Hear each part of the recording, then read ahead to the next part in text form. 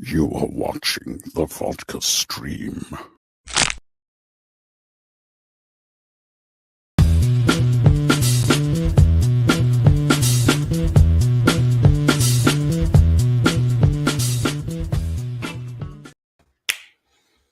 What's happening, guys? Whoa, where's my hat?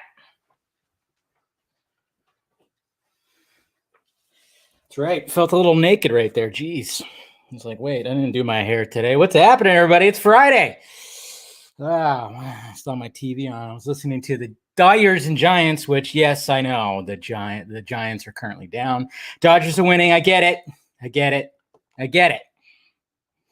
Jeez. I know. It's like, what the heck, man? Army of the Dead rules. Hopefully you guys watch. I watched it again. Like, it was funny. I was wrapping up work and I'm like, all right, now it's time to just put it on. So I put it on and of course gave it a nice little rewatch. And we'll be discussing it like crazy tonight. No holding back when it comes to the panel. No holding back. We're not holding back tonight. So should be good. Yeah, see, like what Steven says. Now we can actually. Last week we were tiptoeing. We were like on eggshells, just kind of going, should we talk about? What should we talk about?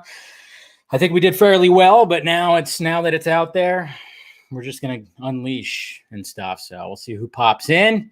What's going on, Jason? How you doing? Yeah, man, I'll tell you what, like watching it the second time, I mean, again, just like Zack Snyder, just like his Justice League movie, it just flows. You don't feel that runtime. And I know that's always some people's complaints. Apparently there was some article that talked about that, I guess. How people are like, really? 2.5 hour long zombie movie, which is pretty much what Warner Brothers said, right? Yeah, but it's just, you don't feel it. That's the thing. You don't feel it. Hi, Mom. I know you're happy because your boy hit that 2-run shot. So, yeah, Chris Taylor. Damn him and his high socks. What's crack-a-lack in there, Marcus? Not much, man. Just glad it's Friday. Mr. Eric Patterson, sorry. What's going on, Jose? I know. The Dodgers are winning. Jeez, I know. Giants just came off a 4-game sweep of the Reds, and they're losing. What kind of shit is this, man? What kind of shit is this? How's it going, Mr. McKenzie? Everything's good, man. About to pour a drink, and we're going to get this show on the road here. Well, show's already going on. It's an amazing movie, and damn, I did like Wagner for the safe. It's not same music in Excalibur. Yeah, I heard it. Yeah, I know, right? Yeah, we'll be talking about stuff like that. So it's going to be cool. Army of the Dead. What's going on, Ryan? How you doing? Rez, you were right. There are multiple timelines. I mean, watching it this time, I mean, it's interesting. It's interesting, that little part right there where it's just like, what? Wait a minute. What? See, that's the thing. That's the thing that I'm loving what Zach is doing with this universe. Because you tend to, if you're going to do zombies, you're going to do zombies. But, why not? And I've always thought about that too. See, man, I'm gonna get him for taking my. I always had like, what if there was an idea to combine zombies and aliens? And Zach's doing it, man. I tell you what. And then if you add some kind of weird timeline, weird alternate timelines and shit like that thing, that's gonna be crazy. Gotta be crazy if that's the case. Mr. Will Morris, hello, Lane. What's up? Blue light coming out of the zombies. Yes. Blue light coming out from underneath my table, too. Is there a zombie under there? Jeez, no. And we got Steph. Hi, Steph. How's it going? Let's see. I'm not sure they would have cut. Yeah, exactly. Yep. What's going on, Simfidity? Half hour to go. What? How dare you, sir? You should have already been watching it. It's Gita. I think it's Gita. It's Gita. Yeah. Going on, Craig? How you doing? Chuck, Dodgers fan. But I'm honestly, I enjoy. Good. I know. At least you enjoyed that. I'll give that to you. As long as you enjoyed the movie, if you just because you're a Dodgers fan, it's fine. It's fine. James, what's up? I love that the Vegas sun cooked and rendered the yeah. I mean, just adding more to the zombie mythos, man. That's what's so good. And there's just so much more to uncover. So much more to uncover. And of course, we'll be talking about all that. Starting a new job Monday. Cool, man. Well, congratulations. Hopefully it all goes well. I mean, I'm like a little over a month into my I'm like a little over a month into my new job, and I'm really digging it. Really digging it. Really digging the fact that I don't have to commute anywhere, saving on gas, and just, I'm able to still keep up watch of all my stuff. And, now I feel actually, at first when you start a new job, you kind of go, okay, just got to find okay. And I think it was kind of cool because this last little project that we, or one of the little parts of the project that we've been working on, one of the main guys was gone. So then it was like up to the three other guys to kind of, let's work this out. And it was like kind of a shit show when it came to what we were doing, but we kind of put our heads together, and I was like, hey, I feel like a part of the team now. Sweet. Look at that. I'm not just some guy that just showed up and said, yeah, I kind of know what I'm doing. Anyways, what's going on, Ram? Another thing though too is like, oh man, I wonder if Zach like really tried when it came to, I mean, it probably didn't go over. I don't know, but when you have talking about Excalibur, I mean, there's literally a casino called Excalibur, in Vegas. I wonder if he tried to do anything with that, but they probably didn't let him or anything like that. I don't know. Or is the Excalibur still there? It is, right? It shows you. Is the Excalibur still there? I think it is, right? Should be. I remember the first time I went to Vegas as a kid, we stayed at the Excalibur. I'm just like wondering, is it still there? I'm trying to remember exactly. Because like the last few times I went to Vegas, I really didn't go to the Strip because, I was just hanging out with family and just being in the actual, suburbia part of it. So, yeah.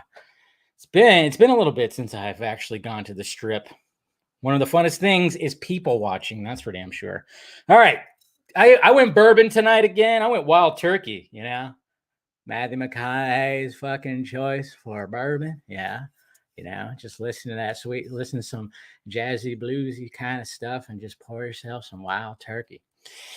Does he still promote this shit? Is he still like part owner? I remember he had didn't he have like kind of like a podcast thing where him and his guests would sip some wild turkey and talk? I think that was a thing for a bit. But yeah, I just felt like doing some wild turkey tonight because why not? Why not? Yes, Excalibur is still there. Okay.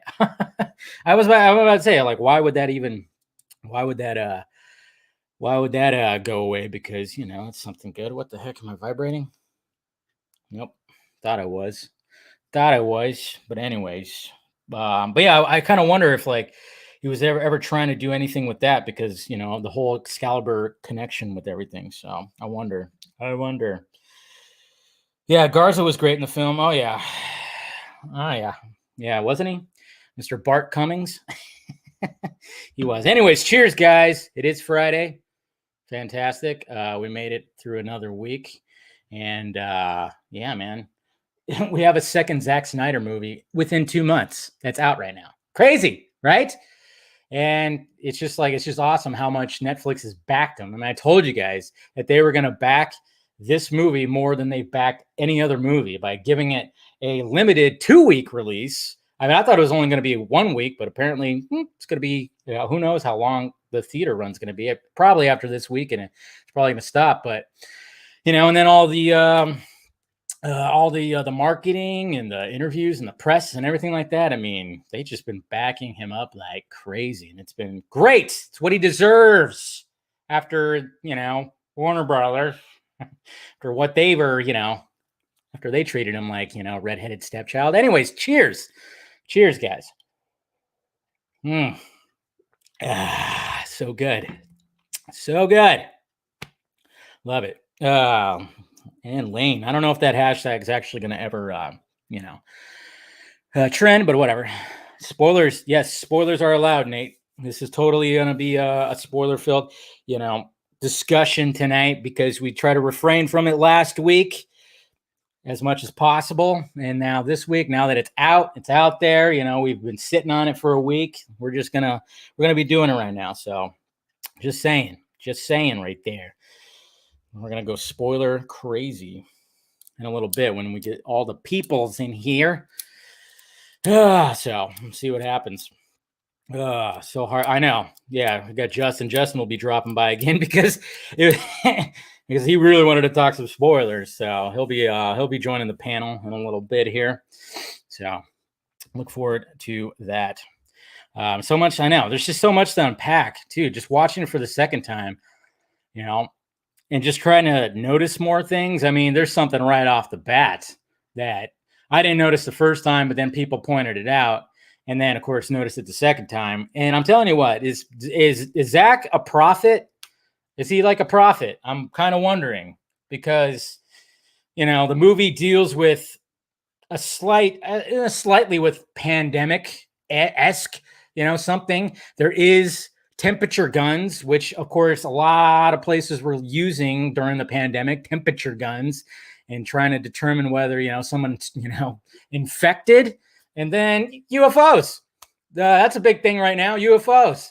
And if you look closely, right in the opening scene, boop, boop, boop, boop, yeah. So, I'm telling you, man's a prophet, I'm thinking. Samantha Wynn was badass. I loved her in it. Wish she stuck out, you know, a little bit longer, but man, her scene. Like I said, I mean, let's campaign for Samantha Wynn to star in her very own action movie, lead. And, you know, so she could be the next badass actor who does their own stunts. I know she does. She probably wouldn't do maybe she doesn't do all of them or anything, but she'll do most. I don't know when it comes to her stunt work. I remember talking to her. She said she never did anything too crazy, but if, you know, she does her own, obviously she's trained, she's able, she's perfectly capable of fight choreography and everything like that. But I just wonder if she was given a starring role and there was some crazy stunt action, would she do some of that? Would she go full Tom Cruise? That's what I'm saying. And I know, you know, she is a big fan, of course, Jackie Chan and Jet Li and those guys. I mean, mainly Jackie Chan, but those guys are known for doing a lot of their shit. Imagine I know. See, that's the thing. Nate, you brought up a good point. That idea that Zack has for, you know, a female protagonist sci-fi movie, and I would not be surprised if he taps her to freaking be the lead, because it seems like she's the chosen one. And I mean, I got no no disappointment here. I hope she does. I hope she does star in it. So we'll see what happens, man. But yeah, I haven't seen the movie Waiting for Midnight, man. Well, that sucks. Well, midnight's almost here, depending on what time zone you're in. Obviously, I'm over here in the butt of America, so it's 8:00, 8:14. Good stuff, man. Whew. Wild Turkey definitely has a kick. Garza has a theory on who that lead will be in the sci-fi movie. Yeah. Well, if he shows up, we'll talk about that too, I'm sure. So we'll see what happens. Florida represent, yeah. Florida's the penis. We're the ass. I'm just saying. I mean, it's true, right? When you look at the shape of the United States, you got Florida's the penis, California's the ass, and it definitely is the ass. Never used to be. So, all right, not a theory apparently. All right, this is cool. I don't think I saw what he was saying. Maybe he said it on. Did he say it on Real Emotion? I'm trying to remember exactly, because there's been so many Zack Snyder interviews, and just try to cobble all because, you know, sometimes they blend in. They say the same. They ask the same questions, talk about the same shit, you know. So, but then you want to try to find the ones that have different things that are discussed, you know, talking about you know, zombie baby making. I know he's been talking about that. That'd be, I mean, Jesus, I don't know if we actually would want to see that scene, but kinda, you know, you want to see a zombie sex scene. I mean, if anybody's gonna do it, it's going to be Zack Snyder. I mean, Am I wrong? I mean, if anybody's going to do some zombie sex, it's going to be Zack Snyder. Fucking hard fact. Fuck, right? And I know, I know when it came to certain graphic stuff, they had to like pull it back a little bit because he was like wanting to go whole hoss and stuff like that. So I don't know. We'll see. But anyways, man. It's been a while since I've had some wild turkey. I love the bite because, when it comes to the bullet's a little smoother bourbon. The Buffalo Trace got a little kick to it, but man, wild turkey really lives up to its name. You just aged longer. High rye. That's why it's a high rye. High rye. Okay. So, all right. I think some people should start making their way in here. Just going to start sending some stuff out. See what happens. See who ends up dropping by here. Okay, hold on. Let me do this thing here. Burp, burp. All right. I'm going to send the right link. All right. Is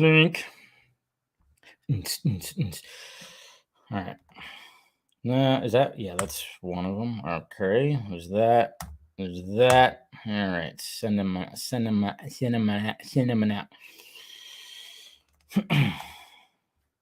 And another thing too is like ignore that one. There's like one article where he talks about how Warner Brothers basically said goodbye to him. We already know this. A lot of this, anytime he mentions stuff about Warner Brothers, seems like the timeline blows up like, oh man, this breaks my heart. It's like he's been saying that. That's the thing. He's been saying that for a few months now. He has been saying how they're just like, yeah. But I mean, when it came to the new quote, when he said like, yeah, Warner Brothers basically said goodbye, he mentioned how he would still love to be part of that world. He loves those characters so much and that world so much that he would still love to do something. So that's the key thing. Yes, we don't just because we know that they say goodbye. And he even mentioned the Ann Sarnoff article, which was like, yeah, of course. That's essentially what that article was Ann going, sorry, we're moving on after that. We got a plan. Do you really? I don't think you do. But I don't know. We'll see what happens there. All right. Some links were sent. Let's see. Anybody else? All right. I think that's going to be good for now. Cool. All right. So we'll see who ends up popping in here. All right. We got our first guy showing up. First panelist. Let's see. Set up the tweet as okay. Which link? This link. Oops. What did I just do? Just clicked the wrong link is what I just did. All right. We got Mr. Midside Justin showing up again. What's up, dude? What's up, dude? Can you hear me? Yep. You're good. I was just furiously setting up as you were like, I'm sending the link. I was like, oh God, I got to get my Bluetooth set up and everything because of my headphones. Nah, you're good, man. You're good. I got to ask you a non-Army of the Dead question before we get started here. Go for it. Was the high rye a reference to Adam Carolla? No, it wasn't. On his show with Adam and Drew, he always, when he answers calls, he's always hi, like, guy. Hi, guy. Yeah. Oh, you know what I'm talking about. Yeah, I know exactly what you're talking about. Yeah.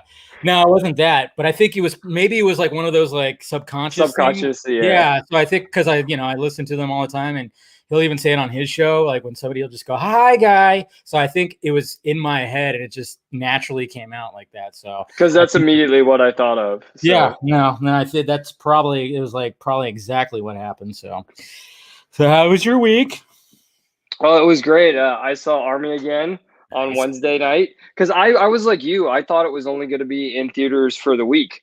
Yeah. And I was like, I better see it Cinemark XD to see if there's a difference before the week's up because I'll never get to see it in theaters again. So I went on Wednesday, and then obviously it's not XD anymore. They put Spiral in XD. But it's going to be in theaters more, which is awesome for Snyder. It's awesome for the movie. But I loved it more the second time. I liked it better the second time. Oh yeah, so did I. When I put it on right after towards the end of my work day, I was like, all right, time to put it on. And yeah, it's just just really flat. And then, I mean, you brought up Spiral. Thank God. I mean, yeah, if you saw my first reaction review, I'm gonna see it tomorrow. So okay. All I've right. seen every Saw movie. So Okay. All right. Yeah. That I get movie. the impression that you hated it. I get that I, impression. not that I hated it, just felt like it was, fell a little, maybe not a little short, but fell short to, I don't know. I'll be curious to hear what your response to it is. So message me when you when I will. I mean, you'll probably end up liking it and see something I didn't or something like that. I don't know, dude. Saw 1 and 2 set such a high bar It really that it's really hard to match that. yeah. I mean, I actually like the first 3 as a trilogy. Yeah, no, they're great, but yeah, there's just they get progressively worse. yes, And then there's a huge drop off between 3 and 4 because the writers left, and they, spoilers for people who haven't seen a decades old franchise, but they killed Jigsaw to try and make it so they couldn't continue the franchise without them. And then the next like 5 movies were an exercise in how do we keep this villain going when he's already dead. yeah. And then all the way to Jigsaw, which was, it kind of did like a Final Destination thing, what they did with Final Destination, where it's like kind of just loops back around, but yeah, which I thought was cool, but at the same time, so I'll be curious to see what you think about Spiral, because I was just, I don't know, like I was a little disappointed, but I'm just interested because Chris Rock supposedly had this whole pitch, so I want to see what Chris Rock did. Yeah, apparently he did. I like the idea that, I mean, that's one of the things about the whole Snyder thing, right? It's let's have some originality. Let's get someone who's not within the middle of the Hollywood machine. And to know that Chris Rock went in there and pitched a movie and he got to make it, I'm going to support that. Yeah. No, I think that's pretty cool. I mean, I think in this day and age now, where there's so many different outlets and so many, there's just, everybody's just clamoring for streaming content. The fact that people can actually do this now. I mean, obviously this was still like, he had to go to Legendary and Twisted Pictures and everything like that to be like, hey, I got this idea. And then even bring Darren, what's his name, back, who I think he directed the second and third, maybe one of the 4. I don't remember which ones he did. I know James Wan did the first one. I don't think he did this. James Wan didn't do the second one, I don't think, but I think he was a producer on it. I don't know. I can't remember. Darren Boz, whatever the heck his name. Yeah. Lynn, something like that. But he was the guy who did that. What was the movie with the dummies? Wasn't that he did that after he did? Right. That was a good movie. Was that Wan? Dead Silence, right? Yeah, that was good. Yeah. Was that Wan or was that the Bosman guy? That might have been Wan, actually. Yeah, it was good. Yeah, I know that Lee Winnell. No, was that? No, yeah, Lee Winnell wrote it. I know that, which makes sense because that guy is always, searching for that twist, that nice little twist at the end, and that one definitely did have a nice little twist at the end. I haven't watched that in forever. I gotta watch that again. But anyways, was it Wan? Yeah, it was James Wan. Somebody just confirmed it in the chat. So, anyways, so I guess more people will be showing up. I don't know when, and like I said, send out the links, but we can start, chatting up about it. Whatever you want, it's your show, man. I'm down to talk about anything you want. You take the lead. You don't want me to take the lead. I'll say insane shit, and then people be like, "What is he talking about?"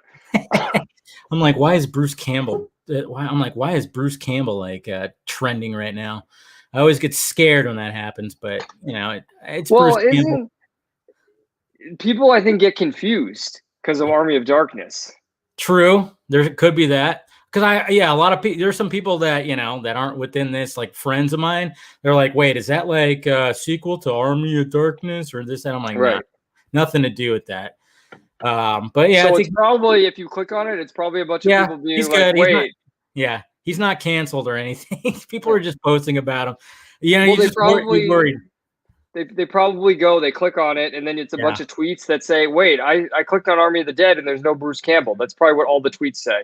Could be, something like that. Yeah. So I think it's just, but nowadays you just get scared. You just get scared because it used to be like you saw like a celebrity's name in the trending section and you went, oh my God, did they pass away? Now it's, oh my God, what did they say? What did they do? Are they canceled?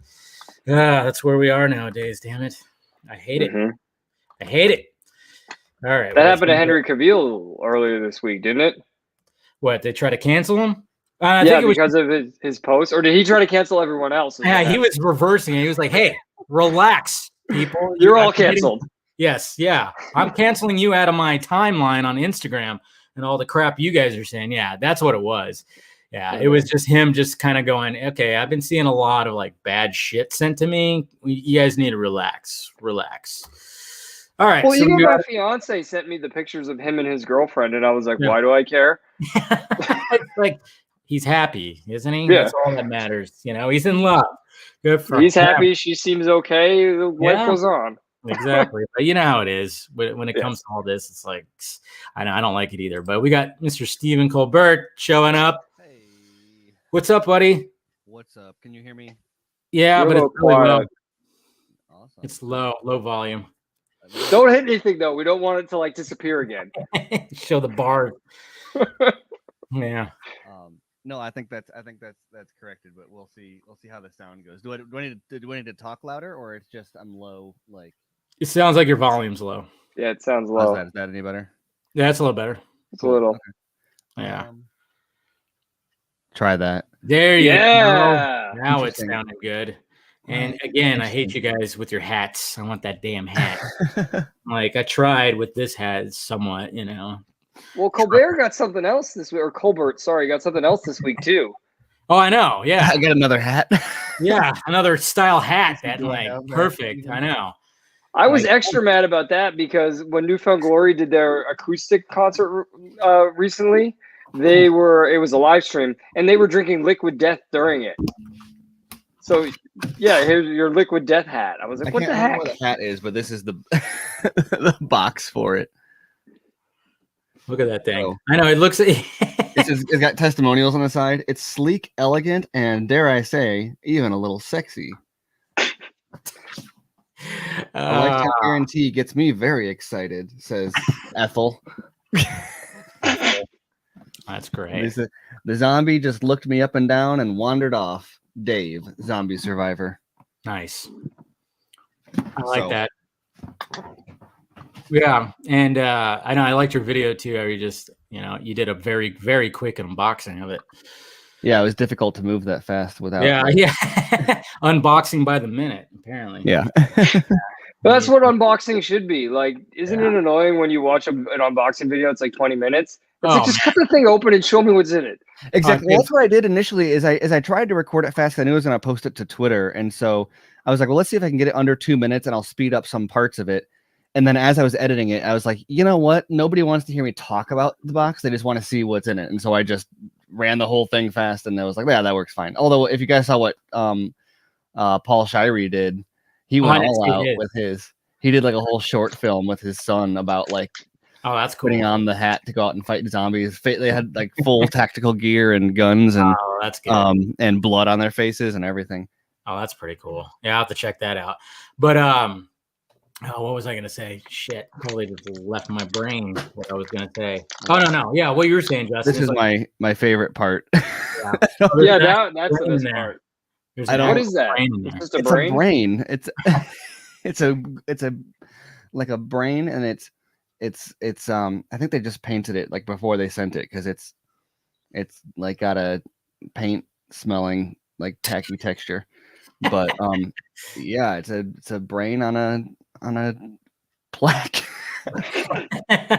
Congratulations. No, I was saying like about the unboxing. I'm with you. I hate it when like especially when I was really into new phones and stuff.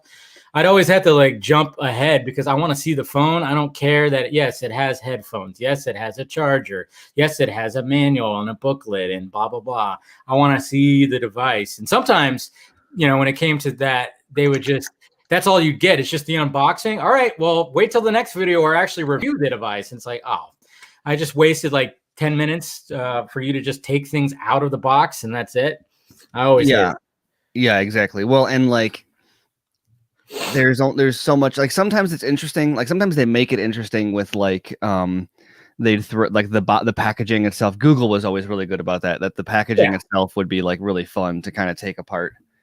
But yeah, I mean, if there's something unique with the box and something unique in it, sure, but a lot of the times it was just like charger, headphones, booklet, it's like right. Nothing like too crazy. We got Mr. Garza showing up, or shall I say, Burt Cummings. Loved you in the movie there, buddy. And then you have a hat too. Damn you. Hey, Dave. Want to see something that's gonna make you mad? What? You have another hat, don't you? Oh, I got one of those hats too that he was just talking about. I got this in the mail. Wait, is that a patch? Netflix? Yeah. So you get a better hat? What? How did you do that? I think they sent it to me because I'm on the press list for other stuff. So. That's funny. The patch, so to replace it on. Is that what you're gonna do? No, because it's this exact same thing. The patches, unfortunately. I was hoping it's not a higher quality one. Jeez. It was funny. I almost bought one of those from eBay. But it's like $20. And I was like, it's not worth $20 for the patch. But now I know where it came from. You can send Dave the hat, right? Hypothetically. Maybe. What would be really cool right now is if Dave actually had a hat and you pretended to throw it and he pretended to catch your. Oh yeah, we do like that little whole thing, like just bring it up right here. Maybe in the coordinate that for next week. Wait, I want to know, in the chat, people were talking about Garza's scoop here about who's going to be the female sci-fi. What is this? But it wasn't really a scoop, right? It wasn't a scoop. Yeah, it was Zach that said it. It was Anne Hathaway. He goes, out of everything, like they asked him, hey, who would you like to work with? And he was like, oh, you know what? If I had to think, he like tried to fumble a little bit, like to make it seem like he wasn't wanting her, and he goes, Anne Hathaway. I was okay. See, that's what I was wondering. Dude. I was like, I figured it was something that was, out there because he's been doing so many interviews, and I remember him talking about it. I didn't think about that. Yeah. And he said it specifically about the sci-fi project, or just in general. Well, no, just somebody that he wants to work with, that he would love to work with. And so my head went, okay, well, he's either pitching that, like he hasn't maybe talked to her about it, but he's gauging like how maybe she'll hear it and maybe she'll want to contact him. I don't know. But I mean, it makes logical sense that if he's allowed to say his next project is a sci-fi film, female centric at all, like period. Oh, did he confirm that too? Yeah, he confirmed that. Like it's a female centric sci-fi film, and that it's going to be. That is a film, but he said that is because he's referenced. Well, he's not doing Horse's Latitude right now. He pushed that back. Well, he said that has to wait for COVID numbers to go down. But then there's the King Arthur or the Arthurian Gold Rush thing, and then there's he wasn't talking about that one. No. And then there's the Napoleon Scarface. Yeah. And there's Army sequels also. Yeah. There's because I think everybody's assuming that the next the fact that he's saying, oh, I have this female centric sci-fi story. But then he said that came up.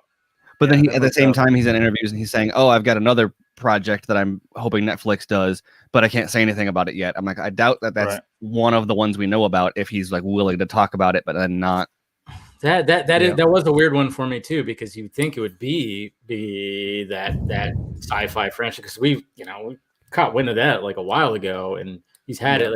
But then at the same time, I mean, we just found out that he wrote another 300 over the pandemic, and it's like, fuck, okay. And then he goes, yeah, but I changed it to Alexander the Great love story between him and I forgot the other the other guy's name. Me, I'm bad with names, but it starts with an H. Yeah, what was his name? Huh? It starts with an H. That's all. Yeah, I think it starts with an H. I know Jared Leto played him in the Oliver Stone movie. Oh, Hephaestus or something like that. Yeah, something like this. Yeah. Hephaestus. Yeah. No. Yeah. So I mean, it was just. I love how it was just casually just dropped.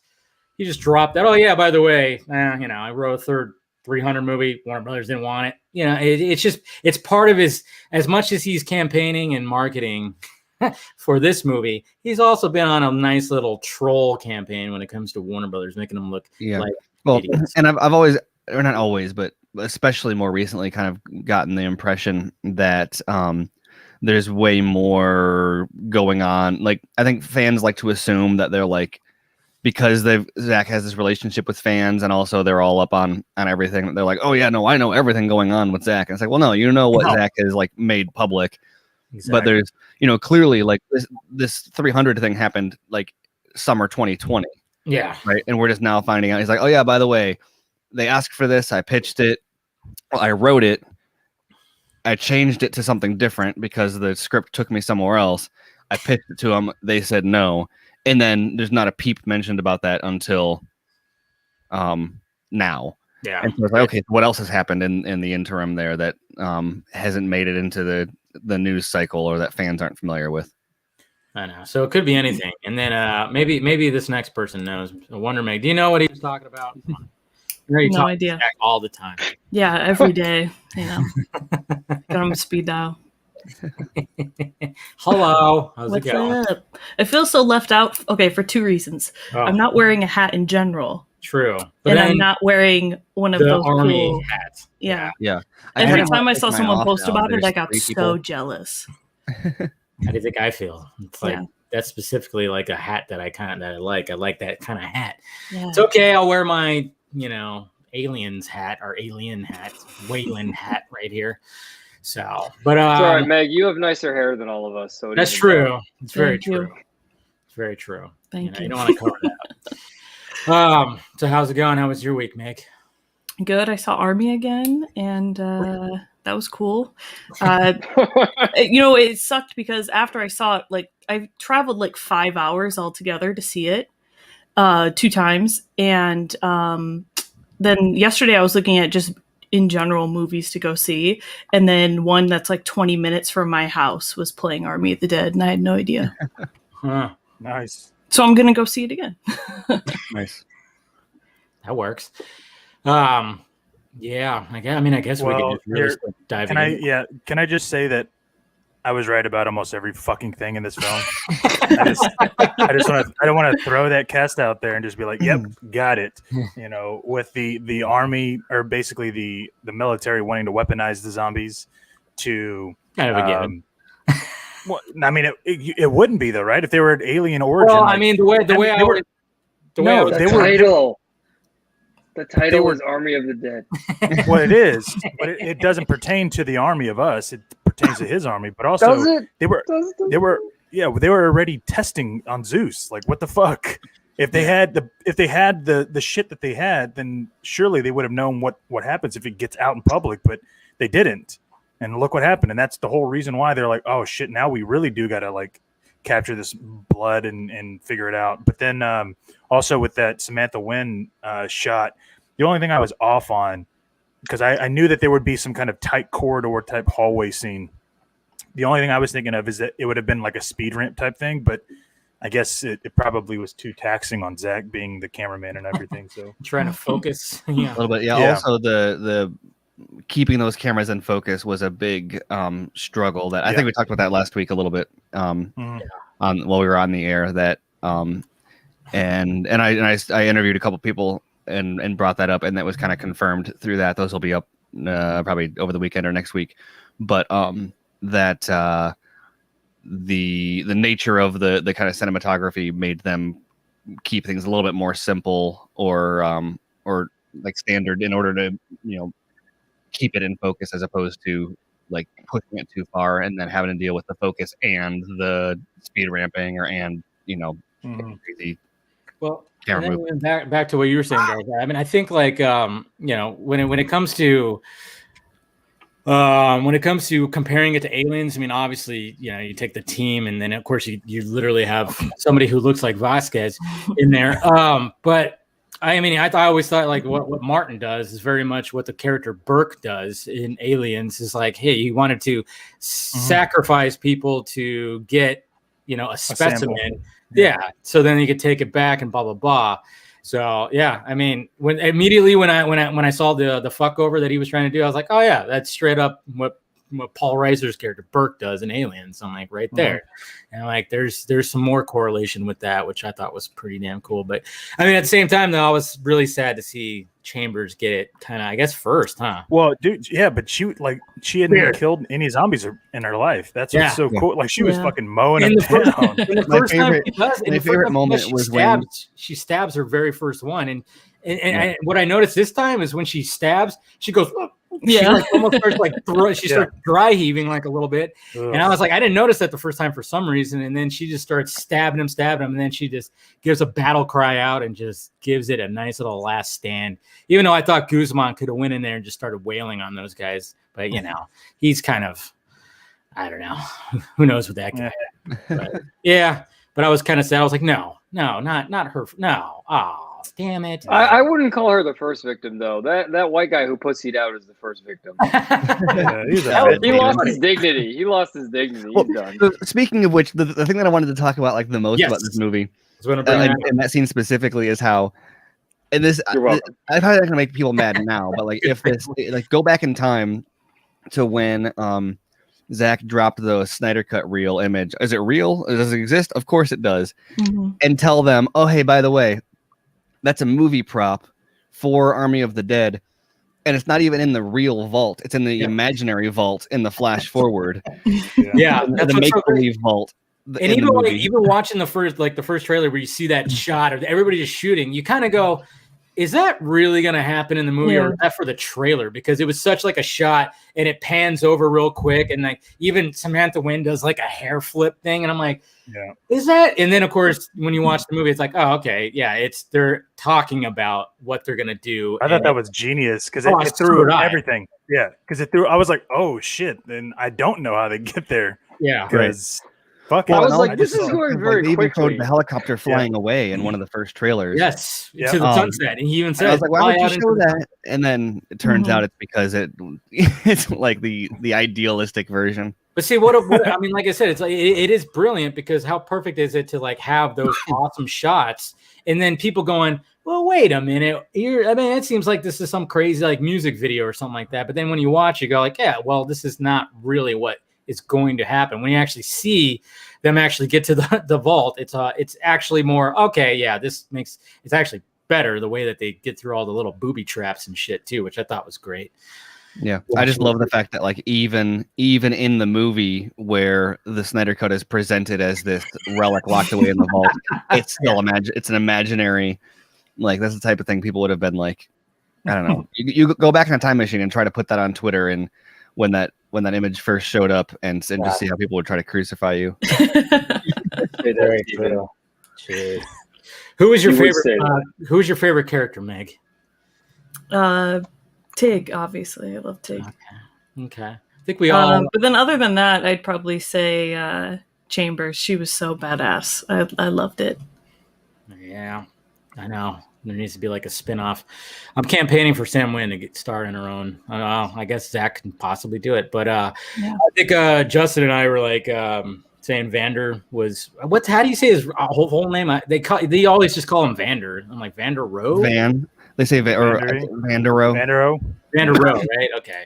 Yeah, I mean, it still holds true for some reason. Just something very likable. I think it's because he thinks like. During this whole thing, he kind of is making a joke out of the whole thing, but also is serious. I don't know if that makes sense, where he's kind of fucking with Dieter a little bit. And then at the same time, he goes, this is some serious shit.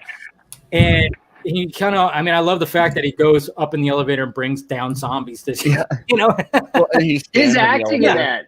His acting in that perfect gun center. Like, right. And you're exactly. Like, is this the way he, because I've met people like that in real life where it's like, well, how much of this is a performance and how much of this is just like the way you are, just like perfectly placed in the elevator, like just stuff. And like his facial expression when he was doing that, he was like, "Oh man, okay, fine, I'll take care of this. I got this."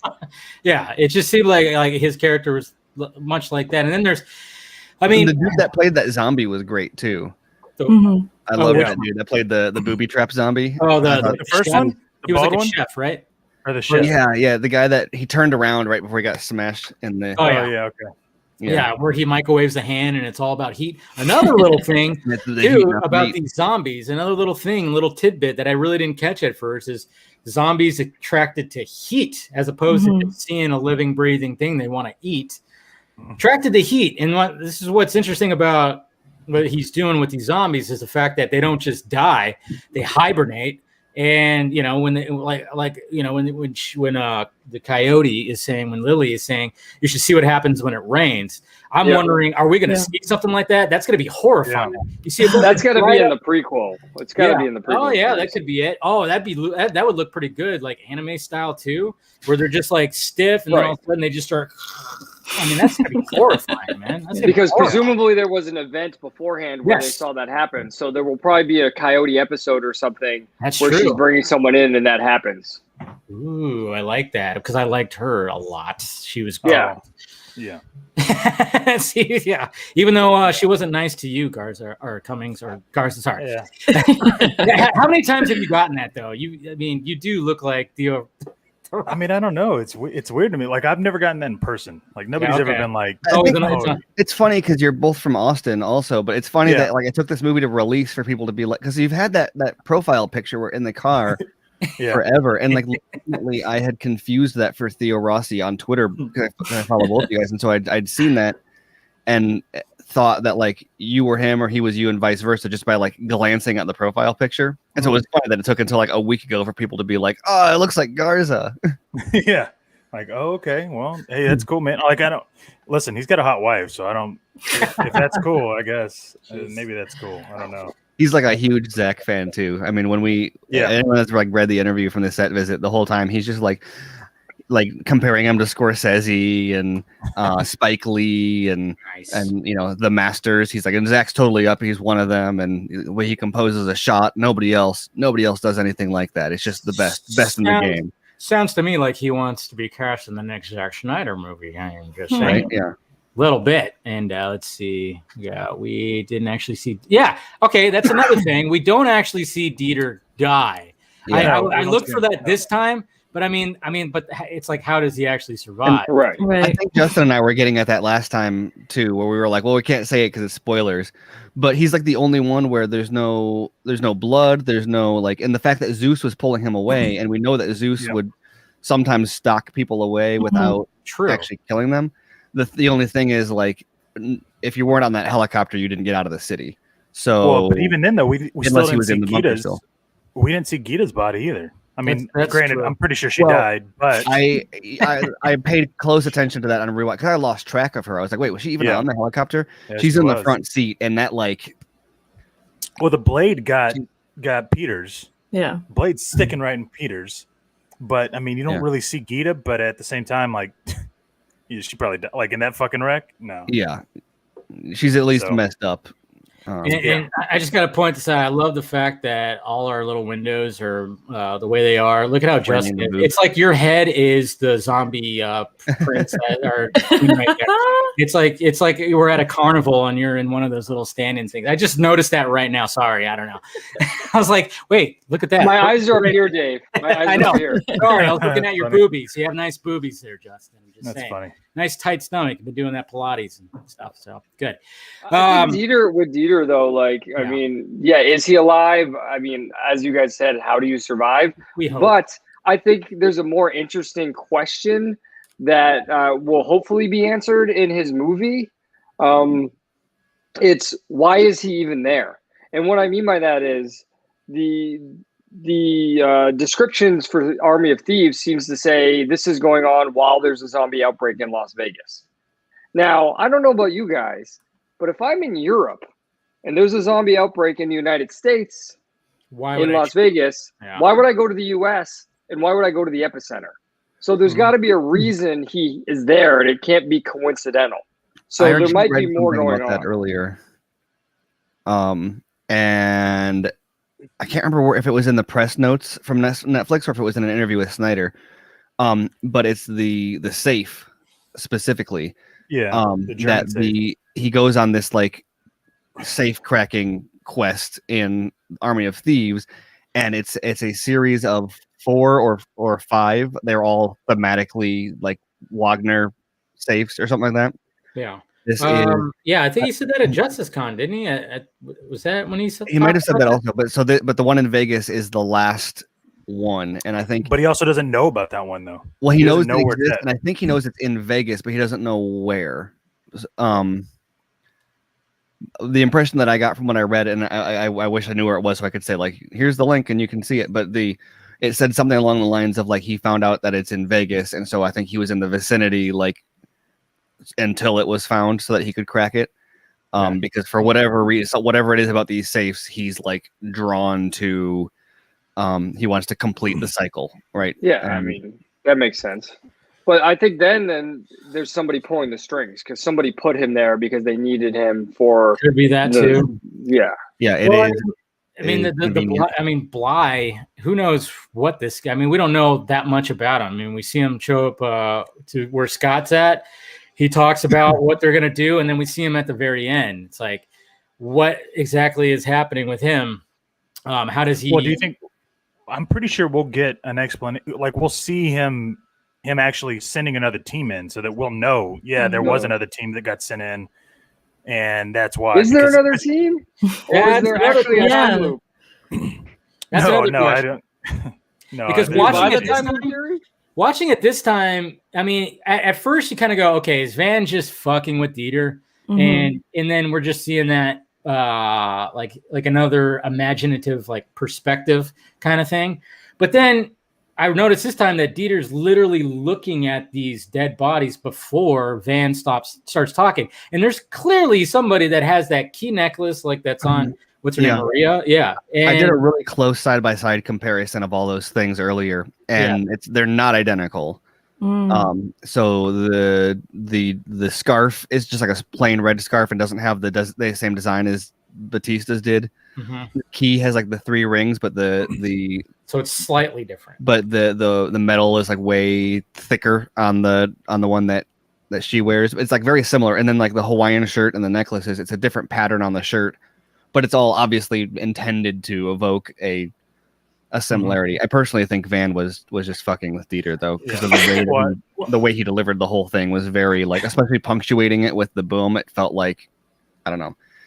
Well, I mean, in universe, he was clearly fucking with him, right? In the story. But that's what foreshadowing is, right? I'm not saying I believe it. I'm just saying it's on the table, especially because the other plans were there as well. Well, I think... Right. Well, and then I think the fact also that the Joseph Campbell stuff, and he talks about going into the abyss and coming back out as being transformed. It's very literally... it forecasts the rest of the movie, right? He says, and then at the ending, there's a twist that reveals like, it all starts again, and like that's literally the end of his story. Right. Yeah, and then you got people asking even like about like when he quotes Joseph Campbell, and then of course he gets the bite. People are wondering about. Well, we'll get to that. I mean, we're kind of all over the place when it comes to the movie. What I wanted to tap on is like right at the beginning. I mean, when we're talking about combining, obviously, zombie and aliens. I mean, right at the beginning, I didn't see it my first showing. I don't know how I missed it because it's clear as day. You see the UFOs in the background when like within like the first minute, you see like are they leaving? Yeah, when the trucks are leaving, and then all of a sudden they just like right before it cut, they go, they just zip away. Well, right. And again, Zack Snyder, prophet. I mean, UFOs have been in the fucking news for the past week and a half, and there it is. Jesus. Sorry. Go ahead, Garza. No, I was just saying, like, are they leaving then? Is that what? I don't get it. I know. What are they doing? There's a meaning, obviously. Meg, you didn't see it the first time either, right? No, I didn't. And I saw people talking about it on Twitter, like in between my first and second viewing. So like when I sat down, I was like, I really have to pay attention to this first like literal minute, because if I even blink, I'm going to miss it. And then I saw it and I'm like, oh yeah, I can't believe I missed that. Cause they're like, I mean, it's really quick, but it's like, they're bright and they're like right there. Yeah. They're right there. Like right in the, and then, like I said, they just zip out like right before it cuts. And so that is very interesting. Thoughts, Steven? As in, I feel like a lot of that stuff is kind of more like flavoring. I think one of the biggest things about the movie, for me, not that it's not relevant or anything, but because I missed that. I've seen it 4 times, I think, and I've missed it every single time, even though I know it's there. I haven't like gone explicitly to watch it, and so so I haven't seen that. But I think that one of the biggest things was from the set visit and the way they talked about all of the backstory and the Area 51 stuff, and then also playing that all up in interviews. I expected it to be a little bit more overt in the actual movie. And it's interesting because most of the like alien stuff, a lot of people might not even, or not even might not, a lot of people I know specifically didn't pick up on it because it's all like, there's a kind of veiled conversation in the truck in the beginning, and then maybe people didn't see the UFOs, and even if you did, you don't. It's just 2 like light dots. How do you know what they are? Yeah. A lot of people didn't notice the robot zombies or like the blue brain splatter and stuff.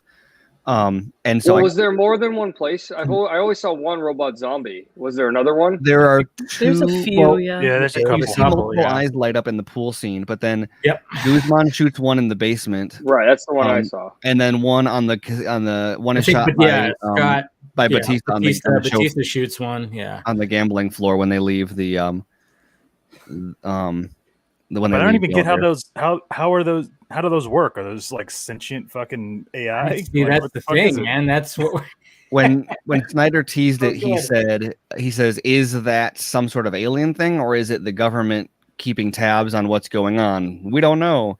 So, obviously, I think my understanding from various things is that a lot of this is really like the lore dump. Like, this is kind of teasing lore, but like, if you want to talk about like the Bible of what they've written as far as like what's up with the aliens and all that stuff, Las Vegas, the animated show, is where we're going to get like the deep dive into. Oh, I'm sure. All that And stuff. now even thinking about it, I mean, obviously Bly wanted to, hey, we want the zombie head of the queen, so then we can. Well, he didn't want it. He just wanted a blood sample. Blood sample. Yeah. The guy wanted. He's the one that decided to kill the queen. Yeah, that's true. That's very true. What's his name? Yeah, Martin. Martin. Yeah. Yeah. He was like, because even Nora was like, I thought you just said you needed a vial. He's like, yeah, but this will be worth more. So yeah. Okay. So he's going to sell a zombie. Well, I mean, it is. I mean, to the government.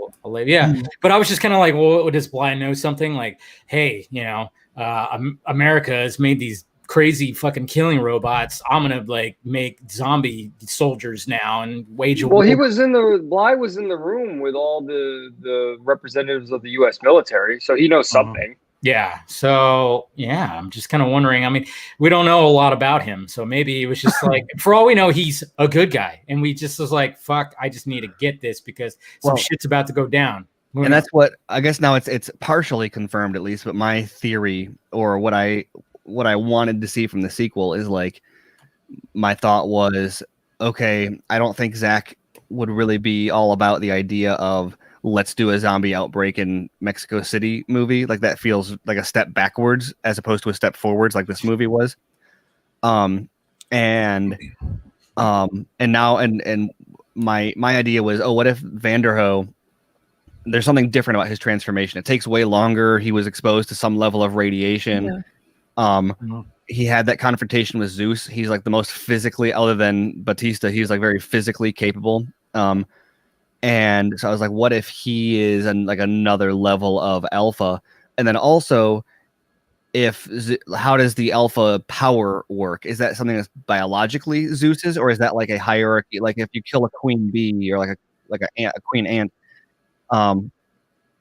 certain species will like just make a new one. And so is it something that ability to create more alphas, is it passed to the next most senior alpha? Yeah. So my thought was, how cool would it be if Vanderhoof is like maintains more of his intelligence than Zeus did and becomes like the Blade zombie. Right. Because they made such a point of saying how smart he was all movie. Yeah. Like, he was a master's of philosophy and he was just the smartest, most observant, brightest guy. Well, and then all of a sudden, he also has the alpha, that's the Omega symbol. I mean, I don't know. I mean, if that like represents something. I mean, all of us are like, oh my god, it's a dark side Easter egg. But it's like, well, maybe it was something else. Alpha is the beginning and both. Omega is the end. And so it's kind of awesome now. Shout out to Joey Moreno. If he's watching, he's going to be happy that I acknowledged him in public. He posted on Twitter that Vanderhoof has that, the Omega symbol, and so the idea that Zeus as the alpha is the first, and then Omega is Vanderhoof as the end. And Zack has explicitly confirmed that now. He says Vanderhoof, I think word for word, he said Vanderhoof is the new Zeus. Yeah. So what I'd love to see is like, instead of another like zombie outbreak movie, I want to see him. Maybe he's forming his own squad or team or army or whatever of alphas, but also I want to see him like tracking down Bly. Yeah. To figure out what's going on, like infiltrating Area 51 and pursue make it like a mystery, like a I don't know, almost like a Venom style, not like Venom like the movie, but like make it like an investigation and him tracking down people in the government and stuff to figure out like what happened here and whatever. Because the idea of like, oh, there's zombies in Mexico now, just is like, okay, it's another Dawn of the Dead. That's, I don't think anybody like that's, like I said, it's a step backwards instead of like evolving the genre. Whoa. Whoa. Well, yeah. No, Well, there goes that's all you have to say about that. Jeez. Yeah. Apparently. Okay. Okay. No, Steve. I think. Well, do we know that a nuclear bomb would kill the zombies? That's that another ever thing I was talked about? wondering about that too. Is like, do we know that they're all dead, or is it going to Well, not that, backfire? we don't see Nora die. Like we know that she might have gotten bitten. She Mhm. might have become the new queen, but we don't see her after. That's what my thought was too. At Yeah. the end, it was like when he was in her face, I'm like, oh, he found his new queen Yeah. because I mean, why not? She's perfectly, Absolutely. capable of being a badass new queen. So I would not be surprised if she ends up being that. And I we'll know that the finally see buildings that are all zombie destroyed. sex scene. Yeah, and yeah, right. And I know that obviously it's all, for whatever, however you want to say it, like the bomb obviously tore down all these buildings and all that shit. But I mean, we still don't know if you don't see them on screen die, Yeah. then technically there's a potential. Like that's the whole point of Dieter. Like, and I was surprised that he threw Vandero in the safe because I was like, well, fuck, dude, isn't that gonna lock? But we don't hear it lock, so I'm curious. I'm like, well, why didn't Vandero just like at what point was he like, all right, I think it's safe to go outside now? I mean, how long does that? What kind of bomb? I mean, that bomb that's specifically there.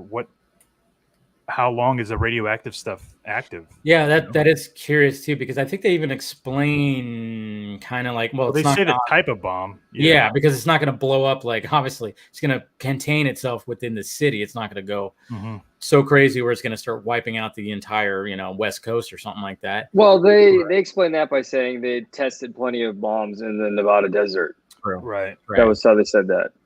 True. But no, I very much think that the Daywalker, the zombie walker theory that Van is going to turn into. I think that's just something like maybe the next sequel is just like what Steven was saying. It's just going to be. It's almost going to be like a Blade movie, but with zombies. I mean, we're going to have him with his saw. I don't know what exactly like what it'll be. It'll be like I don't know if he's going to go around and then you got to wonder too is like if the radiation what if these zombies some of them got blown up but like a quarter of them sucked up the radiation or whatever the hell and now they're gonna be super fucking Godzilla zombies. I don't know. Throw tails. Kaiju zombies. I'm really curious to see what happens with Kate. Yeah. Which one's Kate again? I'm like, oh yeah, duh. Emma Stone. Duh. No, but I know because she's obviously and then also too when it comes to Scott, I mean she shot him in the head, but his body's still there. You still can get a blood sample, right? I think we talked about that last week. But right? he wasn't the one we talked getting about it tested on. Yeah, he wasn't getting tested on by the government. True. Or whatever. So he's not pure like Zeus was. I guess I don't know. Yeah, but you never know. I mean, just to try to test out the mutations in the blood, try to see something. I don't know. I don't know. It's gonna be that's gonna be interesting where they take that character. But at the same time, I still dwell on that time loop thing because when that was happening, I was kind of going, "Oh, this is so fun. Oh, dude, he's gonna throw a curveball with like time loops too." I mean, we got zombies, we got alien stuff, we got possibly robots. There's gonna be some kind of weird time thing too. I don't know. Well, and it would the one sort of like I agree that there's an explanation because the phone even said possible, so that means he had multiple teams that possibly could get him what he wanted. Yeah. But the thing that really it would explain is why Dieter, as Garza was just saying, why Dieter doesn't try to go in the safe too. Mm-hmm. Yeah. What if he knows something? Yeah. Right. That's what I'm saying. Like somebody's pulling the strings. Yeah. Yeah. Okay. That's pretty good. Well, right there. Yeah. Yeah. And the other thing too is that if it was, why wouldn't they have known the safe, like the code? Like, why wouldn't, if it's Bly's fucking security thing? Yeah. Why wouldn't he have the combination? Well, did that guy ever get called Bly? Yes. Yeah. Did They he? did? Yeah, no, he got called by Batista. He's Okay. like, yeah, Bly, you're Bly, whatever. And he's like, yeah, I know who you are. Okay. His first name is Bly, not his last name. Oh, okay. I was gonna say because that's not a very Japanese name. Oh, it's Bly Exactly, yeah, Tanaka. Tanaka. Yeah. There you go. Yeah. Okay. Okay, there we go. So- That makes more sense. Tanaka, I remember that. Yeah. Yeah. I so want to don't know man. why was the government transporting the infected soldier? Yeah. Like that First- seems like something you would want to keep in one place away from everyone. Yeah. What was it? Shit. I thought there was something. Damn it. I thought there was something there that I kind of spotted the second time when they were talking. When the two soldiers were talking. And by the way, did those guys even show up like later on? Well, I know. Actually, Michael Cassidy does. That's Does he? funny. Yeah, whenever right before they're about to make the break for the what's it called, when they're in the actual casino and they're shooting it up and Guzman dies and he blows himself up. You could see Michael Cassidy because I was like, dude, that looked, and I had to like pause it. I was like, wait, is it him? And yeah, it's him. So I was like, oh, but then he gets shot, I think, by somebody. I forgot. I think it's Dave that shoots him. But yeah, the other ones, I don't know about the other ones. Yeah, because I love their code names. It was like Mothership to the Four Horsemen or something like that. Which, that's just kind of, what is that? What are they saying? What is Zach trying to say right there? They're literally like reporting back to the mothership. I mean, and then but they're also dealing with death. Yeah. Yeah, they're the four horsemen of the apocalypse. They're literally Exactly. bringing the That apocalypse too. to Vegas. Yeah. So it was just like a lot of like, okay, wait a minute here. I mean, I was just trying to pay attention to names and just more stuff. I'm probably gonna watch.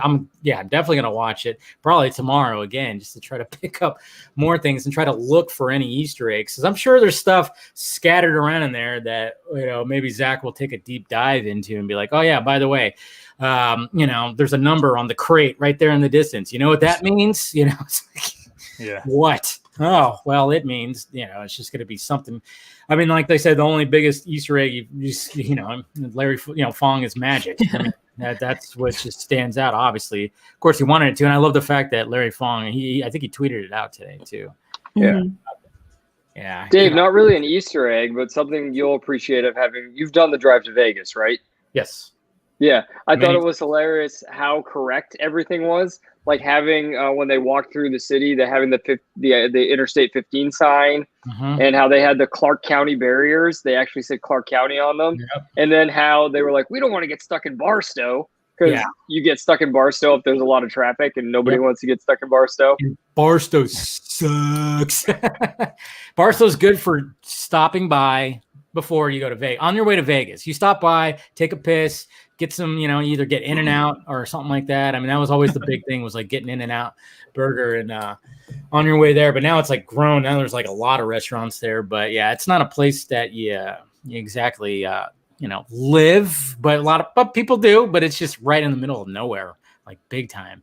So yeah, they're right. Absolutely right about who wants to be stuck in Barstow. Pardon anybody who's like in the live chat that's from Barstow. I'm sure you're not watching because your internet connection probably sucks. Anyway, I was gonna say, you have the Barstow demo in here. That's pretty good. No, I don't think that's the case, but yeah, that is pretty legit, like how they did all that. And then, but then I was also at the beginning of the show, I was talking about how utilizing actual names of some of these casinos. I mean, I'm actually surprised there wasn't like a mention of Excalibur with all the references of like Holy Grails and the fact that we know that Zach loves that movie. I'm kind of wondering if he probably tried to like get some of that, but they were like, no, sorry, we're not going to do that. Maybe the budget wasn't big enough for them to whatever, because I think 100% he would have had Excalibur. I totally forgot till right now. I just forgot. Oh yeah, that's right. There is a hotel casino called the Excalibur in Vegas. Duh. And I'm surprised it wasn't in the flick, but wasn't there like the Luxor? There was a symbol. Yeah. Yeah. And that was was there really anything else? You didn't really see MGM or any of the other ones, or maybe the Luxor, maybe if you watch it again, maybe it's like slightly tweaked where it doesn't exactly look like Luxor. I don't know. I kind of wonder about all that, because I think even last week we talked about the Olympus was most likely, maybe that was supposed to be like Caesar's Palace at one point at first, even though I think the Olympus, jeez. I think that kind of, symbolic Zeus, Olympus, it just all kind of worked out, I think. with all that. But and I kind of wonder about that too, like how how did that end up being the the headquarters? Maybe we'll find that out, of course, in the prequel. Well, I think it has something to do with him idolizing it. Mm-hmm. Because he dresses like what Zeus had on and shit, and he had that lightning in his hand, you remember? And so this Zeus was carrying around that metal rod, you know what I mean? Lightning rod, metal rod. You know what I mean? You see him go into it in the opening. Yeah, when everything's going crazy, you actually see him like show up and like looking at it and stuff like that. And and Back from the Dead, Stephen Colbert. Hey. Death and Rebirth. Well, I want to know. What I really want to know is, okay, well, if Zeus can procreate, can just all alphas procreate? You know what I mean? Because probably because whatever they were testing with this guy with Zeus, I assume was obviously of alien origin. So, do you have to have his strand of gene? Because biting is not the same as obviously fucking. So, well, you know, what Zach has said also about the zombie love making or whatever is that they were trying to making something new, and so it's not explicitly another alpha. It is a evolution. And it's like a more pure form. Vampires, but also that they were seeking a way to procreate without having to destroy. Which he said was supposed to contrast against the humans, how like the humans are destroying in the movie, whereas the zombies are actually seeking a way to live symbiotically instead of having to bite somebody and kill them in order to continue their species. Mm-hmm. Well, that's Stephen. I'm glad you brought that up because Snyder's known for his irony, right? He always has ironies in his movies, and I think the irony of this movie is that the zombies are, he keeps using the word sympathy, but it's just that they're acting in a way that's more almost human than the humans are. I mean, think about they're showing love to each other, they're communicating with each other, they're working together, whereas the entire movie, the humans, I mean, they literally don't express love to each other until someone's about to die, or think of the last scene. Part of the reason the last scene makes me cry and gets me is, and when I say the last scene, I don't mean the van scene. I mean Batista and his daughter, Scott and Kate, right? It literally takes the zombie apocalypse being blown up by a nuclear bomb for them to have a heart-to-heart and reconcile and talk about how they love each other. Yeah. Well, it turns out that like this conversation, like he was trying to make up for something, and it turns out that like at the end, they just needed to talk about it. Yeah. And like, because he also didn't communicate with the other one, Maria. Yeah. I feel like it's really funny to create a father character who like would rather invade zombie infected Las Vegas on a gamble to get 15 million to give to their child to like make up for whatever they did than just like call them up and be like, hey, things got weird, what can we do to fix this? Can we talk? Can we get a coffee? No, instead it's, hey, can you get me in the quarantine zone of the fucking apocalypse right now? Can you? Well, but that's all of them with each other, right? I mean, think about how a point was made of the way it went all the way down with, oh, you get 50 million. Oh no, we get 15. They get 500,000. Oh, you get 20,000. It was all showing how no one was being direct with anyone. I mean, what if Tanaka had just said, hey, can you go in and get me a vial of blood? Wouldn't that have been more successful? It's like the Django Unchained thing. Django Unchained where, what happens if you would have asked just for the wife? And that's a good point too, is like, because when they open up the safe and they finally get in there and they see all that money, it's like, I kind of went, I mean, well, man, if I was these guys, I'd be like, fuck this rich dude. I mean, like, look at all this money. I mean, I'm getting paid how much? Well, that would have been my question too. With them having 500,000? Peter was getting 250. No, and that's what Tig says. She's like, dude, like our incentive to get more money is to kill fucking, whatever, I keep forgetting his name. Martin. Martin is to kill Martin. That's our incentive, because if we kill him, guess what? we're scot-free with the fucking money. Like nobody's gonna stop us. I really dug that when she was talking to Scott about that, and she was talking about the rank of who's most important, and she was like, "Well, I'm like, I'm the only one that can fly the helicopter, so I don't know if you guys, who wants to be third, or something." And it's funny the irony of her having that conversation with Scott also, because she's like, "Okay, look, Dieter is the least replaceable because literally the whole thing is ruined without him, but like." Who's next? Without me, you're not going to get out of here. So I think I'm pretty important too. And it's really hilarious because Tig was in this to replace another character. And it's funny because he had like the most replaceable role. I don't know if anybody I haven't seen any speculation on this already. If people are like, oh, I bet that the reason that she spends all this time alone working on the helicopter is because that was just a rewrite in order to make it easier. No, literally. When Chris D'Elia was in the movie, his plot was being alone working on the helicopter for like half of it. And so like, sure, there's a lot of complication to like work her into the other stuff. But at the same time, it's like, well, really 90% of your footage is like not interacting with other people. It's just like cussing into a radio. So it was like perfect. Interesting. See, I mean, like I said, Snyder's, he's playing 4D chess while we're all here playing checkers and shit. He's kind of going like, well, maybe it's this, but once Fourth got to say it, you just got to hear. I think the most fascinating part didn't just give them we actually talked about that. Fourth, if it was his safe, why wouldn't he just be like, hey, here's the combination, go get my fucking money? I mean, he even talks about it's like, I've already got paid back from the insurance company. This is free, untaxable, untraceable money.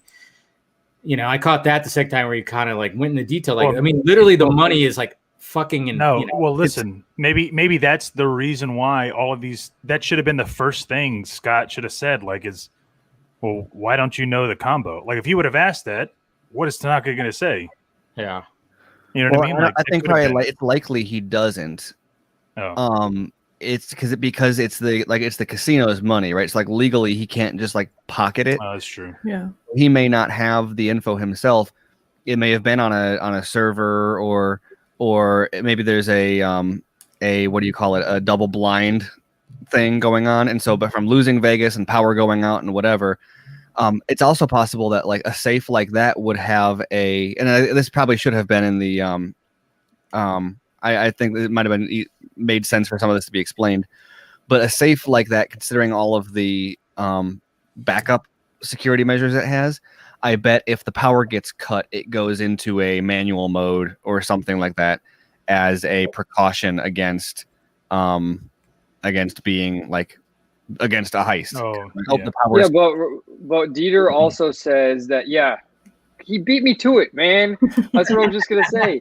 After when they come down and they interrupt, and Dieter's like, "I need quiet." He was like, "It's a randomization lock." Yeah, and if now I have to start over. Yeah, and if it messes up again, it locks forever. Yeah, right. Okay. So it gets randomized each time, which would imply that there is a security key somewhere.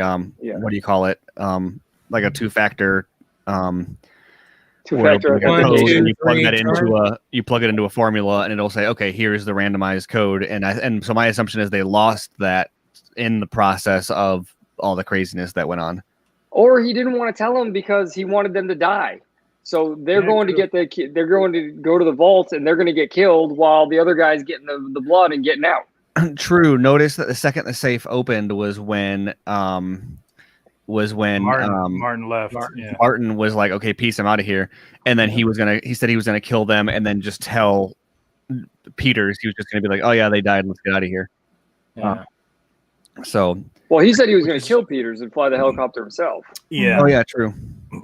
Which again, like that's the benefit of being in a situation like that. It's like, what's one more body amongst Foundation, right? Like, if they're all dead, like, how do you know they survived or not? I mean, you don't. Right. So, well, and I think someone said, why not just tell them? I think this was when I was gone. Why not just tell them we need a vial of blood? Oh, I think they'd be more likely to refuse that. If they said, look, we want a vial of zombie blood, I think they would have been like, we're not going to risk our life. Like, even if he said, I'll give you $50 million, I feel like they'd be like, why would I risk my life? I don't know what you're going to do with that.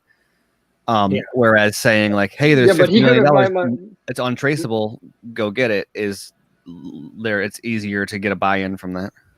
It might be, but if he's asking a bunch of teams, he's going to find one person crazy enough to go in there and do that, and it's going to be more efficient than what happened.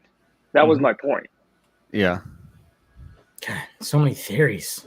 But also, then you don't have a zombie Vegas heist movie. So Well, no, 100%.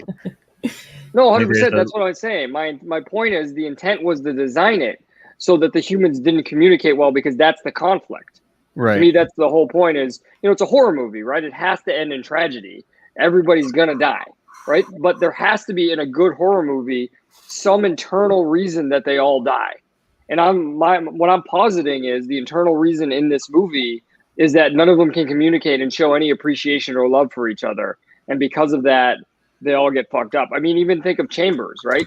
She's badass, but was that the time to be a dick to that guy and be like, I know you're a bad guy. Fuck She you. didn't even need to say it. No. Right. Yeah. Okay. She got herself killed. Okay. Yeah. I mean, we could, so many theories out there. There's possibly somebody that just showed up that could maybe answer these questions. I don't know.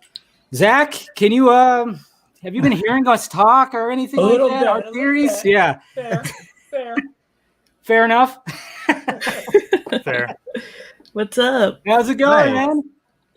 How you doing? What's that? So how you doing? Doing good. Hang on, shut the door. The kids are gonna. A little loud there.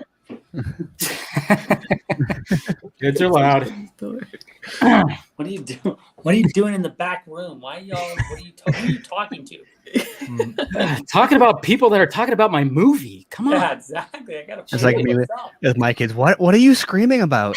Why are you screaming right now? I don't. What's he screaming about? Oh, what's going on, man? So yeah, what you go at what? No, I think we're just trying to we're kind of going all over the place with theories and everything because this little movie came out that you you made a little indie flick that you just put out there this week. A lot of theories and stuff like that that we're just kind of going rubbing our chins and kind of going wow, what's going on with this, that, and this. Philosophizing. Yeah. There you go. Perfect word for it. Well, so, who wants to go first? let's go. Well, then I got to ask then, okay, so if the intent was to get the vial of blood from Tanaka, right? That was Tanaka, him working with the military. I mean, Okay. I don't know if you could even, if this is going to be a story or not, but I mean, I feel like if he's sent people in there before, he's had to have done this before, which should get explored in the prequel, right? Oh, that he failed. That he failed, right? I will say, yes, There you go. they failed. I will also say that, there's a chance, and I'm not saying 100% this is true, and in some ways it's not, but the group at the table, it's pretty subtle, Yeah. but that's them also at the table, as well as they get farther every time, possibly. That's Okay, what's so we're great back to about it. that theory about the time. Yeah, he's teasing it. Oh my god. He said there's no way to leave the time loop on the table. You're killing me, man. You're killing me. I know. Yeah, I because mean, 'cause- that's another thing that we were talking about. Is this the time they made it all the way to the money? I mean, are we gonna find out this is takes place in a video game and each time you get closer I and closer? promise you won't find out that it takes place in a video game. Okay, there you go. We can throw that one out there. We got a If direct anyone says answer. that- Good job, if Dave. anyone says that, you can say no. That Okay. is definitely no. That one we're okay. We're good on that. That theory's out of there. Okay, cool. Well, because partly what you don't know is that, and what you will come to find out, of course, is that where Zeus comes from. Mhm. Richards is his name. The soldier Richard. Richards. Okay. Richards. The soldier that is Zeus. Now we know him as Zeus, but he had a name. He was a guy before, and something happened to him, right? Obviously. Voluntary or involuntarily? That's a good question. Without ruining it, I would say it's 50-50. Okay. No, No, there you go. no, and I don't mean to say that. Like, he did volunteer for something, but it wasn't what he thought. Oh, okay. He got reverse Captain America. Basically. Yeah, he was hoping for Captain America. He got zombie. And it's a bit of that, but it was like an he alien also ship went on a- crashed he and also offered went him on a ring. It wasn't Put just it like on. come to this facility and train Right. or take this experiment. He had to do.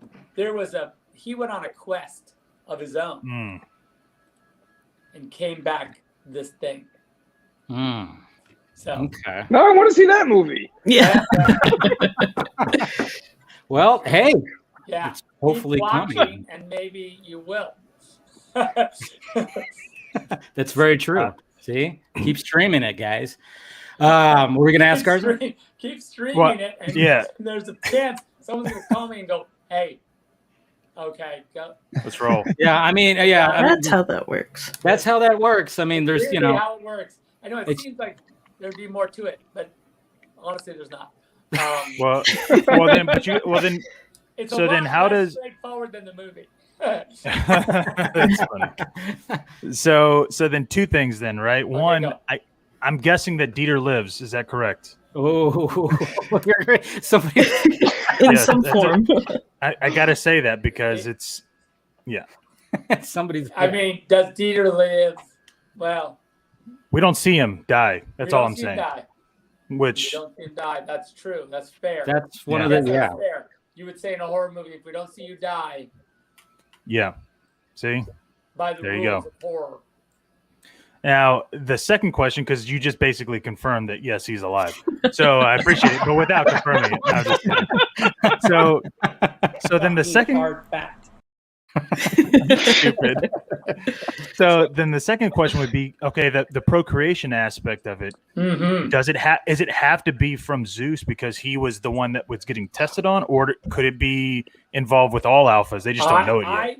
I would say for now that it seems to me that only Zeus and only the alpha and the queen Oh, for now could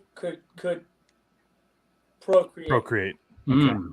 And then maybe if they had a child, that child, Right. you know that there would be, you know what I mean, some sort of, because like the whole thing that we talked about was that like the idea to me was that this also marks an evolution within, like, like they're also they get to a point where they don't need us anymore, right? Right. That's kind of what that idea was about. Yeah, they could just keep going. They could just literally create their own Create a new offspring race. Yeah, they don't without. need a host, Yeah. right? They don't need to Right, bite yeah. someone to turn him into a zombie. And who Right. knows what that baby would have been like? Like, would it have been? Martian Manhunter type looking dude. Yeah, would it have been? Good. But Yeah. would it have been smarter yet? Like, Mhm. would it have been more? Like, how much better than Zeus would the baby have been? Yeah. I think that's. And also, what would it need to survive nutrition wise? Like, I mean, I don't know. if And frankly, I'm not 100% sure how they. yeah, I don't see them like, they were kind of like, are they like, what are they living on? They're not really eating each other. They're not eating the humans that they catch. Yes. Like, I'm not sure exactly how they. Well, I mean, that gets brought up when they first get in there. I mean, we were talking about how, they're all just kind of there. And then if it rains, they'll start moving. And I mean, first off, that sounds like a fucking nightmare that. By the way, Yeah. that's like the shit. By the way, we had a little sequence in the movie where that happened, but it was Oh, It was too. I loved it as an idea, but it didn't work. Felt like it's one of those things that just in visualizing it, we were drawing I was doing some drawings, and I was like, it's weird for Las Vegas in the moment they're there. That's for true. Like clouds to appear out of nowhere, and True. Yeah. It doesn't rain that much in Vegas. I just don't. I can't. Yeah, it's fairly dry. There's a lot of things that happen, and they're not really. You can imagine those are like classic. Those would have been the classic Shamblers. That would have been like basically skeletons, right? Yeah. Right. It wouldn't have been. It wouldn't have been that. I mean, unless you were in a sea of them, they might catch hold of you. Well, I mean, that does sound frightening, though. I mean, that's cool. It does sound really cool. I love it. Okay. Sounds like it would look great in animation. What is this? Yeah, no, I'd say do like a little animation of that. That could be pretty cool. But then, I mean, well, I'm pretty sure Steven had a theory as far as like where the sequel could potentially go. Steven, you were talking about that. What was that? Daywalker. Yeah. Yeah. Well, with the language that I've been using, I'm saying that Vandero seems to be maybe set up to be like a zombie Blade, like a Daywalker. Oh. Like cool. Maybe does he because he took so much longer to turn than everybody else. And then again, the bite wasn't the one as. thing I would say is Vandero wasn't hurt, right? No, yeah. He wasn't hurt. I watched it. He never got really bit, quote unquote. Yeah, see, that's the thing. Like the bite doesn't really. I mean, it breaks the skin a little bit. Not like a chunk came out of him. Well, he was also exposed to like some radiation. It's a fair conversation. Like in my mind, it's like everyone else, whether you have a gunshot wound or you were in a helicopter crash or whatever happened, you're kind of fucked up. Other than being bit, so like, there's a chance you would have just died of the bleeding out injuries. Yeah. But Vandero is 100% fine except for that. And maybe that, but also Vandero's pretty like, he's a special. He's more self-aware. Yeah. And when you see in the animated prequel, Vandero does something happens to him too. So that kind of explains why he's so philosophical. Well, there was somebody on Twitter that was like, Zeus is the alpha and now Vandero is the omega. Well, you had the omega, cool. The omega brand. So that's cool. Yeah. I know. I mean, like, meanwhile, all of us are like, "Oh, is that a dark side Easter egg?" And it's like, yeah, maybe a little bit, but there's also a meaning for this actual movie. It's cool that it's like now it's getting real meta because it's like it's like it's two so you're telling me it was meta when Amari was like, he was kind of like, oh, should you come back, when Dave and they were asking him, hey, do you want to come back, and he was like, fine, yes, I guess I'll come back. I mean, was that the meta part? Because I feel like that was cathartic. Yeah, exactly. I was like, dude, that's Zach right there just writing. Yeah, it could be cathartic. You know what? I'll come back. Fuck it. It's not for the money, that's for sure. No. Yeah, because he's the only one that asked. He never asked what. I mean, money. Yeah, he never asked how much he's getting paid, or they don't even tell him how much he's getting paid. They just, all right, here, you come in and do it. Interesting. Naka doesn't care about the money. He does not care about the money. I know. That's like that was our favorite line. Like Garrett would just say that. I would say like almost in every visual effects review. I'd just be like, Tanaka doesn't care about the money. That's good. So when it comes to Easter eggs, have you seen the theories and people pointing out Easter? I mean, obviously you have one very awesome Easter egg, in which I think I was the only person in my theater I was laughing my ass off, was the Larry Fong one. That was fantastic. My friend was in the theater and he saw it and he said there was a big laugh at the Larry Fong thing. And then I go, and he goes, yeah, and I don't even think these people were in the industry. I'm like, okay. They were either in the industry or they're like crazy fans. Nobody laughs at that. Even if you know who Larry is and you just casually know, I don't know if that it's, I mean, yes, for a certain group, that's funny. But for, my dad does not, and my dad knows Larry. But it'd be like, why'd you put Larry in the movie? It wouldn't be like, but I think that's cool. So yes, that's one.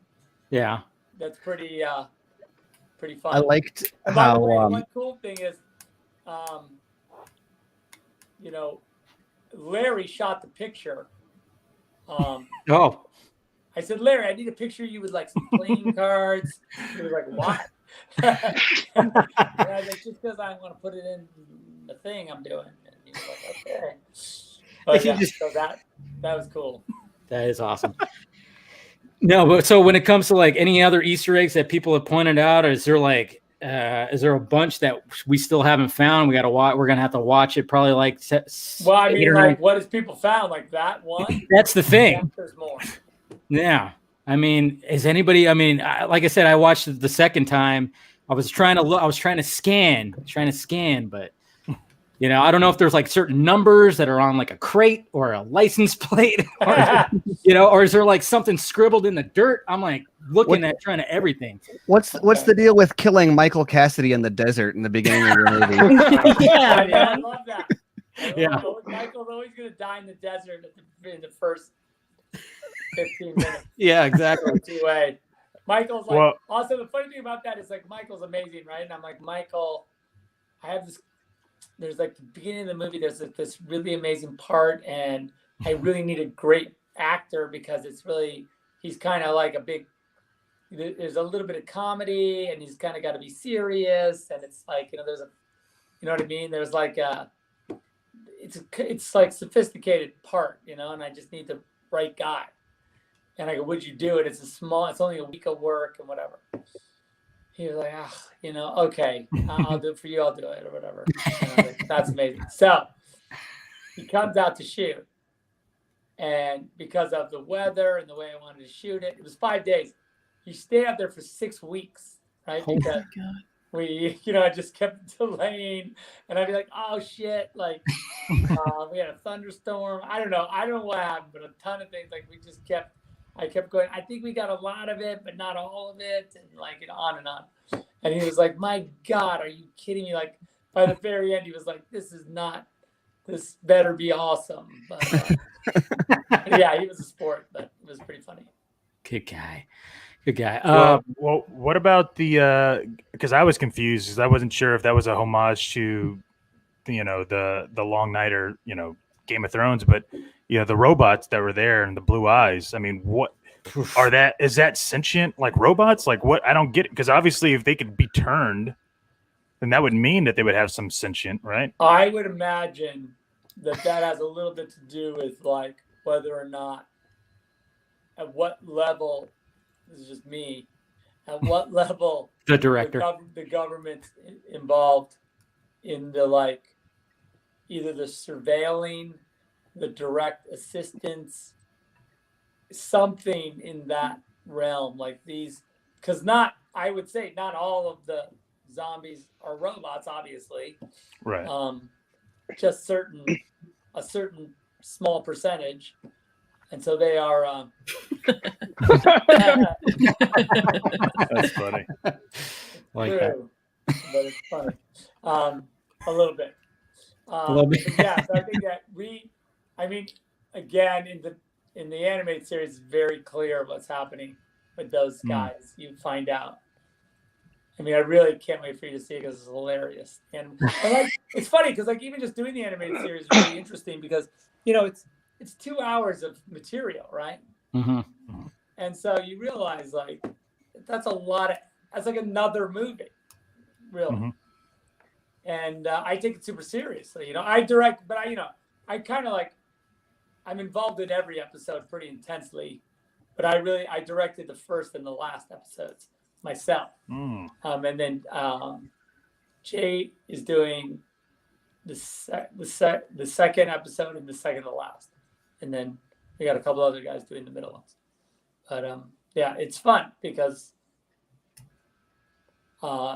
it's really, it's fun to like not care about the budget for the visuals. Yes.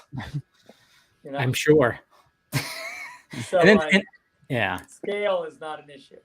that's true. That's the good thing about animation. And then fourth, right here, wanted to know if like the significance of the blood splatter that the zombie that triggers the compression trap, you know, when it's like comes apart. He said it looks like a creature design or a Japanese text. Is there any kind of Easter egg with? Oh, you mean that Rorschach kind of? Yeah, I was gonna say Yeah. it looks like Rorschach. That's what it looks Yeah.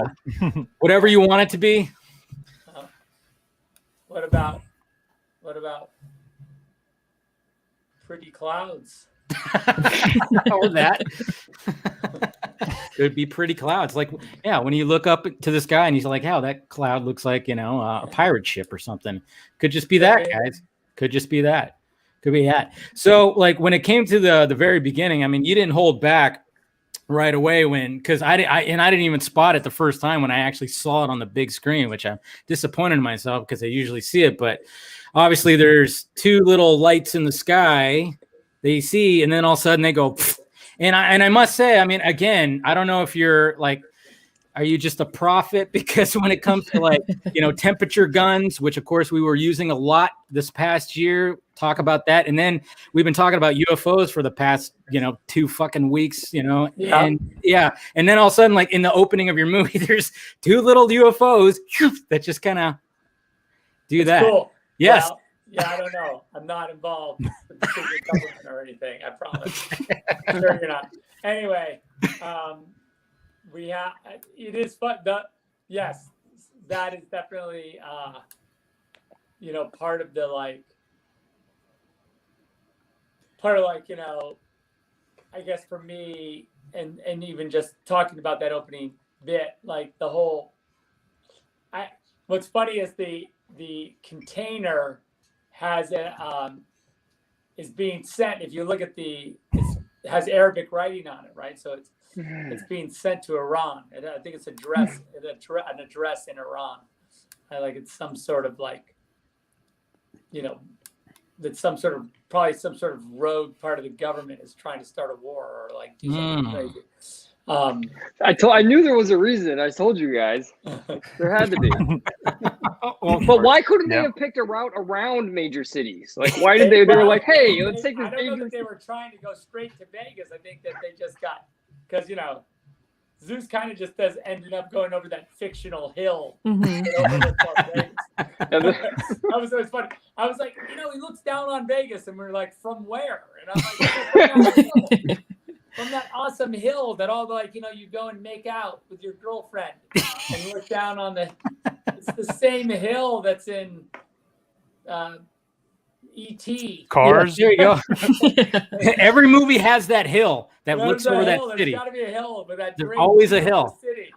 It's the makeout hill and Killer Clowns from Outer Space. That's what Killer Clowns. There you go. That's good. See? That movie fucked me up. Oh man, come on. A buddy of mine, my co-host, wanted to ask if if this is an Easter egg, and I don't. It's funny.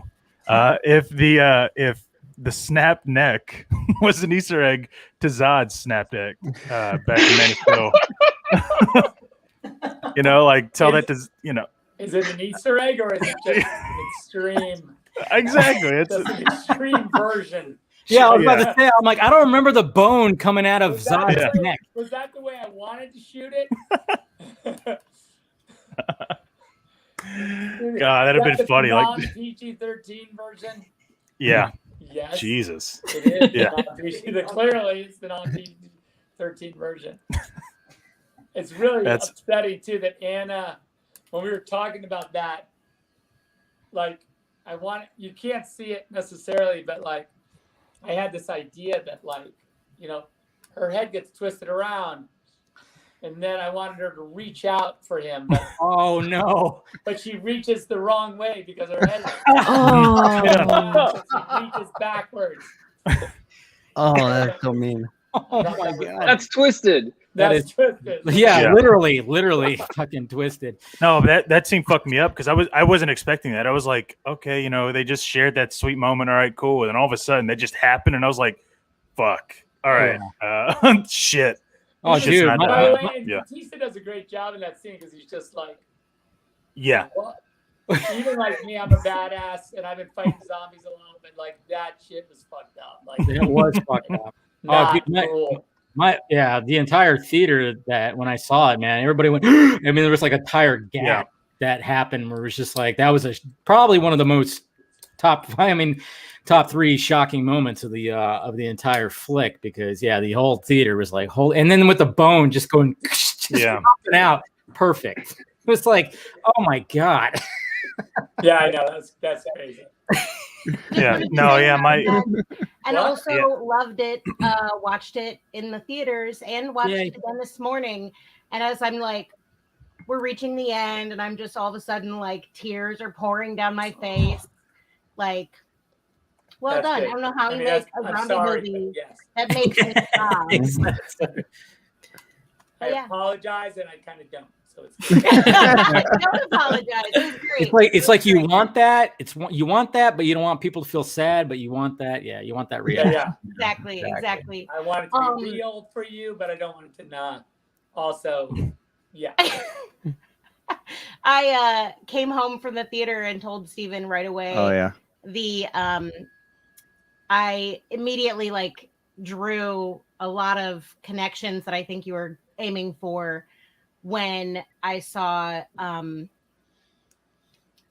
Zeus put his ear to the belly. Yes. And like immediately cut either right after or right before Dieter having his ear on the safe. Yeah. So it was beautiful. Loved it. Mwah. Love it. Awesome. Anyway, hi Meg. Hi Dave. Hi. Is that Garza? Yeah. That's no. That's Bert Cummings. That's Bert. That's Bert Cummings. No. That's Theo. Right. I'm gonna get back to my project. Thank you so much. Yeah. Have a good one. Yeah. No. Everybody's been making that comparison that he looks like Theo right there. So yeah. Yeah. That's cool. Apparently. Yeah, I guess it's whatever. I mean, it's true. Hey, I gotta ask though. This is off topic on Army though, real quick. Yeah. You threw out a name of who you wanted to work with, and I'm just shocked that you were like on point about the name, which was Anne Hathaway. Yeah. Like, is that a ploy or was that a hint? It was 100%. I'm just being honest. I didn't have any. Yeah. I was just like, Well, I think it's because we know that you have like this other idea for a female protagonist sci-fi flick. So we're kind of wondering, like, I mean, I think Sam Wynn would probably be, Well, Sam Wynn, of course, I yeah. You know how I feel about Sam Wynn. That's yeah. Yeah. But then Garza brought up that you mentioned that you wanted to work with Anne Hathaway. So we're kind of going, has that already been conversations had or what's going on? No, I'll say no conversation been had. I was literally just fanning out. Like, well, it's funny. We did a thing for Men's Health. I just did. I don't know when it goes up. Maybe it has already. I don't think so. But I was saying. You did an interview recently? Wait. You? No way. Yeah. Yeah, we did train like Zack Snyder. They came to my gym. It's gonna be embarrassing, but anyway, they were like at the end. They were like, who do you think trains? Other than your guys, who trains well, and who would you want to work with and train with? And I was like, I don't know. I go. Hugh Jackman did it pretty good. Yeah. That I just think I would say so. Good. What's that? I would say so. Yeah, Hugh Jackman. Yeah, Hugh Jackman does it. He does it pretty good, and I'm like, Jason Statham's been in some pretty good shape. Kind of, yeah. He's all right. And then I go, and I'd also like to get. I don't know if you ever saw that, but I go, I'd love to get lumped up in the Iron Paradise and not play tiddlywinks or tell nursery rhymes. I don't know if you ever saw. So with The Rock, because The Rock, because there was he tweeted out one time because he I don't know how he hit his head in the gym, but he was I think I remember that.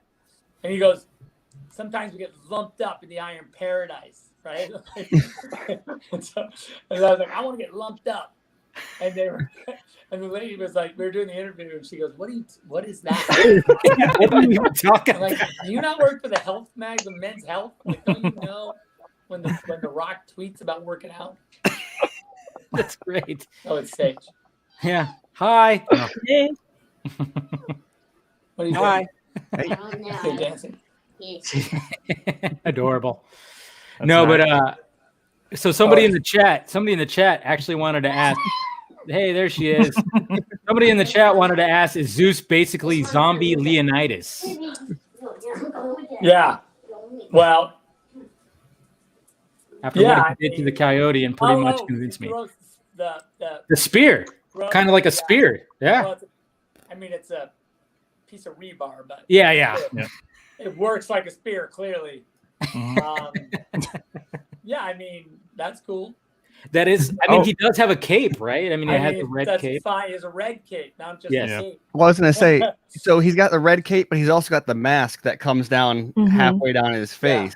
Yeah. How intentional is the red cape and the black? Armored mask. The mask is all. Well, we thought it was kind of fun. Yeah. Well, see, and that's another question that's probably going to be answered in like the prequel stuff. Is like how does Zeus realizes that, hey, if I put this over my head, I'm not going to get killed like all these other fuckers that just want to ravage. Too bad it's not ballistic helmets for all my friends. I know. Yeah, he just has it for himself. Like, well, I'm good. It's the kind of thing. Like, I don't know if he's 100%. Like, they're not manufacturing ballistic helmets. Okay. So really? It is Vegas, though. It is Vegas. They're not quite like that smart, right? They're like, you can imagine that they're just on the verge of, any minute now he's gonna go like this way, and you're like, wait, that's not cool. Yeah. Oh, ape did this. Like, exactly. We were laughing because I was like, we had this whole. I did this riff when Zeus was like holding the baby. Yes. I was like, oh, we should do like a like Zeus like closes his eyes and you see them like you see him and his son like walking through like some post-apocalyptic rubble, and the kid like lets go of his father's hand and then like pulls some rocks, and there's like an old like ABC's book, like and then we see him like they're somewhere and he's like with like a thing, like he's like 10 and he's like making letters and drawing things, and then like whatever, and then I was like, in the end he's like holding his dead father in like the reflecting pool in Washington DC, and he's screaming, "Father!" and the White House is on fire and everything. Oh man! And because like when when someone would ask me like, "Well, what is it? What does that mean? Like, what is it like?" Like I'd be like, "So he holds the zombie baby," and they're like, "Well, what does it mean?" And I'd be like, "Okay, it means this." That's quite a picture painted right there. Yeah. It was like, okay, I get it. Well, I actually have a question though. Does it? Because I don't think it's explained in the film, but do they know that a nuke is going to kill these zombies? Like, I feel like. Does who know? Does the government, the president, do they know that this nuke is going to kill them? Because I think that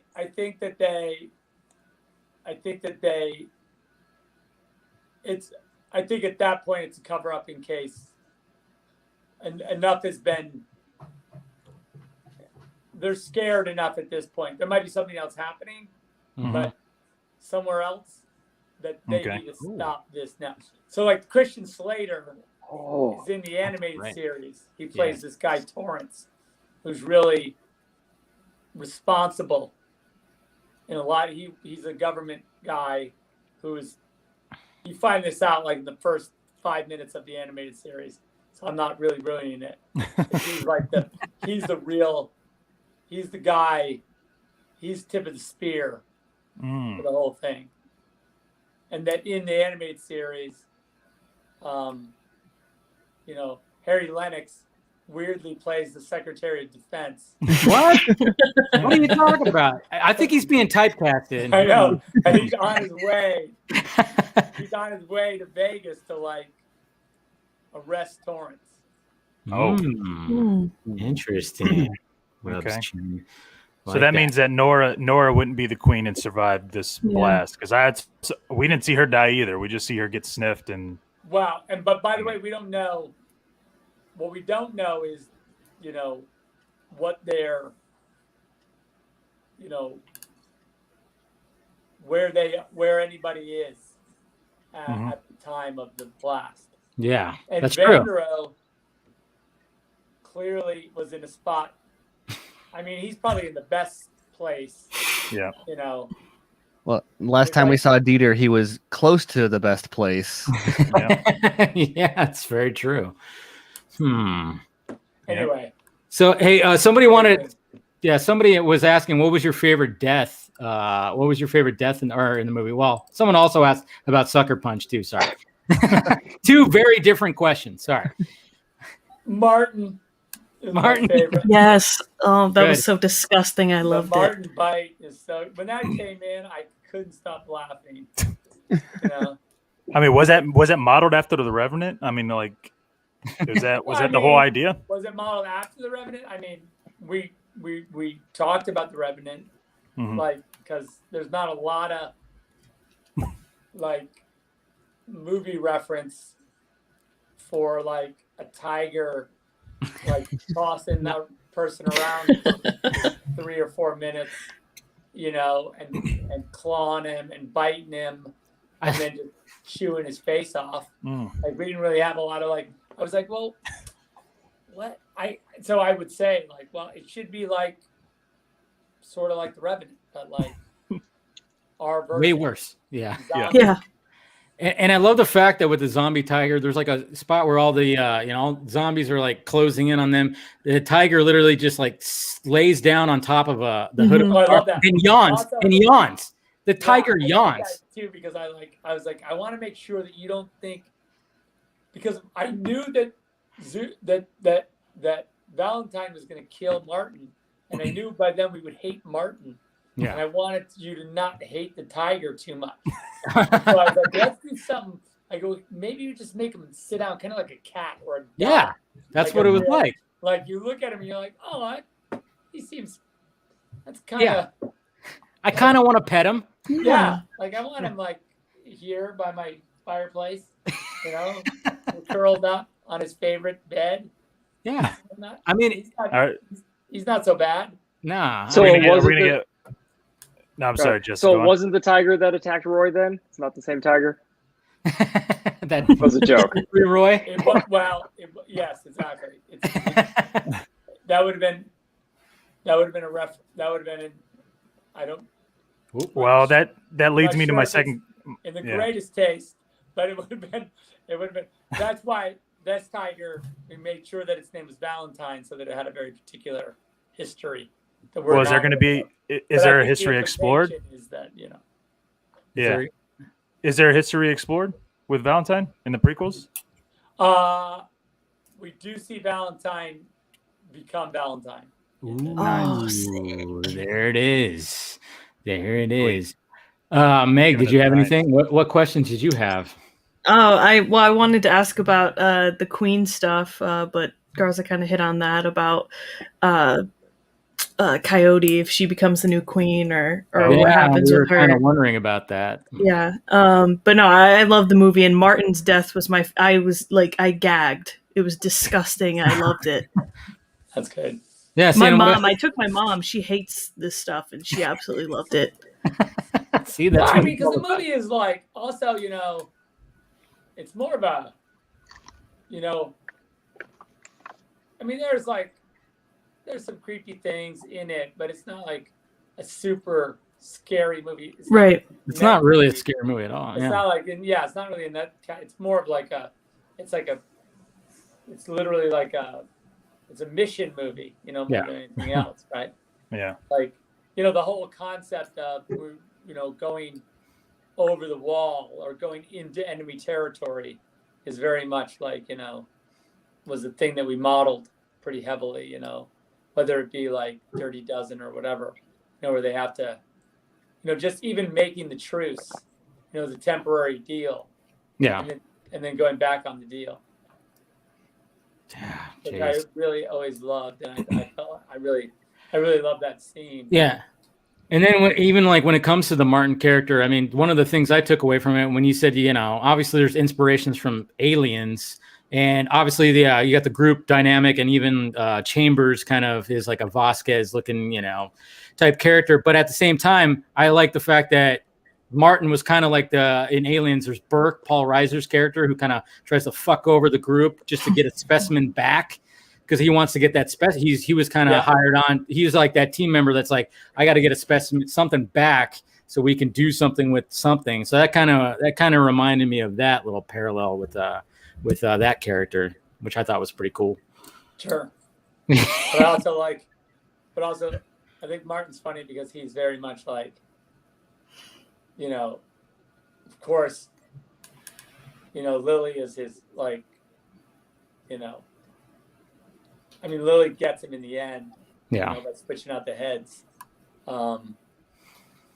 So, you know, he doesn't really, she kind of gets her revenge, which I think, you know, via Valentine, of course, but she does. It's good that I was glad that happened. Yeah. But I like that he's so funny. Also, just Garrett's hilarious, you know, and he's like, there's a great moment when she says, when she speaks, when she goes, if you fuck me, you know, I'll put two in your head. Yeah. And then he said, no, yeah, because before that she says, what she says in French, Capri? What is it? Understand. How do you say understand in French? No idea. Anyway, no idea. From Garrett, where when she says it, he goes like I don't like he doesn't understand. He doesn't understand that she's saying understand in French. I mean, and it's obvious, but like he makes a face of like, oh, you spoke French, so I'm out. I don't know. Yeah, like what the fuck are you talking about?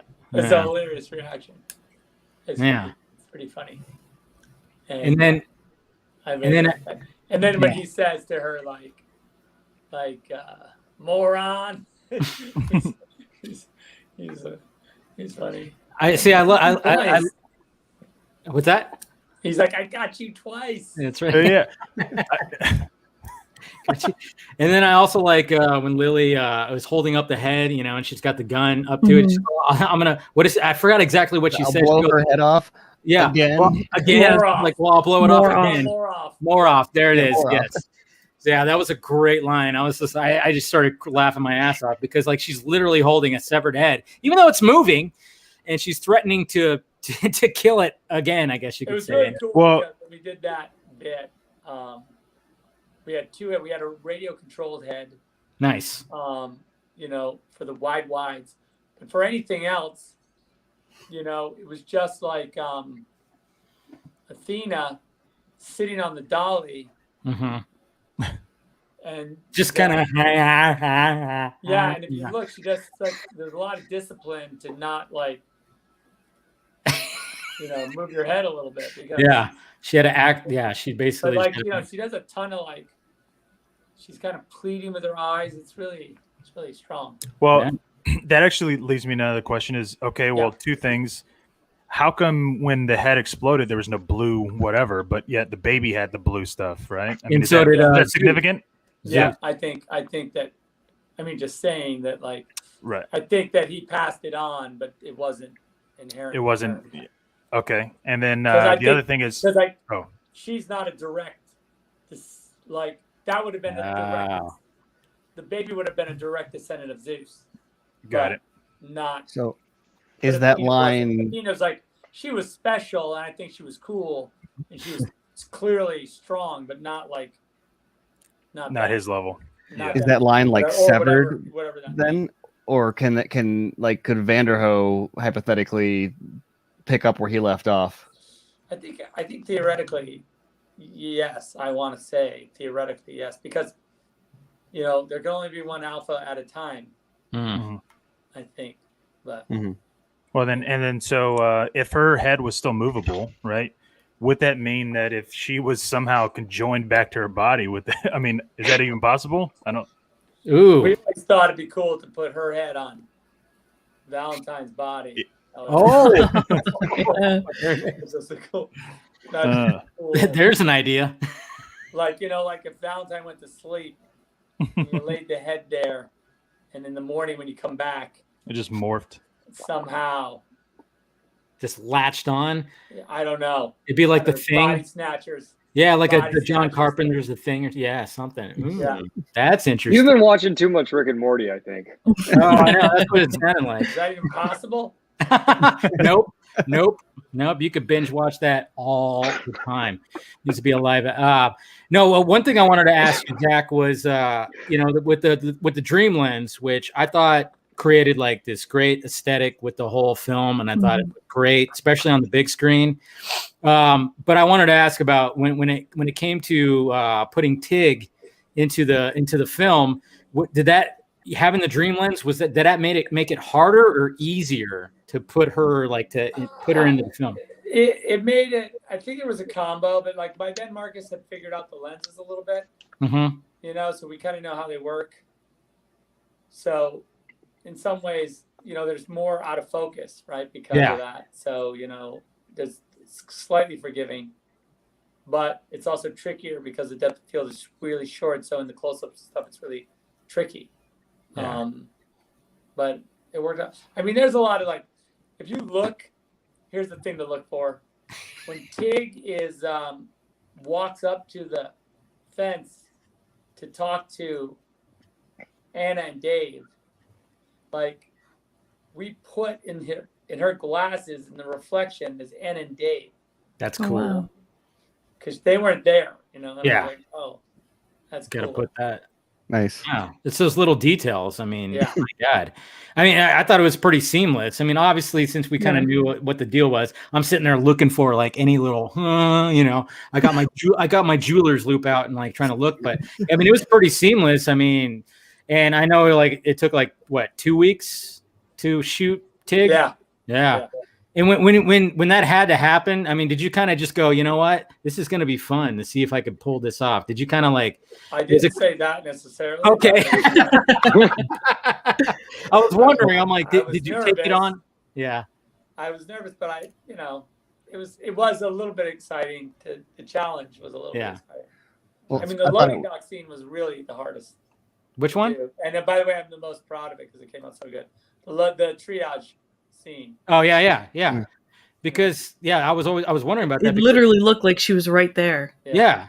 Because I'm thinking I'm thinking of heights and I'm trying to look at Dave's where is he looking when it comes to that, and I was kind of going, man, that looks like she's they're actually there.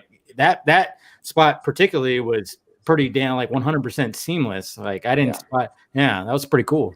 Good job. That was crazy because also, so we had Tig's friend read with her. Ah, okay. And he's the same size as Dave, same height. There you go. The eye line, but it was really tricky because we counted the steps, right? So say it's 18 steps before they turn and talk to each other. But on the 15th step, we had to she had to, when she starts the dialogue, there's so it's I don't know, 8 steps before they stop. And so Tig's friend who was doing the acting with her, he had to count them silently because when he stops, she stops. And then they, continue the dialogue. And it's tricky because, well, obviously it's tricky because there's a guy trying to count the correct amount of steps to stop so she can stop in the same spot and look at him and not be, too far forward, too far back. So yeah, it was really it was crazy exercise, but it was fun. Yeah. I thought you guys you nailed it pretty good. I mean, I think we all kind of, like I said, just because we knew what was there. So obviously we're but I think normal people are just going to be like, oh yeah, Tig Notaro, look at that. Yeah, no, I've talked to a lot of press. Yeah. About it. Yeah. Have you? Yeah. You know what I love too about some of the press that you've done? I love the fact because you did recently, you did some interviews where, I mean, obviously when it comes to like what is it called? The dome or whatever. The volume. What's it called? The Volume. Yes. And it's like, Mandalorian used it for actual episodes, blah, blah. You used it just for your background for press. I thought that was badass. Yeah, it's pretty crazy. Yeah. I know it's like, I mean, Netflix. Actually, you know what? That's a brilliant question. I've been wanting to ask this. Like, what do you think is the possibility of what you could get away with in using that kind of a facility? I mean, I've been spending a lot of time down there, just kind of playing around, just to see what testing and experimenting. I was there today, and man, doing what? Yeah, I think there's a lot of potential there.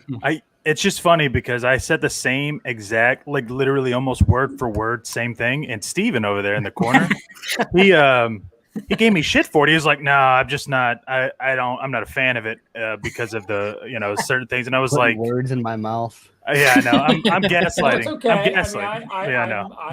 I was skeptical. No, I like it. I think that there are maybe, depending on who's doing it, some limitation. Like on when I've seen productions that use it, sometimes you can see it staged like a stage. You could be like, oh, there's a group of people clumped there, and they're weirdly not interacting with that portion of the screen. Yeah. 100%. And so my brain is just like and knowing how they shoot it, my brain just kind of reverse engineers it. But I imagine that's more of a prep blocking kind of issue than, is there anything you can't, you think that would be like a clear, like there's no way that type of shot or scene could be constructed in there that would need to be on site or on a huge, much bigger soundstage? Yeah, I mean, I really think if you're think about 300, right? Mm-hmm. We were in a really small soundstage for most of that movie, right?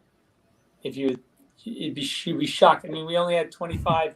We had 25 on 25 was the biggest war we ever did, right? Wow. And so that felt like a pretty big war. And I feel like, so you can be, and that was a while, and that was with really very minimal. I mean, yes, there were a lot of special effects, but it was very rudimentary. Trust me, it was the most, it wasn't fancy. I think with like some cool, there's a lot of cool things you can do. Like I was like, oh, you do a thing like where, say a guy's in a field, right, or whatever. Even if he like picks up a rock and throws it, you can comp the rock into the reality of the screen pretty easily. Any object, that suddenly makes you not know where the edge of the set is. Your brain, because you're looking for the cues that tell you where the two seams are, right? It's all about trying to erase those in the viewer's mind, like because the Z is where you feel it, right? Because like sort of this way and that way, you can imagine that there's no screen, but it's this front and back that makes you go like, okay, there's something back there. They can't go back there clearly, or they would, And I think it's like it's tricking the audience in that way, so that but we'll see. I mean, I agree. There are definitely limits, but I think it's good. Like if you're clever, with it, I think it's got a lot of potential. But we'll see. It's true. It's true.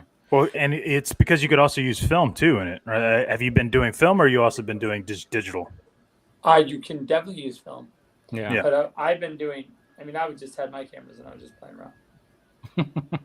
Sounds about right. I have a question that's not related to any of this. Did you see the Haynes accepted a challenge? Of Chris Dawson asked Haynes, if Z-neck? Yes. So they want to donate 3,000 socks, shirts, and masks to a charity of your choice through Haynes for Good program. There it is. Yeah. Because we all, I even. It's like you're kind of known for V-neck, white V-necks. I mean,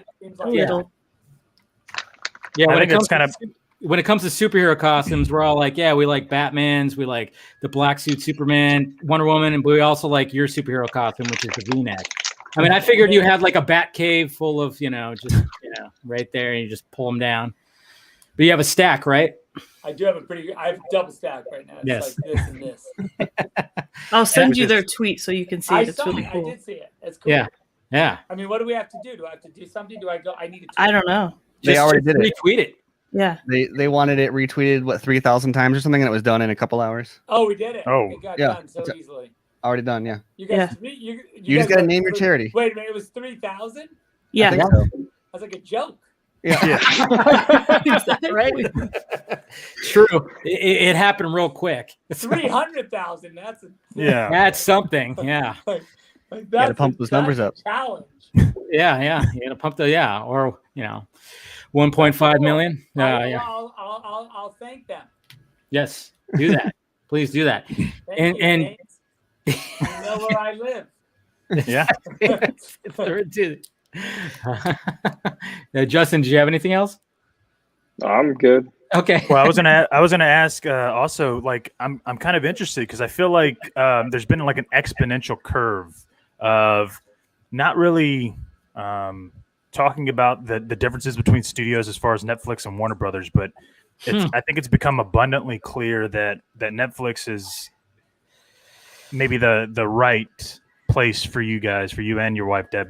And I feel like I'd much rather see you, enjoying yourself, being a director and being able to have this creative freedom than for a studio to be like, nope, I don't want that. I don't want that. You can't do that. Please don't do that. Don't shoot it. Oh, Anne. Sorry. Yeah. Well, I mean, I think it's, well, yeah. Yeah. I think that, pretty the much. thing is that it's the difference between, playing defense.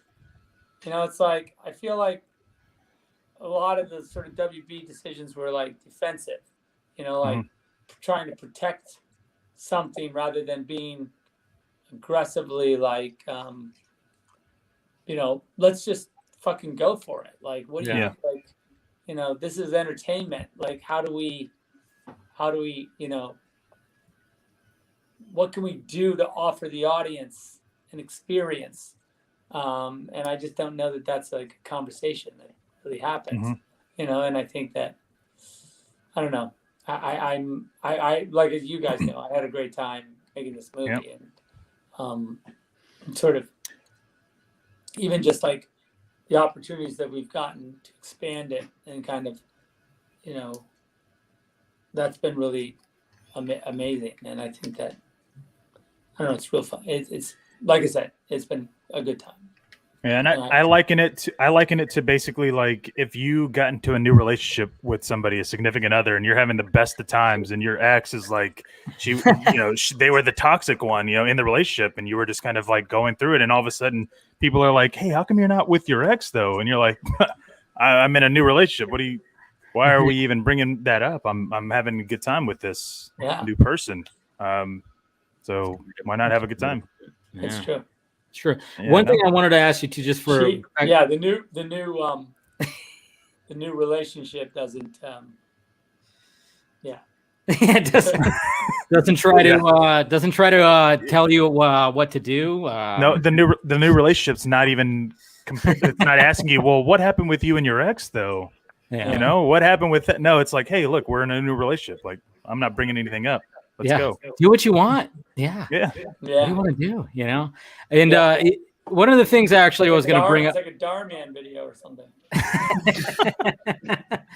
When it came to like using actual casinos in Las Vegas, I mean, obviously you love Excalibur so much. Did you try to utilize like the actual Excalibur casino hotel at all? We were trying to be,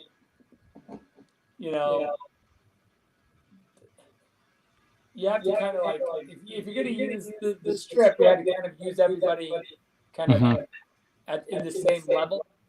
Yeah. So it wouldn't, like, we weren't trying to destroy anyone more than others or make a deal with someone and not these guys.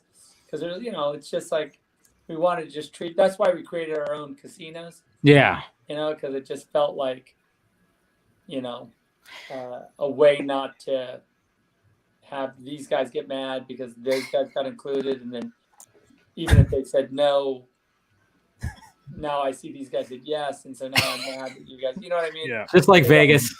Yeah. What? Just like Vegas. Fucking Vegas. Yeah, I just felt like there might be, we were all like, it's better not to like, let's just treat the whole thing, everybody equally, and allow it to just be a big haunted mansion. There you go. Yeah. Well, what was the reason you decided to set it in Vegas? Was it just the proximity to Area 51, or was there like a more deeper thematic reason for it? I think there is a deeper thematic reason. There is that whole, Sin City. It is our, Sodom in a way. Yeah. Mm-hmm. And I think that I caught that one. One of the towers was Gomorrah, right? Yeah, both of it's Sodom and Gomorrah, the two. Nice. I didn't catch that. Wow, that's pretty cool. Yeah. And that's good. And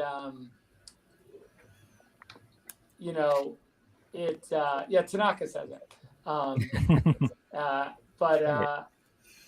just like, it goes back to the whole kind of sort of concept of mass consumerism and like this idea that, that Vegas is like heaven and hell, True. It's like this limbo world, which we, like when like people say, oh, time doesn't matter there. And there's all these things. Yeah. Oh, you hit that time loop theory again. I just see the time thing. I know. I'm telling you, you were fucking with me with that fucking like. I mean, when I was dwelling on that, even after the scene was done, I was like, oh fuck, there's some kind of time loop thing. I gotta figure this out. I was just totally going. My brain was just doing this, and it's still doing this. And even when you just said that right now, and Justin's now going insane. I'm going nuts since he said there was something else going on the other side of the world at the same time, which implies perhaps that somebody is infested over there as well. So maybe the entire point of the time loop is to get Van inside the quote-unquote womb, as Steven's wife pointed out, so he could become the more advanced, more evolved alpha zombie, and then he could lead our zombie army against their zombie army. Jeez. That's cool. Jeez, I know, right? That's cool. Like, you need somebody to help you out. It's okay. It's okay. Sorry, that's just my mind went nuts. It's fine. It's good. I'm not going to say it's less complicated than that. But... and then all of a sudden the Flash shows up and all hell breaks loose. Oh, yeah, we were laughing that the. Well, no, I'm not going to tell them. Oh, come on! Damn. Well, we were just saying that, like, after the deal with Discovery, I was like, oh, I mean, is there like, I wonder if there's going to be any cross. Oof. That's what we were kind of wondering too. Like, who's getting nervous over there? But are there going to be cameos? Like, oh yeah. Well, but like who though? Like, who's under Discovery? We talking about like what, the chefs? What are they? The chef. We're gonna. Who are we talking about? The Flash is gonna go on 90-day fiancé. We talking about remodeling homes. Yeah, exactly. I mean, I think that me personally, I saw that move as a very that was an ATT thing. Listen, we appreciate what you thought you could do, but you're not cutting it, so we need more money to spend. Because I mean, $3 billion compared to Netflix is almost $17-18 billion in budget. I mean, that's as a filmmaker like you are, Zach. Like, I can only imagine, like, when they pitched you, or I guess when you pitched them Army, and then they started talking about, okay, well, if we could do these spinoffs, I mean, surely it's almost like getting a $250 million budget of content on your side, right? You mean, well, I mean, what it is it's about us. First of all, we don't really even think about it in those terms, other than that there's a hunger for the IP and the creative. Where instead of the opposite, like which is the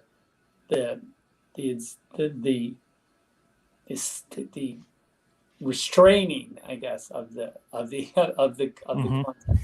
So for me, it was, I'm being as physically responsible as I can. I want to give them these amazing things, but we made our German language movie cost not a lot, even though it looks amazing. And the animated series isn't that expensive, but for me, it's important because it expands the universe, and it really kind of fills in a great way. If there was at any point a need for an Army 2, knock on wood. I know anybody. We've got all the right. So work is there. So as Steven has said, I mean, you shot all your bullets in this one? Oh hell no.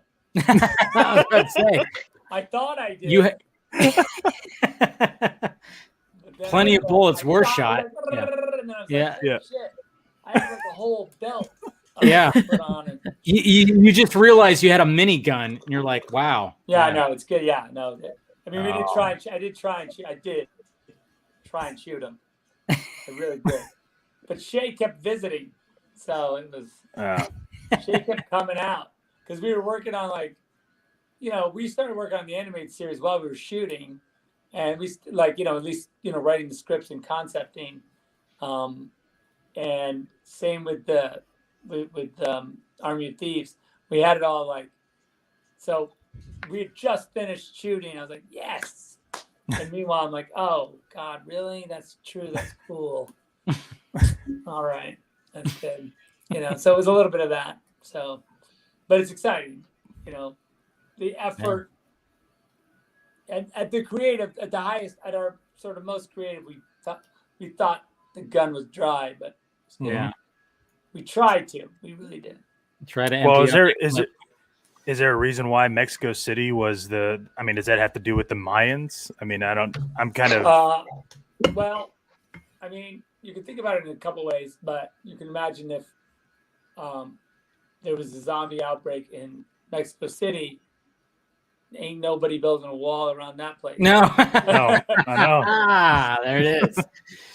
Yeah. Huh. I mean, that's interesting. And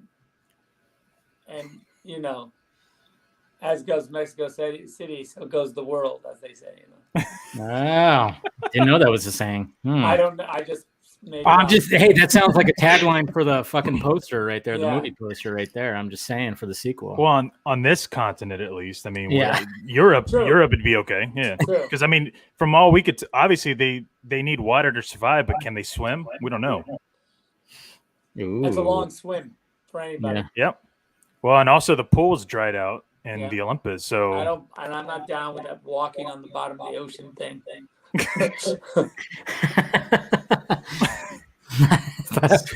So they're not pulling a dragon out of the water. Not, okay, I got it. Here, hold these rocks and just walk to Europe. Yeah.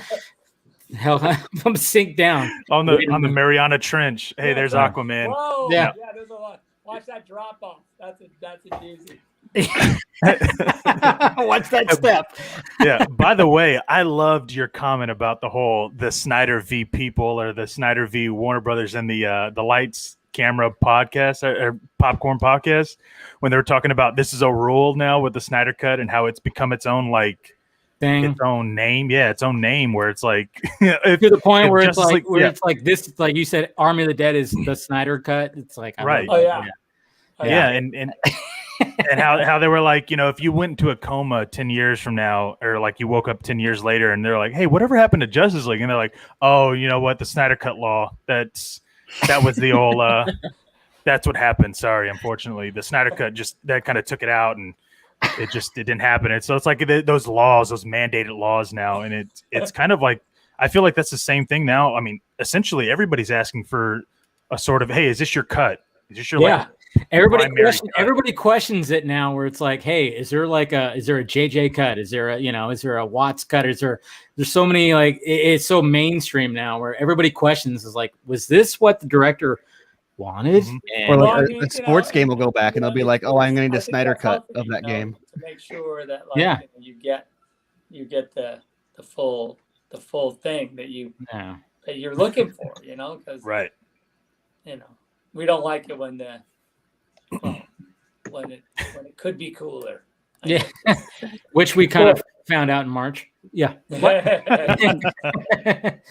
The mention of that podcast reminds me, because we had a little bit of a discussion, Steve and I and a couple other people. You mentioned a different song in Legends of the Guardians of Ga'Hoole, and you said Down by the River, but did you mean the Alison Krauss song Down to the River, or did you mean the song Down by the River?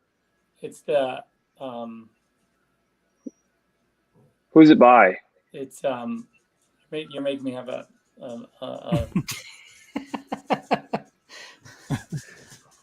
it's yeah, well, pull out the phone. Oh Jesus! Pull some new Junkee. Like, and while you're there, do you have like a concept art for like the Adam costume or something like that? Do you have Ryan Choi's Adam costume in there? Oh, that's cool. That's funny. Yeah. I feel like the when I heard that podcast and when I heard that law and all that, I just went, God damn! Like, I don't think there's going to be another like. I don't know how to describe it, but every time I watch a film, I'm kind of watching it, and if I can see it a little bit differently as far as edit wise, because the thing that I found that I loved about Army was that I never watched. I wasn't watching it going, well, why is it edited that way? Mm-hmm. It was edited like Dottie, your film editor, I thought did a perfect job, because I wasn't thinking like, man, you know what? Why is this scene in this area? Like, I didn't really understand it. It was just, it flowed all the way through. There was never and I think that's the best type of film, when you don't notice the editing, where you're just like, it kind of goes. Yeah, she's amazing. And so, it just felt so natural for it, because, let's be real, with BVS, like, it's my favorite film. Don't get me wrong. I love the theatrical cut. I remember watching it and I was like, I don't know. I kind of feel like there's some kind of things that maybe were missing or that I needed to fill in. And then I watched the Ultimate Edition. Yeah. I saw the Ultimate Edition. I was like, oh fuck, there it goes. And I'm like, yeah, but that was the original version. So I'm like, now it makes sense. And so, well, then you start picking it apart and find out that 1 minute at a time is also very consumable. Exactly. Which is crazy. Yeah. But that also has, I have a Justice League question then, because your editors had said that there was about 20 minutes of like stuff that they had to cut off, and I felt like there should have been 15 to 20 more minutes to Justice League, or to your film of Zack Snyder Justice League, and I felt like the only reason why it was cut out is because you were trying to fit it into these 4 1-hour episodes. Is that? Yeah, I mean, there's a bit of this and a bit of that. I feel like, a lot of it just, at that point, there was some stuff that I just felt like probably just got that had been so kind of just reworked before we shot it. Mm-hmm. That it kind of, that I just, it lost its meaning. Yeah, it lost its meaning. Yeah, for me, and they're fine. It could have been a fine scene, but it's just not for me. I was like, yeah, it's not. Didn't flow. That was not what I wanted to do. That was not. Thank God we took that out. Yeah. The scene that we did, that I did under duress. We call it the Justice Bus scene. Is that with the food? Is that the food and the nickname and all the? Yeah. Is this where Lightning Lad burger? The burger. Yeah. Okay. So Lightning Lad was brought. Let him explain it. Yes, he shot it. Yeah, you guys know a little bit about it, clearly. I remember. Yeah, I was told about this. Yeah, so we shot this scene and everyone thought it was hilarious. Except for me. Everyone thought it was. We got to get the quotes up. Everyone thought it was hilarious. Thought it was hilarious, and I was like, "This is just the worst thing I've ever seen." I was like, "Pull the film out of the camera for somebody put a bullet in that mag right there." Damn! Wouldn't you look at that? They left the lens cap on. Anyway, but so there's a few things like that. Not a lot. Every now and then, that I was just like, guys, we can't This is This is dumb. This is ridiculous. This is ridiculous. I know. The whole I should be We called gotta Lightning stop. Lad. Yeah. It's like hilarious. You know, like we got to hilarious in a stupid fucking way. More comedy here, and I was like, no, really don't. I know. I know your we know your thoughts on inserting comedy into movies that it doesn't belong into. But I think through a lot of the press you've been doing recently, there's a lot of people who maybe didn't follow you as closely before who are like, wow, this Zack Snyder guy is actually pretty funny. Would you have any interest ever in directing a comedy? And if you did, what would a Zack Snyder comedy I thought look like? I did, but we talked about the Martin Mulling. That's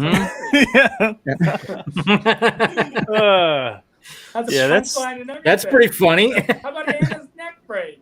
Yeah, I mean, and the reach. I get it. Yeah. The hand's reaching the wrong way. Yeah, that's horrible. I mean, you know, I don't know. In my mind, I don't have like a straight comedy, you know. Yeah. That I can think, you know what I mean? That's like wall to wall, like just comedy. I don't know if I could. If I did the Rick and Morty movie, that's probably about the closest. Oh my God! Please let that happen, please. Jesus. Oh. Man. So one of the things I noticed that was different in Army that I thought was its own character, obviously with the whole the dream lens. I thought that was its own character, and I really appreciated it. Definitely but was. No. There was a couple, like when I first saw it, I was like, I remember walking away going, I don't remember any like hero shots or like comic book splash page shots. And I even questioned Steven. I was like, you know, I that was one thing I was missing, or at least that I thought was like a classic. That's a Snyderism, if we're gonna say it. Sure. And then as I watched it again, I went, wait, no, never mind. I got it. Like when we first see Zeus, like as he's doing his roar and he's walking in, and you have the little. What's funny is you do the little carp or the tarp flap. Oh yeah, just so much better because you see it fall away and you see him like kind of he's there. And then you know there's several shots that are like, well, it's also that's just a splash it's page. a little bit more organic, so it just doesn't have as much of the tableau-y kind of like, you know, sort of proscenium shots that like you have in a more like when you're shooting a movie standard, you know, or just on the dolly. Right. But you know, it's just. But it felt more natural that way. Like I felt immersed into the film. Like I was like, shit. I think that was the goal. The idea that like I knew we were going into this fantastical world with zombies and all sorts of things. Like, you know, like let's make the camera part of it. You know. Yeah. And that'll get, you know, then just get you in a little bit deeper because I'm asking a lot. You know, I knew I was, and so the less. Although I'd say the title sequence is a little bit more, you know, we shot that more in a more traditional sort of. It was so good. Yeah, it was great. It was so good. I mean, it's weird, but it's more traditional. I just let that and then even going most dollars, yeah. Like, but then talking about like how you did, you were the DP on this, and even on the additional photography for Justice League. Do you see yourself being the DP all the time now, or what? You know, let's see. I mean, I don't. It's hard to not. I mean, you can't go back. It would be hard. Yeah. It's gonna be hard if I don't do it. It's gonna be hard, but. Yeah, and how difficult was it to like, you know, do the focus with the dream lens? I mean, that had to be. You had to probably work out. I mean, that had to be like a workout program for like a month. No, just Brayden and Trevor pulled focus. Okay. And they're geniuses. The movie, you know, is remote, right? I just point the fucking camera all over the place, and they got to focus. Oh, they're the okay. Yeah, they're okay. like, I got this monitor going. Stop moving! Stop moving! Stop! Oh, yeah, like at least tell me what you're gonna do a little bit. Like I'm gonna be like this, and I'm gonna point. I don't know what I'm doing. You know. Yeah. So they did a great job. Really great. Okay. I was talking to Damon the other day for an interview, and I asked him about your decision to go with the dream lens, and he said, yeah, early on, we both took a camera and like went to the casino, like scouting or something, And he's like, we started like running around with the camera, shooting different stuff. And I was like, whoa, I don't know how this is going to work. This is like insane to get anything in focus. But like you said, it's more in focus than you would expect. Yeah, it really is. Because in those on the scouts, I was trying to focus. So it was like, I'm like, trying to focus and trying to follow him around. And it's, yeah. I mean, we got some good shots, but it was really very artistic. Your glowing review of the Dream Lens before we'd even seen any footage. You guys talked about that a lot when we did the set visit, and it got me kind of hooked. And I started doing some research on vintage lenses and stuff. Found some like really cheap, shallow depth of field stuff that's more in my price range than the Dream Lens. But that's what I've noticed. I've got like a Fast 50. It's like a 1.4, and just trying to snap pictures of my kids. I'm like, stop running around so much. It'll be great. Just don't move. We got something. Uh-oh. You just yeah. We're gonna get like a fucking full on. You just added some energy to the man. Love it. Yeah. Oh man. You just got him up. Oh man. So good. Literally got him up. Fucking love this. Jeez. Somebody said he's not like Scott. He's not like Scott to where he just pulls it right up. Yeah. He doesn't have it at his disposal right there. Oh, there it is. Look at that thing, man. This is a Fast 50. Yeah. Jeez. Look at that thing. It's a little faster than my 50. It's got some girth to it, man. Jesus Christ. Yeah. Wow. Wait, is it on this side? That's a cannon. Yeah. No, it's not a cannon. Well, no. It looks like a cannon, not a brand. That 7.5. What is that? That's not the Dream Lens, right? Made. That's one you made? Wait, is that custom? Yeah, it's like. But I mean, the glass is that vintage glass, or did you have the glass? It's vintage glass that the guys at Zero Optic like rebuilt for me and really turned it into a lens because it wasn't really a lens. It's just I've seen a bunch of people that are like taking old projector lenses and turning them into basically like this Russian X-ray lens that they built. Or I started looking into like radioactive glass. I'm like, okay, that's a bit maybe too far. That's cool. That's Snyder. You know what? I was actually going to ask you. So one of the things that a lot of people are even saying when it comes to like the opening, which was beautiful, is that they were all comparing it to like Watchmen. And as I watched it, I'm like, well, I mean, it's not Watchmen. I mean, Watchmen is Watchmen. That's it. Like there's not another Watchmen opening, just like there's not another BVS opening. And I feel like there's like a famous Jay-Z line that was like, if you want my old shit, buy my old albums. You know what I mean? And I feel like that's kind of what the way you're like, I mean, I'm not going to do a Watchmen opening because I already did that. And I'm going to do my own, like, my own stuff. And I'm just going to keep coming up with crazier ideas because you're Zack Snyder. I mean, I don't look at it that way. I mean, I think I don't get mad, but I know what you're saying. Like, I don't think about it in those terms. Like, oh, and I think that I haven't. I mean, maybe people are talking that way, but I don't. I think that it's different enough so that they feel like when I've heard it, doesn't seem like an insult. Like, oh, you're just doing the same thing you always do. Right. It does feel like people are like, holy shit, the only way I can describe it is it reminds me of Watchmen. Mm-hmm. So that's okay. But I know what you're saying. I definitely do feel that way. Like I feel like I reinvented it. And I don't feel like it's like totally a rehash because it's definitely not. No. But I understand it. And I also, I like the constraint of it. But well, I think a lot of people. I'm looking at the thing. I gotta put it to bed. Okay, yeah, no. I gotta put it to bed. But like, all right, well, good. Yes, we'll get back on. No, yeah. Hey, man. By then, you guys will have it all worked out. Yes. And I love the fact that like the live chat right now is going like they're just picking movies or franchises that you could do, and they're saying Zack Snyder's Godzilla, Zack Snyder's Bug Life, Zack Snyder. Oh, Zack Snyder's Bug Life. That's cool. Yeah, that's a good one. Oh, you see the Colbert thing?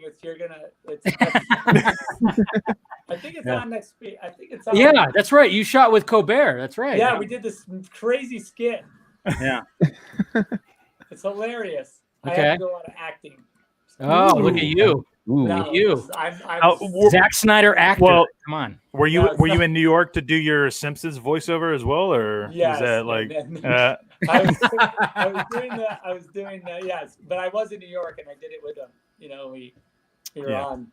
No, man, it's funny. Somehow we got to get Zach. We got to get you on fucking Rick and Morty somehow. That's not Simpsons. Rick and Morty. Come on. You know what I wanted to do is like my suggestion was to shoot to do just like one of the end teasers in live action, just that last whatever. Yes. 30 the after scene.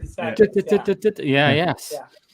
No, that'd be cool. But anyway, Zach, you got to go, man. Like, appreciate you stopping by. It was a lot of fun, man. I mean, totally a lot of fun. And thank you guys, for talking to that. Yeah, man, we appreciate it. Yeah, we enjoyed your movie. We're going to blow it up, like I said, this weekend. And hopefully Netflix releases those numbers.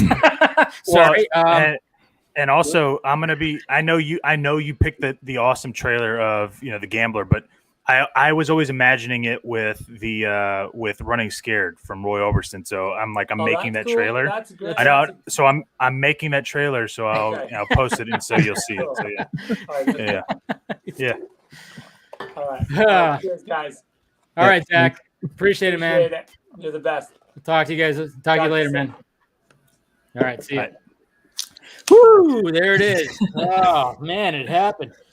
Oh, fucking hell. So, do we all agree there's a time loop? Yeah, I think there's going to be. I think you teased it. Jesus Christ. I still think that the time loop is a red herring. Oh man, I'm leaning into it makes me think it's even more of a red herring. Actually, I was gonna say though, it's too bad it leaves that like his thoughts on this, but I think that what Garza mentioned or was getting at with the Watchmen versus Army comparison was really interesting. Because I think there's a lot of people who can only describe film or talk about film in terms of what exists or like what films have been made already. And so they'll say like, oh yeah, Zach's going to do an opening sequence. And they're like, okay, this is going to be like Watchmen. It's like, no, it's going to be its own thing. Oh, so it's going to be like Dawn of the Dead. It's like, no, Zach, he's just going to do a new opening sequence. Oh, so it's going to be like BVS. It's like, no. Stop trying to say it's going to be like something. And then and you get the same thing with the criticism of the movies. You get like, oh, it's like Aliens, but not as good. It's like, well, or maybe it's its own thing. Or they're like, oh, it's like this, or it's like that. It's like, no, it's. And so I thought his commentary on that was really interesting. Right. Because he was like, I get it, but it's not Watchmen. Yeah, I don't need to do that shit anymore. I'm good. Yeah, like Zach's got like 5 like opening sequence templates that he just like slots new pictures into. He's got a fucking regular template, like, oh, this is my Watchmen template. Okay, cool. Let me just click on that real quick and boom, it's done. It's done for like everything. I mean, that's in a lot of fields, though, Steven. I mean, you see that in sports, too, right? Where it's always like, oh, this is the West Coast offense. This is the such and such offense. Where it's like, no, they're designing something new. Yeah. Well, right. But there's only need so to get many a Tom ways. Brady, or they need to get an Aaron Rodgers, or they need to get it. And it's like, no, how about they need to get someone who runs that system? Like, right. Why does it have to be a. But even then, though, that's counterintuitive, right? Like, that's somebody that's to this quote unquote system where it's like, well, yeah, but if Zach created the Watchmen opening, quote unquote, he can create any other fucking opening. Like, you know what I mean? Like, it's not pertaining to the Watchmen open. And I think a lot of people, I don't know, I don't want to be too judgmental of people like on a personal capabilities level. But I know, like, even for myself, I guess maybe would be the best way to say it. That's what I'm not going to picking on anybody. When I don't know how to do something or can't like figure something out, it's easiest to just copy someone else that did something similar and then just put my own flavor on it. Right. And I do think that you get a lot of that in film. And I don't think it's inherently bad. Like, I think that a lot of the best, like you look at, I saw someone said like Tarantino for perfect example. Yeah, that you have a lot of like in comedy, for example, you have a lot of these legendary like 80s comics who inspired what comedy is today, but you go back and you watch some of their stuff and it's not really as funny as like you might remember it, and it's because our recollection of that is through the filter of all the people that stand on their shoulders. Like Eddie Murphy was funny, sure, but then you've got like generations that have come after him to like copy and reiterate and refine that kind of style. And now when you compare it, you're comparing the trailblazer to the person who just copied and polished, but didn't actually develop the idea. And so it's interesting that you have like, I think it's very fitting for Zack that he's like, no, I make new things. I don't need to copy someone else. Yeah. Or if he does, then it's an intentional homage. But I thought that was really cool. Yeah. We should have asked him about Martin Scorsese. God damn it. Oh, damn it. Yes. I know. There's so many things. Dude, I wanted to ask him about like, when he talked about like, oh yeah, zombies having sex, doing that stuff like that. Is he the only person who has answered that Scorsese question without feeling defensive or offended? Absolutely. I feel like everyone else there's only been a few people. He doesn't know what movies are today. He's only referring to like 90s comic book movies or whatever. And it's like everyone like felt like they had to defend something. And he's like, I don't think he's talking about my movies. You know what? Maybe he is, but I don't think so. I don't imagine he is. Yeah. I don't take offense to that. Oh man. God damn it. I love the fact that he dropped by because I was like, I wasn't sure. He stayed for so long too. Dude, there was like, and he stayed for like an hour, over an hour. Over an hour, yeah. Yeah. And it was just like, and he answered some questions like true. Like when I was asking him about, Warner Brothers, he was like, listen. Yeah, he wanted to go into that relationship. Wow, you're just gonna say that. Yeah, absolutely. Because I knew he wanted to fucking say it. Look at how many times he continued he wanted to continue with the whole. Listen, if you're in a new relationship, like I like your analogy right there too, man. Yeah, I thought that was great. And then Dave is like, "Well, let's change the topic," and he's like, "Well, no, like a relationship." Yeah. There's subtleties, and that's the Dave point. It's like out, and he's like, "No, let's talk about that." Yeah, read the room, Dave. Because it's just that's the way I always look at it. Is like, look, if somebody's in a toxic relationship and you know that they're in a toxic relationship, like you're not going to sit there and be like, hey, but why aren't you giving them a second chance when you're like, motherfucker, I've given them like 5 chances. Like they keep doing this shit. It's not healthy for me. It's not healthy for them. And I don't know why you're even concerned about it. Like you should be happy about me and my new dwellings and my new relationship. Yeah. Like I have the freedom in my new relationship. So like, why are you asking me? Well, are you gonna do this shit like other shit? I think and it's funny because people talk about the Snyder Cut movement as like fans aren't X and fans aren't Y, and I think the reality is that there's a spectrum of, who people are and what they want, and that while you might say like, oh, the fandom or the movement isn't about demanding that we are given something, it's about demanding that like justice is done or whatever. But I think the reality is that there is a section of fans or just of people in general who that is the way they view it as a much more transactional relationship. And so to them, they're like, well, make more. You're the superhero maker. Make more superheroes for me. And that there was some people who weren't really as interested in the artistic integrity or the justice or any of that stuff. And I'm not even pointing fingers at a specific group of people or saying that it's even a sizable group of people, but there are people who it wasn't about Zack or any of that. It was just, I want superheroes that are better than the Justice League that we got in 2017. And so now that we're past that, they're like, well, no, keep doing, I want more. And it's like, well, okay. But meanwhile, there's a lot of people who are like, no, just make something new. Go wherever you're allowed to make things and make it so that I can consume it. I don't care what it is, whatever. It's like when I used to, my favorite sushi place, back when I lived in Chicago, you just tell them like chef special, and then they just give you like, here, you might like to try this. And I was like, awesome. I would have ordered this, but I love it. It's just, that reminds you of Dumb and Dumber. It's like, what's the soup du jour? And they're like, it's a stupid of the day. And you're like, I think I'll have that. That sounds good. I think I'll have that. Yes. That sounds good. I think I'll have it. Yeah. God damn it, Steven. But yeah, I think he was, I don't know if he had been drinking or not. or maybe it was just lack of sleep. But he was very open to the questions. He's had a lot of press in the last couple of weeks, so yeah, he was looking a little tired with how long he talked. Given like, because it was a week ago or so where he did an interview where they were making fun of how many interviews he's been doing. And I was like, okay, we're at the tail end now, probably. And then there was like 5 more podcasts and 10 more articles. And now he's like, oh, yeah. And we did this thing for Men's Health, which, by the way, is a great spot for him. Yeah. And he's going to be on Colbert. It's like, whoa. Well, I mean, he did. I think he recorded that like a couple of weeks ago. I think they like pre-recorded, of course, that. But yeah, no, he's been like fucking just nonstop for 2 straight weeks. So I mean, if anybody's wondering, a lot of people were like, a lot of people I saw the chat were like, he seems tired. And I was like, yeah, I mean, come on, the guy's been promoting his movie for fucking 2.5 weeks, 2 weeks at least, so yeah. But I love the fact that he was just like, hey, he came on here and he was just shooting the shit. It was like an interview where he didn't need to be like, I need to be in, in the fucking volume or the whatever the hell they call it. What is it? The volume? Volume. Yeah. How crazy would it be though if he showed up in the volume? I know. I always want to call it the dome. I thought it was. I don't know why I want to call it the dome. But man, but did you like my gaslighting on Steven? I fucking. Oh yeah. I knew you were going to lead to that. I knew you were going to lead. And of course, he goes, there are limitations. And but he didn't say them. Yeah, I would have been like, well, we'll name him. He said, you didn't give him a chance. Because then he started talking about 300 and how you can move laterally, but not vertically on screen. I was like, that's what I told Garza, but I don't make a habit out of going. I know everything I said. You're right. I know. So. I do. Oh, look at that. We got Garza say you're wrong.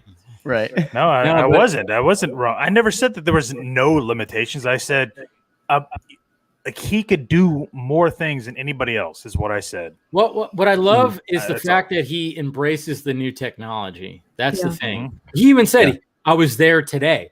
So he's the fact that he's like playing around with it, he's stress testing it to be like the example that he gave of like interacting with it, like where if you throw a rock, to be able to have the rock continue. So that's exactly what he's doing. He's trying to figure out how do I cheat? Because he's talking about what we were saying was you can feel that it's on a stage because there's a point where they're clearly avoiding, and so how do you fudge that line? There's a point in 300. It's right when the soldiers, the Persian army is charging, right, and you see them in the background, and they're all charging, and it's when they come above the rock, and they're like right before they're about to like meet with the Spartans.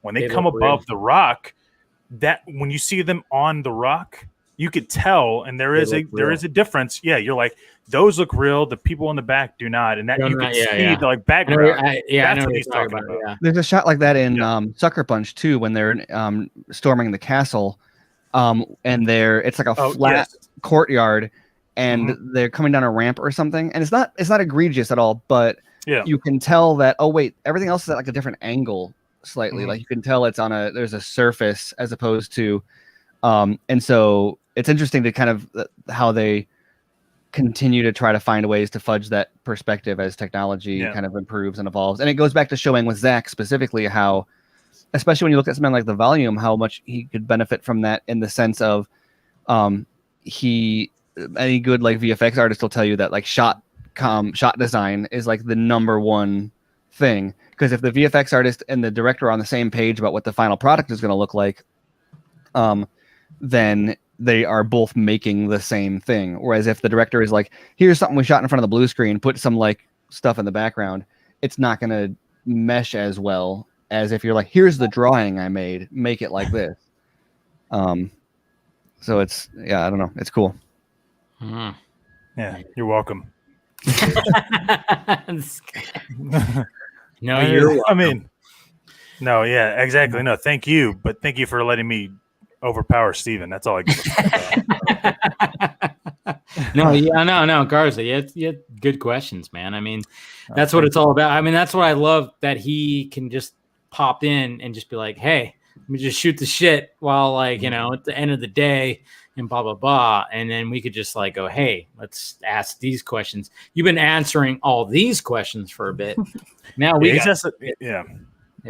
legit fucking questions. Like, dude, listen, Dieter, he did, like he said, Dieter. Yeah. I mean, yeah, like how he mentioned, like he brought that up. It was like, well, if you don't see them die, then it's like, yes. Well, he implied and- later and- on that he Yeah. wasn't safe. Okay, and see, with you know, Nora, But this Same is thing the, with Nora. keep in mind though. God Keep in damn mind it, this I'm is the gonna same guy who teased the Kryptonian pod for a decade before but- revealing like a month or two ago, like, yeah, I'm actually really not sure who's in. I know no. True. I he mean, is, what's but funny, he doesn't know if he's ever going to show.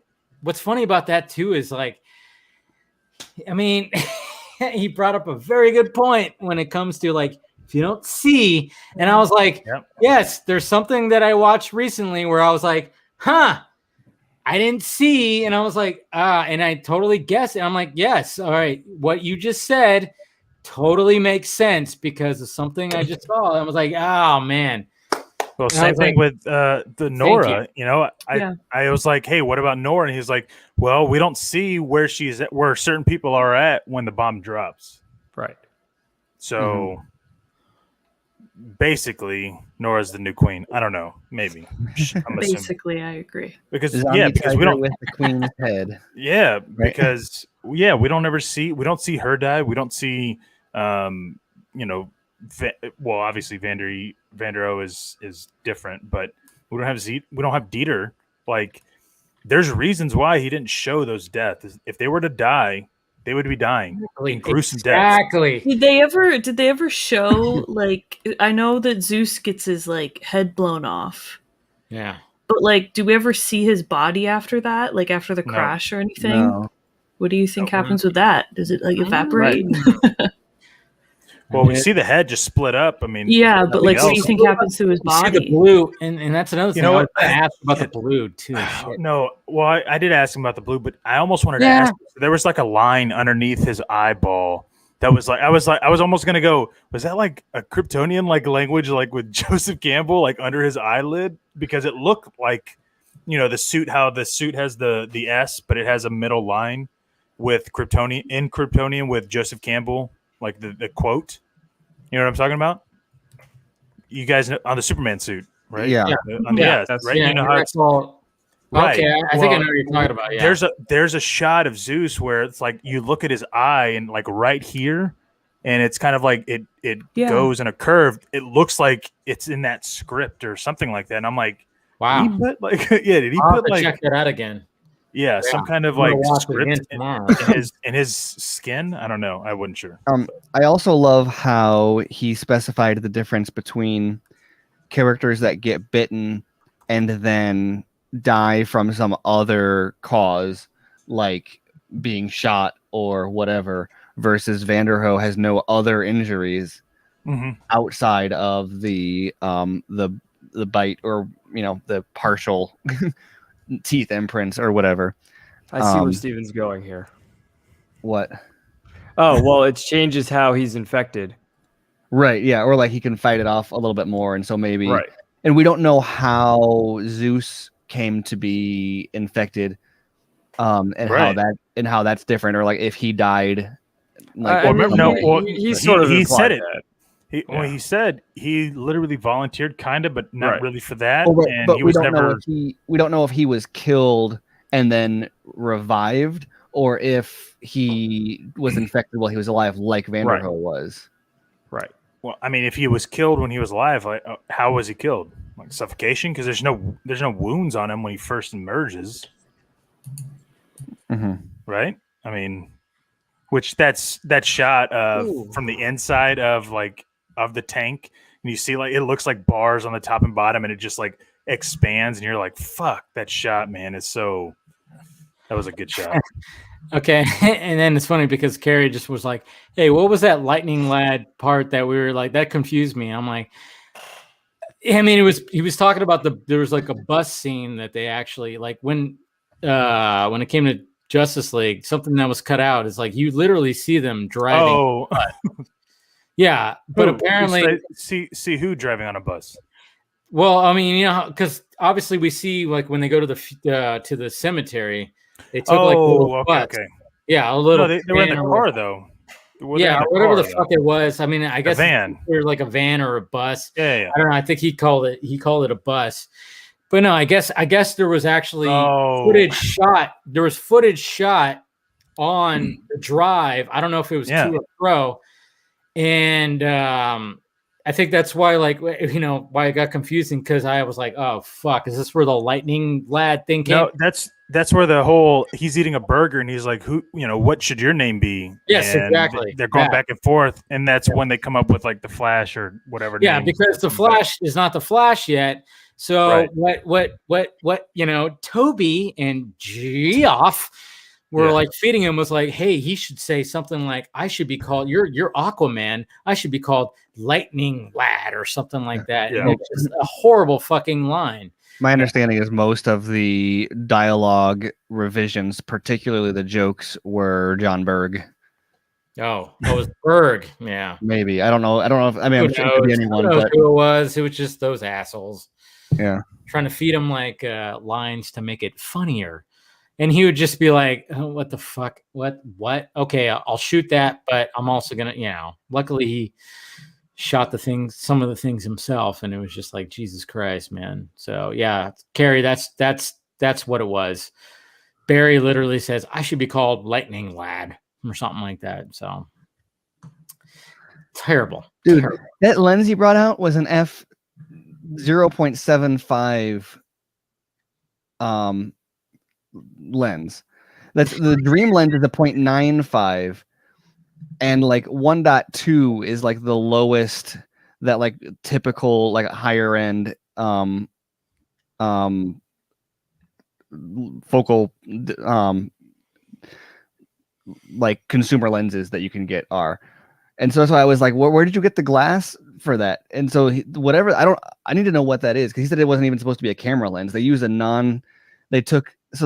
going to have an even crazier effect than the Dream lens did in the movie, the one that he was showing us on the stream. That was insane. And sorry, I love that.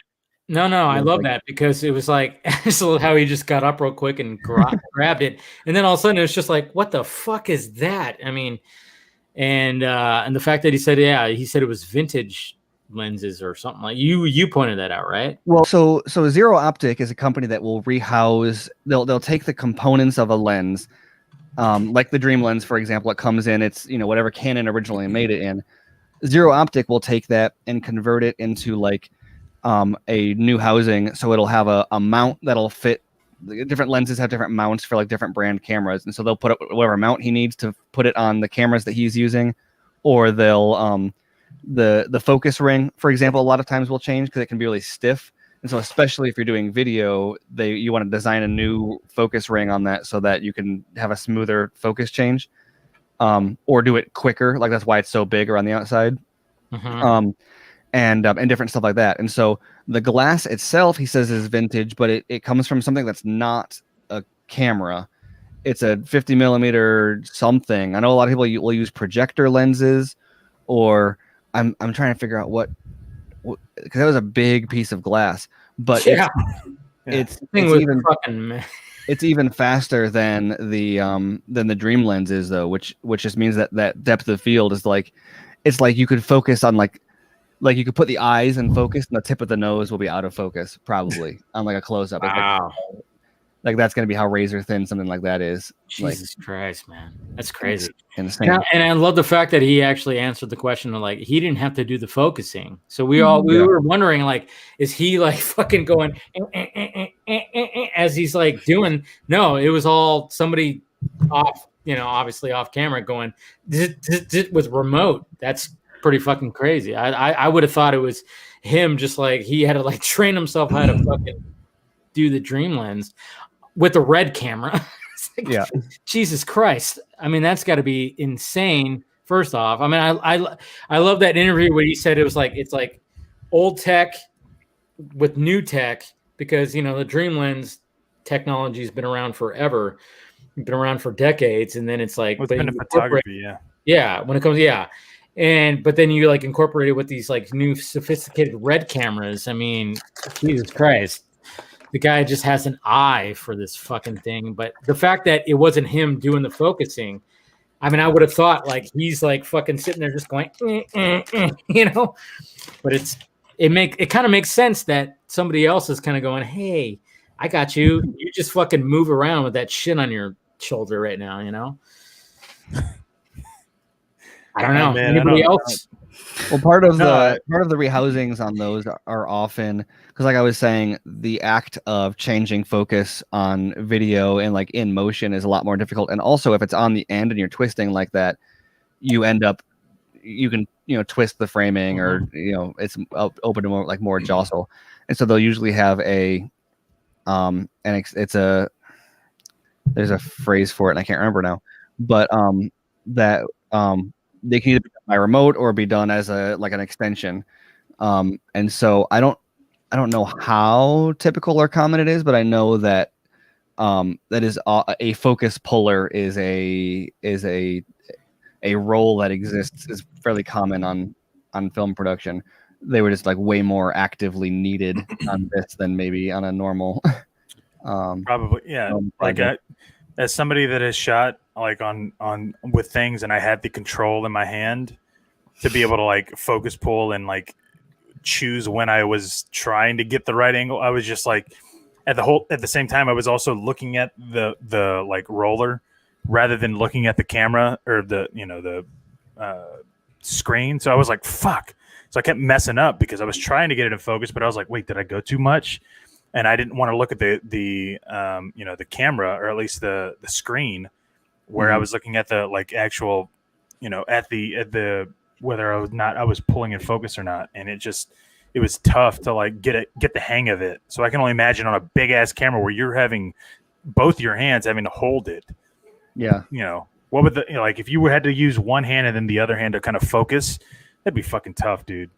Yeah. Like, so. No, it makes sense. And I think like when we talked about this too, I mean, like, I don't know if like when you actually see behind the scenes footage of him, and I mean, it does look like he's just holding it. And then it was kind of like, I remember just kind of thinking like, is there something that he's doing like, within, I mean, it didn't seem like, he was actually going or something like that. So it does make sense. Like somebody off camera was like, all right, I got you. We're going to fucking handle this. So yeah.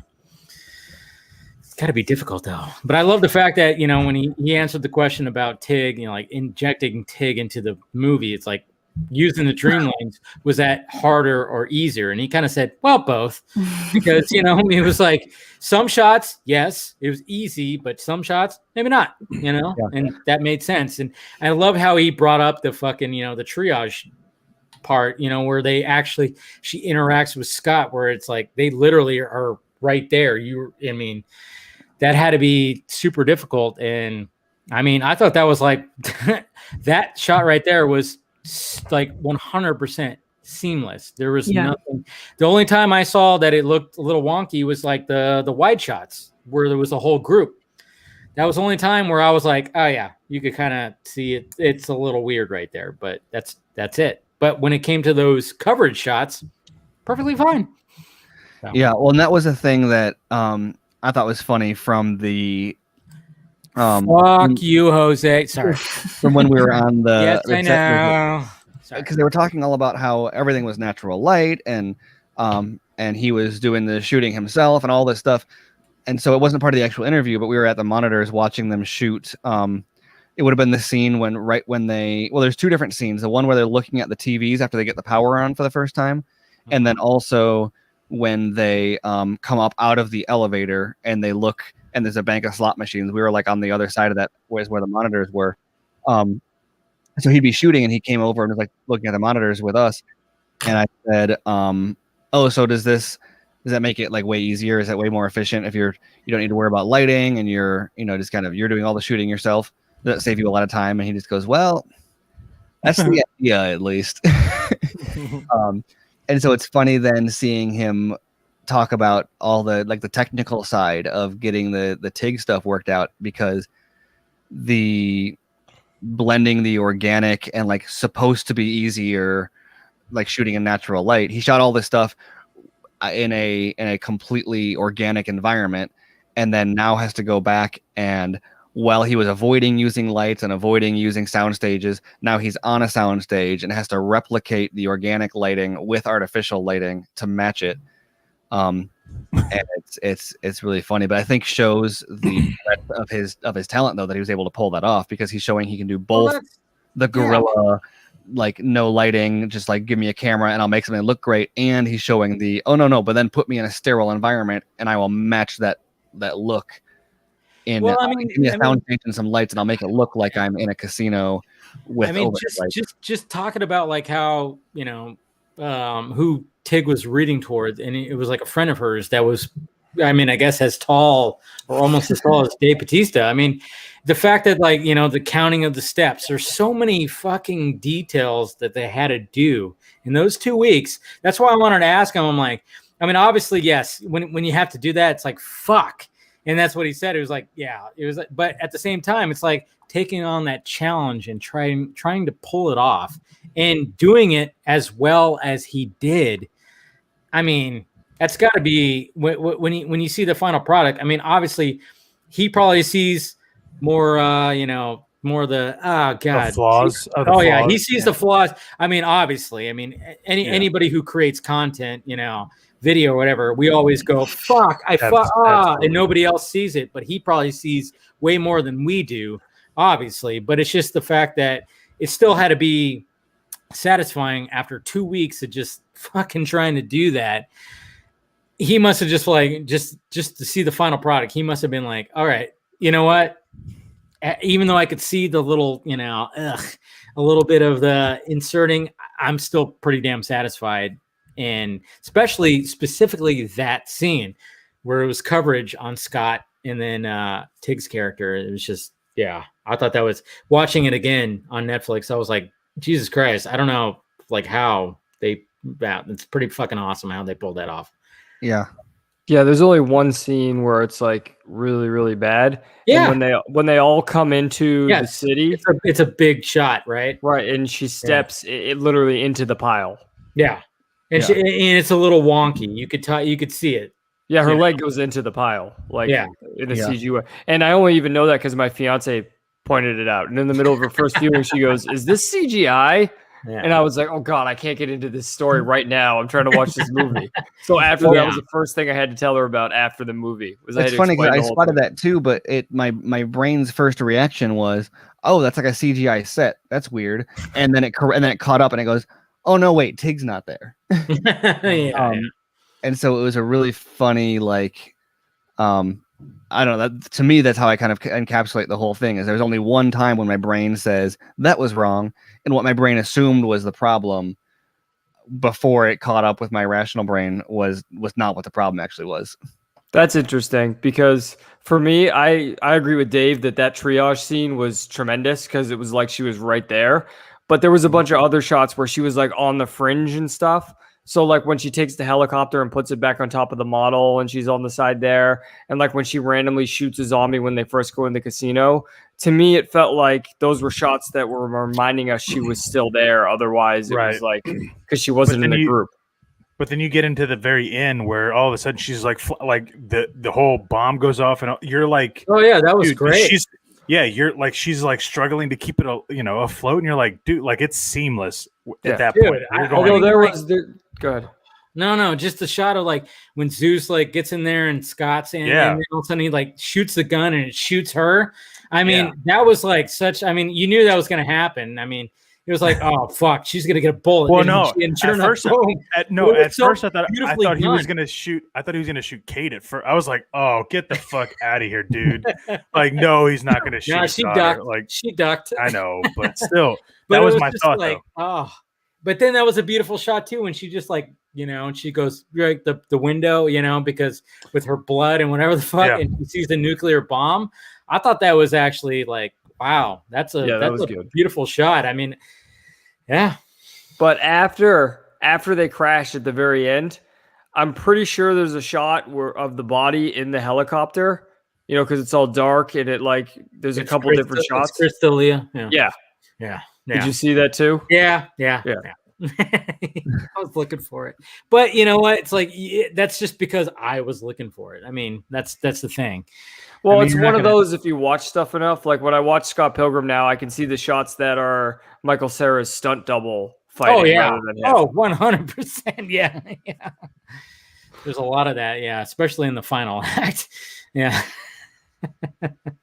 Oh man. God, I love that movie, Scott Pilgrim. Sorry. I thought what was more, and I think we talked about that. I think we talked about it a little bit last week, but to me, what was more obvious than the visual was that her voice projection didn't always match the environment. Yeah. That like depending on the amount of people or the ambient noise or whatever, she would be like the very first scene where they meet her. Which I thought was like a 99% fine, but it's like she's like yelling a little bit more than they are, but also like her voice isn't quite as loud. It just feels like they didn't shoot them together, but it doesn't look like they didn't shoot them together, if that makes sense. And so that you can't quite put your finger on what's wrong, and that's common enough in movies just because they will do stuff like that with reshoots. It's just not always character replacement, that it's like a little bit wonky, but your brain doesn't always like connect the dots between like what's not right about it. Maybe that's why I had such a problem with her performance, though, because I mean, as I said previously, it was kind of felt like she was doing stand up to me. So maybe that's why. Maybe that's why my brain's connecting it in that way. Yeah, there's another scene where her voice is weird too. It's right when Valentine shows up and she tells everyone to get behind the car. Yep, that doesn't match either. That's very. That's one of the acting that I felt like I didn't like. So maybe it's the voice. Exactly. Well, because remember, everyone else is on an actual set reacting to either an actor or someone in a green screen suit or whatever, but they're all playing off each other. And then they're like, okay, a tiger jumps up and you tell everyone to get behind the car. And she's just by herself on set. And she's like, get behind the car, get behind the car. Like, how does she know how to play to the audience? Like so it's, little stuff like that is what I picked up the most. But, you know, it's so funny though to like, well, we're nitpicking these little tiny aspects to compare to like Justice League couldn't get a mustache, right? Exactly. They added a whole fucking person and they couldn't even get a mustache. Or like even insert shots of like you have Jason Momoa or Ezra Miller or Ben Affleck even, where it's like, okay, so they say a line, camera cuts away, camera comes back, and it's like different colors, different haircut, like. Well, and then there's even like shots too, where like, you know, they have Ben Affleck and Gal in the same shot, but they're like their eyes are not lined up at all, and it's like how, I mean, Jesus Christ, I mean. Not to defend anyone, but don't you think it's partially an issue of time with that movie? I mean, reshoots were in July and they released it in November. You know what? I will give that because there was that's their own fucking fault. Yeah, exactly. I'm not defending anyone. I'm explaining. No. Not a pitchfork. I get that. I get that. And I feel bad for the VFX. Yes. You know, companies that try to pull that off, they fucking, you know, they probably went, hey, we tried our best, and Warner Brothers is like, that's good enough for us. As long as we get our fucking paychecks, our fucking bonuses, we're good. You know, there's multiple levels too, where you look at like what happened was this thing happened with Delia, and Snyder said we've got to do something about this, and then he got the budget he needed, he got the replacement actor, and then I'm pretty sure. I haven't sure if they've said this is exactly why, but it's been heavily implied that that is a large reason for why it was delayed, if they haven't explicitly said that. And so that is multiple levels of production being on the same page and working together to make this happen. Whereas like with Justice League, yeah, sure, you could knock Whedon, you could knock the VFX team or whatever, but I think the bottom line is that from top to bottom, you didn't have that same thing. Whedon was shooting with a different camera. He was working with actors at a different time. He didn't have the attention to detail to say, let's fix your hair, let's fix your whatever to match. The color grading, you know, didn't take the time. Like there's quality control issues. And so, and they could have delayed it to make it work. Like there's so many different levels where with Army of the Dead, Zack said, let's change it. Netflix said, okay, here's some money. Tig came in. Zack said, it wasn't even here's some money. Perfectly. It was under budget. And he was under budget, dude. And he put the work in to make sure he matched the lighting, you know. And so there's multiple levels here, and so it's not strictly just WB is stupid so much as like where is that same chain of cooperation on what happened with Justice League. So like maybe they could have produced the same level of quality given time, given funding, given whatever. But the fact of the matter is they didn't do what they needed to do to make that work, which I guess is fortunate in our case, because it resulted in a product that caused the domino effect that ended up with the Snyder Cut. If they had done a good job of it, maybe that wouldn't have happened in the same way or as fast. But yeah, it's crazy just kind of comparing the two, especially considering like Snyder was directly individually responsible for way more of what happened here. Like with Justice League, there's a whole team of people doing rewrites and reshoots and stuff, whereas him, it's like just him and Tig and a camera doing reshoots. I mean, but it just kind of shows you right there. It's like, yeah, just him and Tig. And the fact that most of the time, like 90, what would you say, like 95% of the time, 90% of the time, you don't notice it? I mean, yeah. I mean, well, and when I do notice it, it's fleeting. There's never a moment where I'm staring at her like that's wrong. There was never a moment of like Luke Skywalker in The Mandalorian. Superman. No. What's wrong with Superman? They reveal it, and then it just sits there on the screen, and you're looking at it thinking this is wrong, this is wrong, this is wrong, and it stays. Whereas with Tig, it'd be like there's a glimpse, and I'm like, something's not. Oh no, okay, now it's good again. Yeah, I agree. Like, yeah.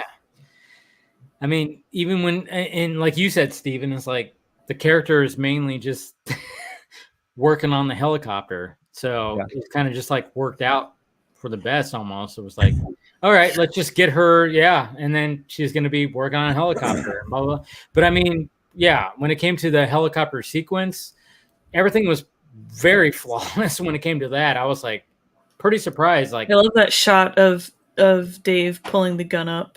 Yes. And that was beautiful. Yeah. I mean, rewatching it again, I was like, wow, they like that helicopter sequence when she comes back. And again, and that was one of the things I actually wanted to ask Zach. I'm like, man, you really did. You were not kidding about the tropes of the tropiest tropes of, because that's a trope too, is like you get to the rooftop. Oh, the helicopter's not here. Fuck. And then all of a sudden it shows up and it's like, yes.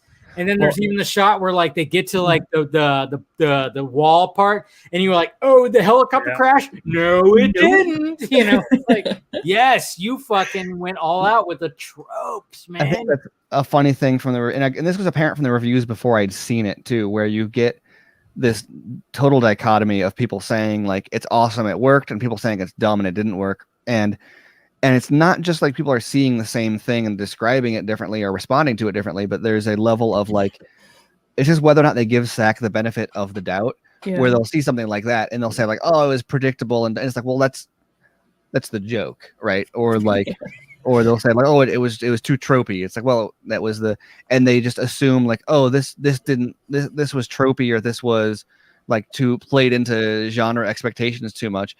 And they'll say, look, they'll even say like, if he was aping the genre, that would be one thing, but the self-seriousness here betrays the whatever. And it's like, well, no, literally he was aping it, and you're just not giving him, like, you're saying this would be great if he was doing what he has said he was doing, and then just assuming on his behalf that he wasn't intentionally doing that, and therefore it's unintentionally hilarious, and therefore not hilarious. And it's like, well, you just did so much work to invalidate something that you had like an authentic reaction to. Like, why?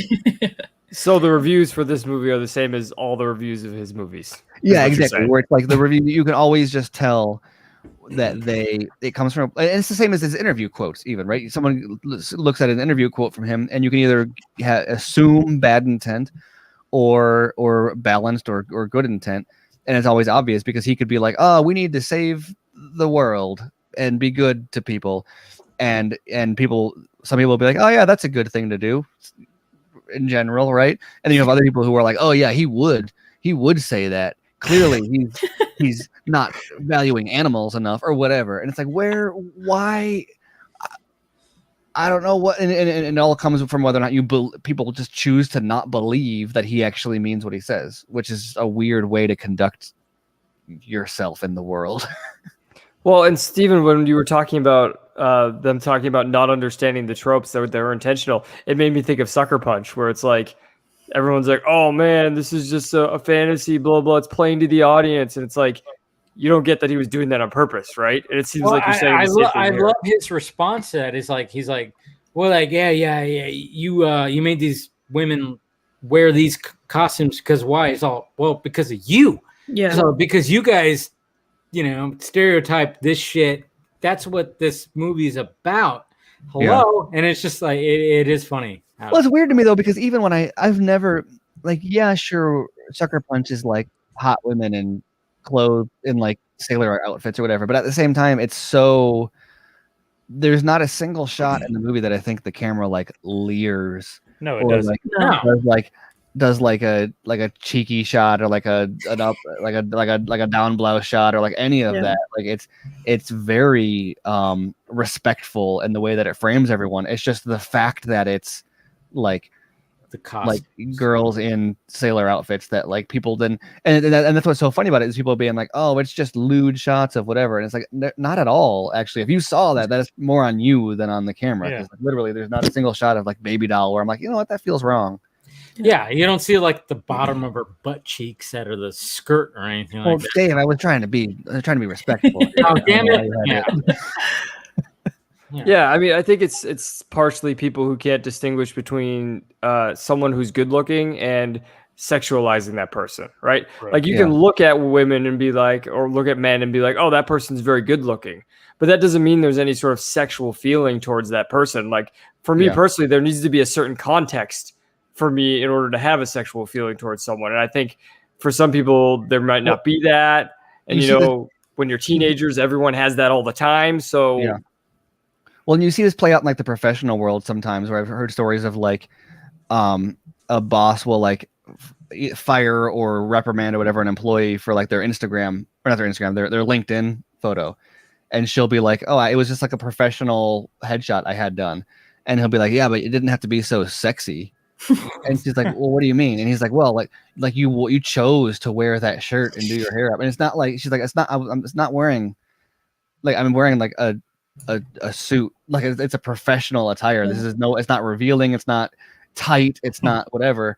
And really when you break down the scenario, it's like, oh no, you're just attracted to her and like mad that she is attractive as if she's like wielding that against you. Yeah. Like she's not sexualizing herself. You're sexualizing her and then getting mad at her for the fact that you were projecting your sexual feelings onto her. Like that's exactly what you have to do with Sucker Punch. Well, and that's exactly what you described the reviews for Army of the Dead doing too. Yeah. It's crazy. That's the same. It's crazy. It's the same cycle over and over again. I haven't even read the reviews. That's the first I've heard of the reviews, Stevens, because I don't need to fill my head with that anymore. Like, what's the point? Yeah, and I'm very like I talk about it, but like obviously it kind of washes over me for the most part. But I'm always very curious about how people think, and so I have to kind of read the two sides there. And that's always specifically with this one more so than like a lot more people assume bad intent with like his comic book stuff. But with this one, it was very much a clear case of like you would have two reviews and someone would say, oh, it's too self-serious. And then someone else would say, he's not taking himself seriously at all. And it's like, why? How can two people watch this and someone say he takes himself too seriously and someone else says he doesn't? And the difference is that he is ironically taking it seriously, which is therefore not taking it seriously. And people just assume that he's like too dense to realize there's comedy in that. And it's just a bad assumption on their part. Which is hilarious because it means that therefore like they didn't actually dislike the movie. They just disliked him and made an assumption about his abilities or intent based on their opinion of him. And then that filtered the entire impression of the movie. And it's like, that's not fair. Crazy. Man, I tell you, these people that look at him like that, it's terrible. Such a good dude. Anyways, I think we could probably wrap it up unless we have anything else to say about Army of the Dead that we picked apart, that we are like, I mean, obviously we just talked for an hour with the director. So I think we, we picked it apart pretty good. And I love the fact that he was just like, yeah, let's talk spoilers. Fuck it. Let's talk about spoilers. Because I was kind of wondering when it was wondering if he was going to show up or not, I'm like, is he going to want to talk about spoilers? Because it just landed on Netflix, like not even 24 hours ago, almost 24 hours ago. But I was like, kind of wondering, is he going to want to like talk? He was totally. But then I remember it's Zack Snyder. I mean, he's been spoiling his Justice League for like 2.5 years. I'm like, of course he's going to want to talk about it. Yeah. Stupid. I think I saw a Jay Oliva tweet where it was about the Las Vegas series. And he was like, he's directing some of those. Yes. Yeah. And he was like, I can't say things because they're spoilers, besides the things that Snyder has been saying. Yes. I mean, well, and I got that too when I interviewed Citron earlier this week and asked him a bunch of stuff about Zeus and got a lot of like I can't say much, but yeah, you may learn more about that in the animated series. So yeah, and I think that's what I said last week is I feel like the animated series is going to be the real like lore dump of the franchise. Nice. Which I think is smart because it's you have movies like the shared universes that try to start with like the Dark Universe or what are some of the other ones that like had like 1 or 2 installments and then exploded, and it's because like the Mummy and whatever showed up, and you watch it and it's like they're trying to get all the lore out in this first movie. Like imagine if this movie had been like, well look, there's the aliens and there's the zombies, and it's like, okay, no, already people are out, like that's just way too much of a lore dump. And instead they're like, wait, what the fuck is with those sparking zombies, and why are that area, and now people want to know the information, and then they're going to come along with a later installment that says here's your burning questions, instead of like expecting people to just consume it from the get-go, which that's like what Iron Man did, really, although I don't know how much that was reverse engineered, but that was reverse engineered, totally reverse. Right, but I'm saying that the movie didn't prioritize, like Iron Man 1 was not Iron Man 2 because they didn't care about explaining all the stuff behind it, whereas Iron Man 2 was like, here's all these connections, like out the gate. I think the craziest thing to me about Army is the robot zombies. Because like I get like the whole like alphas and the infection and the alien and all this stuff, but then it's like, oh yeah, let's also add robot zombies. And you're just like, what? Like who's like, just add that in? Yeah. That is the most like questionable part. Well, and how much of that was like, there's parts of me that wonder how much of that was just done in post, because there's nothing about the zombies that I can see, at least, that when you see them that says robot zombie, except for when they get hit. Well, and there's like sparks and stuff. Dude, I'm telling you, Blythe Tanaka knows way more what is happening than we actually saw. I'm just saying that is my thing. Is like he knows way more that what's happening, and I almost think like, yeah, he seems like the bad guy. He seems like the what's her name from Suicide Squad, that I'm like, Amanda Waller. Yes, Amanda Waller. Too much bourbon. Who, like she just obviously like he knows a lot more than what we are actually given. And the fact of the matter is like, yeah, I think he's going to play a pivotal part when it comes to sequels and maybe even prequels. I don't know. We'll see what happens. Well, I would assume he would be in the Las Vegas series. Yeah, he's got to be. Well, I mean, I asked him, I said, do we see him sending other people in there? Yeah. Yeah. He didn't say, but he was time loop. Jesus Christ. He was evasive with that. Yeah, he was like, well, they like he didn't say other teams. He was like, well, they get a certain distance and then they get another distance. Yeah. Dude, I'm telling you, and that's why I brought up the video game concept. I'm like, it's not a video game concept, is it? He's all, I will give you that. It's not that. I'm like, thank God it's not that. All right, cool.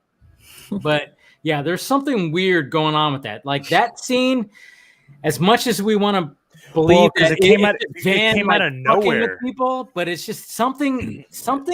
When I watched it for the second time, Van does not start explaining it until Dieter is actually looking and going, "What the fuck?" Well, no, it just comes out of nowhere. Like even when they're, because I remember when I first saw it, I was like, "Whoa!" That's also why, because Dieter is like, Van is the confident, like I know what's going on one, and Dieter is like the one that's like it's all foreign to him, and he's not sure, he's scared of the zombies and whatever. And so you see the way like maybe this is just my personality type, but like when I'm in a situation like that where I'm like, oh yeah, I know this world, I'm comfortable with this world, and I've got someone else who's skittish, I'll feed them bullshit. Like Garza, you're like this, I'm sure. Yes. Like you feed bullshit like just to fuck with them and be like, oh yeah, no, those are the acid zombies. Don't touch them. They're gonna. It's like there's acid zombies. Like no, fuck, dude, I'm just, whatever. And so I get that very much when he's like, oh no, it's a cycle of death and rebirth, and then the boom timed with the explosion to me is like the punchline of like that's the jump scare to Dieter of like, I'm fucking with you, dude. Like you're not in a fucking time loop. You're in a basement of a casino. Go open the fucking door. Yeah, I know, and I agree. It's completely explainable that way. I agree, but that's also what would make it a good twist, especially when he's the one saying it and he had the ironic twist at the end. It could work on multiple levels is my thing. I'm not sold on. I'm going over the top with the time loop to be funny, but he is teasing it to leave it open. You know what I mean? Yeah, I know, but I love it. I love that. And I think at a recent interview, he was like, well, is Tanaka like, is he the devil or is he God or something like that? Like somebody asked about that and he said that. And I'm like, oh man, is he going to incorporate that aspect into the story too? I mean, we already got aliens, zombies. It's like, we're going to incorporate like devil and God fucking shit. I mean, well, it is Zack Snyder. Don't forget, Tanaka was the one who explicitly said Gamora. Yes. Remember? Yeah. And God punished Gamora, right? Sodom and Gomorrah. Dude, I mean, he's combining so many different things. He's like, you know what? I got to fucking do something way different. And it's like, holy shit. He's just taking everything that you can. And it's like aliens. By the way, when Zeus goes and gets the queen's body, I think that's when it is, and he comes back, you can see a mural on the side of the Olympus that what the press notes say is that it tells the story of Zeus, which I don't know how intentional it is, or if they meant like Zeus, like the god Zeus or whatever. But just so people know, if you want to go and try to pick something apart, there are murals on the side of the Olympus that are like relevant to Zeus's arc. That's a good place to go pick out behind the scenes details. And Dave, when you're talking about the aliens, like there's like so many levels of possible conflict now too. Like, were the aliens trying to like put an infection on Earth to take over the planet? And then like, what's he talking about what's going on the other side of the world? Is there, conflicts between nations? So there's many possible levels this could even go to depending on how long the franchise goes. Exactly. Yeah. That's intriguing too when he talked about that. Well, no, but like, I mean, and that's what's like creepy about like, and I love the fact that, what we're dealing with now with the pandemic and UFOs and stuff like that. I had to bring that up because I was like, dude, what the fuck? I mean, we're literally like we're relieving from this pandemic we've been dealing with for over a year. And then now we're talking about UFOs. And literally, this is all in your movie that you shot in 2019, early 2019. What the fuck? It's crazy. Holy shit. Did you hear that? Yeah, what was that? I have no idea. I think it was somebody hitting the speed bump really hard. That's right there. I literally in my apartment, there's a speed bump right there. And somebody with a truck hit it a little too harder than they should have. Somebody was not, the plumber was hitting up. Me too. The plumber was going to hit you up. Fucking plumber. Jesus Christ. Yeah. Never going to live that down. I love that. No. Zeke the plumber? No, he was a dick, dude. But also, you were also a dick to him first, so I can understand his. Whoa! I know, because when I heard you say what I heard you say, because you were like, "Well, how long are you gonna beat her?" It was something, and I was like, "That's not how you should have gone." Dude! He showed up at 6 o'clock. I know he did. And I know, but I'm telling you that there was a better way to handle that to where he wouldn't have responded that way. Okay, I'll give you that. But at the same time, it's like, hey. You're showing up at 6 o'clock at night. Come on. Yeah. This is someone in Texas. Wrong hand. Someone in Texas trying to explain to someone in California how to talk to someone. You're not going to understand each other. I know. Dave did the California thing. The guy showed up at 6. That's a California move. You turn around and you're a dick to him because he showed up at 6. That's how it works. I know. See, and that's what's so weird about. Like, I'm the kind of person I'd open the door and be like, "Listen, I get that you're here at 6. I don't want it to be weird or anything, but I'm during in the middle of a show, so like, good, all right, cool." Yeah, but if you did that, I'm telling you, Garza, he would not have still reacted. I know. See, well, right, and you know what? And then I would have been like this. Hey, but also, there's no reason to be a dick. Like, you don't have to be an asshole. And I'm only saying that right now. I'm saying it quietly because I'm live right now. So if you react anyway, guess what? They're gonna think you're a dick, not me, because they can't hear me. Cool. Good. All right. Cool. I'm gonna go back. So what is he gonna say? He's already knows that if he says anything on his end, it's gonna be heard. You know what I mean? Like, yeah. Listen, but then that's gonna make him be a bigger dick, dude. Like that's how it works in California. I know, and that'd be cool. And I'd be like this: "Hey, listen, man, I appreciate you stopping by. You couldn't fucking fix anything. Get the fuck out." All right. And then I'd look like I'm the fucking badass. Like, hey, I kicked him out. He was a dickhead. I don't care. Like, dude, I don't know. Maybe it's a thing here in Texas. Like, if I open a door for somebody, regardless if it's male or female, doesn't matter. If I open the door and they just walk through, and that's it, like they just walk through because that happens. I'm like, fucking Northerners. I know you're not from the fucking South because guess what? If I was holding the door open, you would have been like, hey, thank you. I appreciate it. Like, dude. That's just common courtesy, right? That's a human being, like being like, hey, you know what? Thanks for doing that. But no, them Northerners, I don't know what the fuck is problem with you, Meg. But you guys just never. I always say thank you. Yeah, no. I always say thank you. Michigan. Michigan's different. Don't. Yeah, no. Midwest, we know our door etiquette. Yeah. Talk about like maybe East Coast. Maybe it's New York shit. Then yeah, it's New York, New England stuff. Coast, yeah. The further north you go, the more you get that. Yeah. This is what's great about this country. I mean, all the states are different, you know. Yeah, I know. That's the way it is. I mean, we're all get it, unique in our own fucking But definitely unique. I don't get y'all sometimes, man. I think I just got so pissed that it was like, really? He's showing up now. And it was just kind of like, oh fuck, man. And then all of a sudden it was like, you know, when he walked in, he literally saw the lights. I mean, I literally had a light like right where the door is. And it was just like, he goes, wow, you really are doing something. I was like, yes. Like, I would have been like this. Hey, how about, you know what? Come here. Like, come here real quick. I know. I should have put him on the show and be like, hey, guys. Like, listen, just so you know it's not a skit, this is live.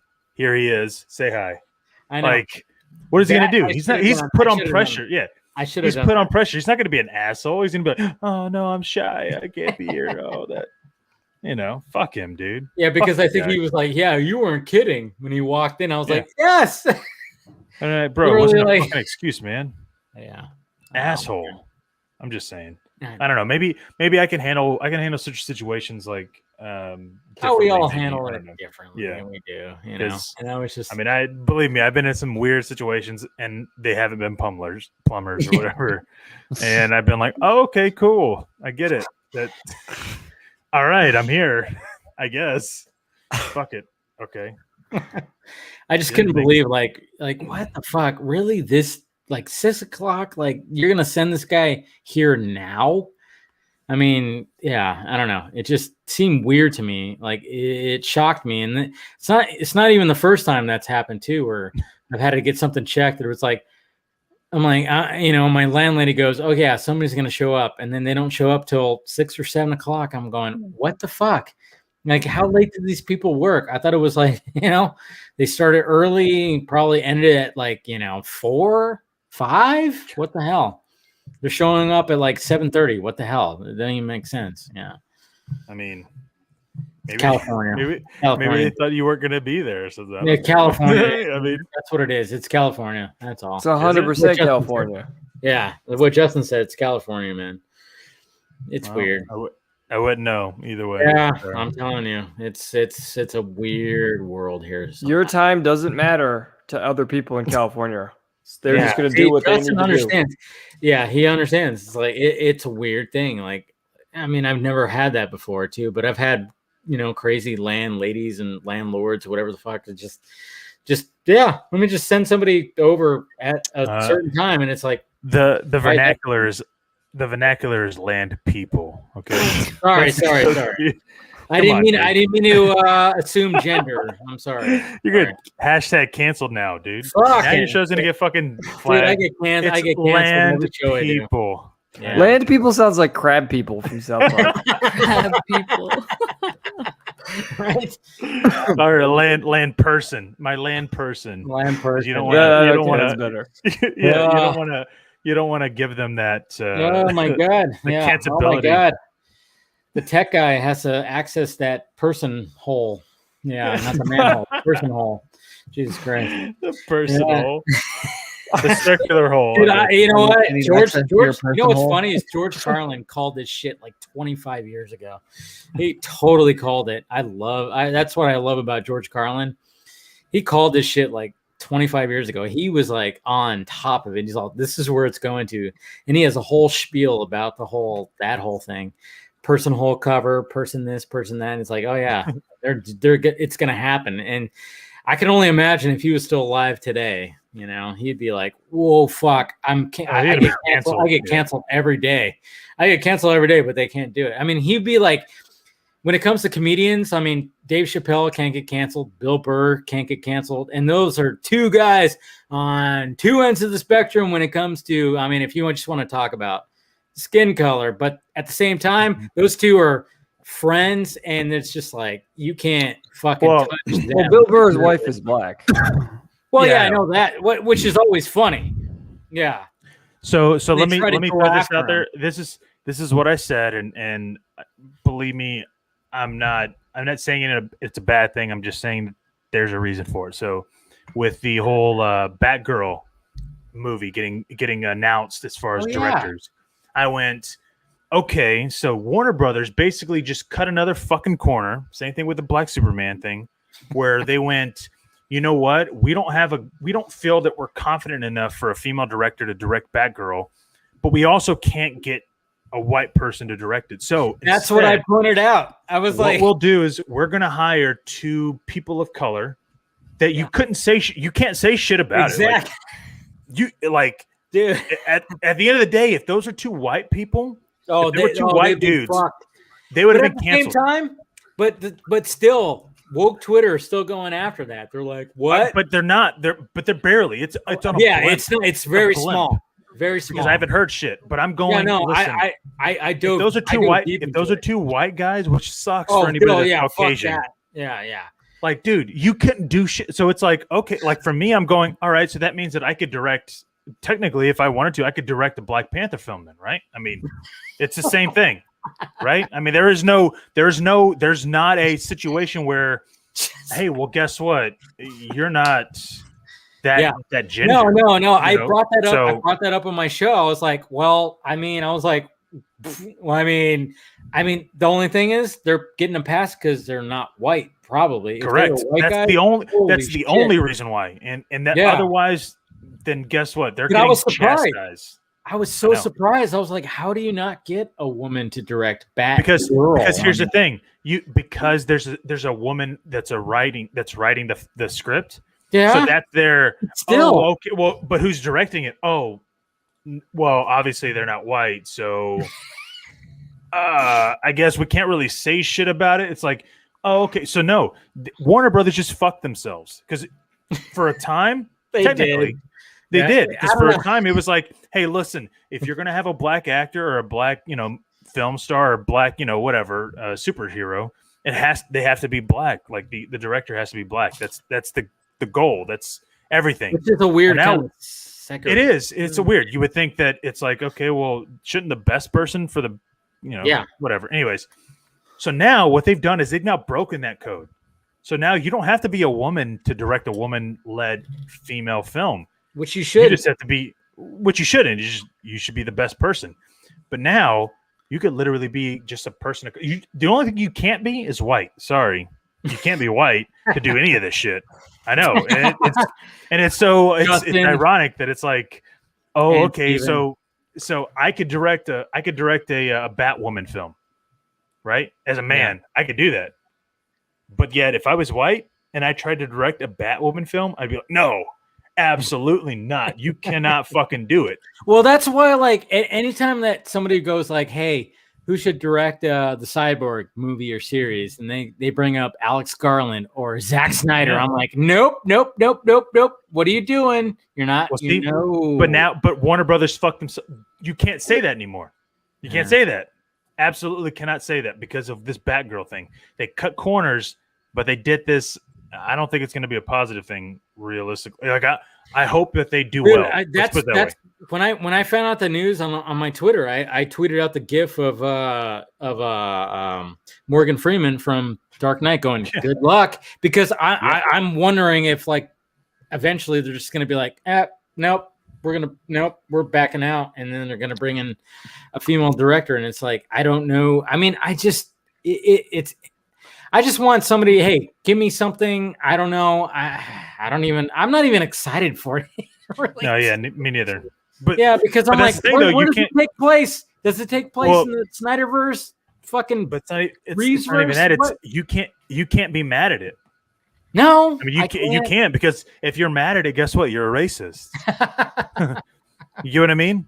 Yeah, like I know. That's it. I get it. That's where we're at now, and it's not even well, if okay, well they're not women. Yeah, but they're not white. So sorry. It's such a weird thing. It's such a weird thing. Like Meg, what do you think about it? Being the only woman on the panel. I mean, I'm sorry I had to tear you down. How dare you? Whatever, avoiding the conversation. Yeah, she doesn't even my toys. Yeah.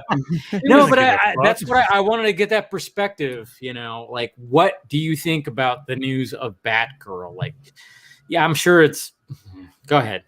I'm excited for it, but like I don't really think it's gonna happen, to be honest. See, I'm with you on that. That's why I really want a Batgirl movie. Like Barbara Gordon is like one of like the coolest iterations of like she is the coolest iteration of Batgirl.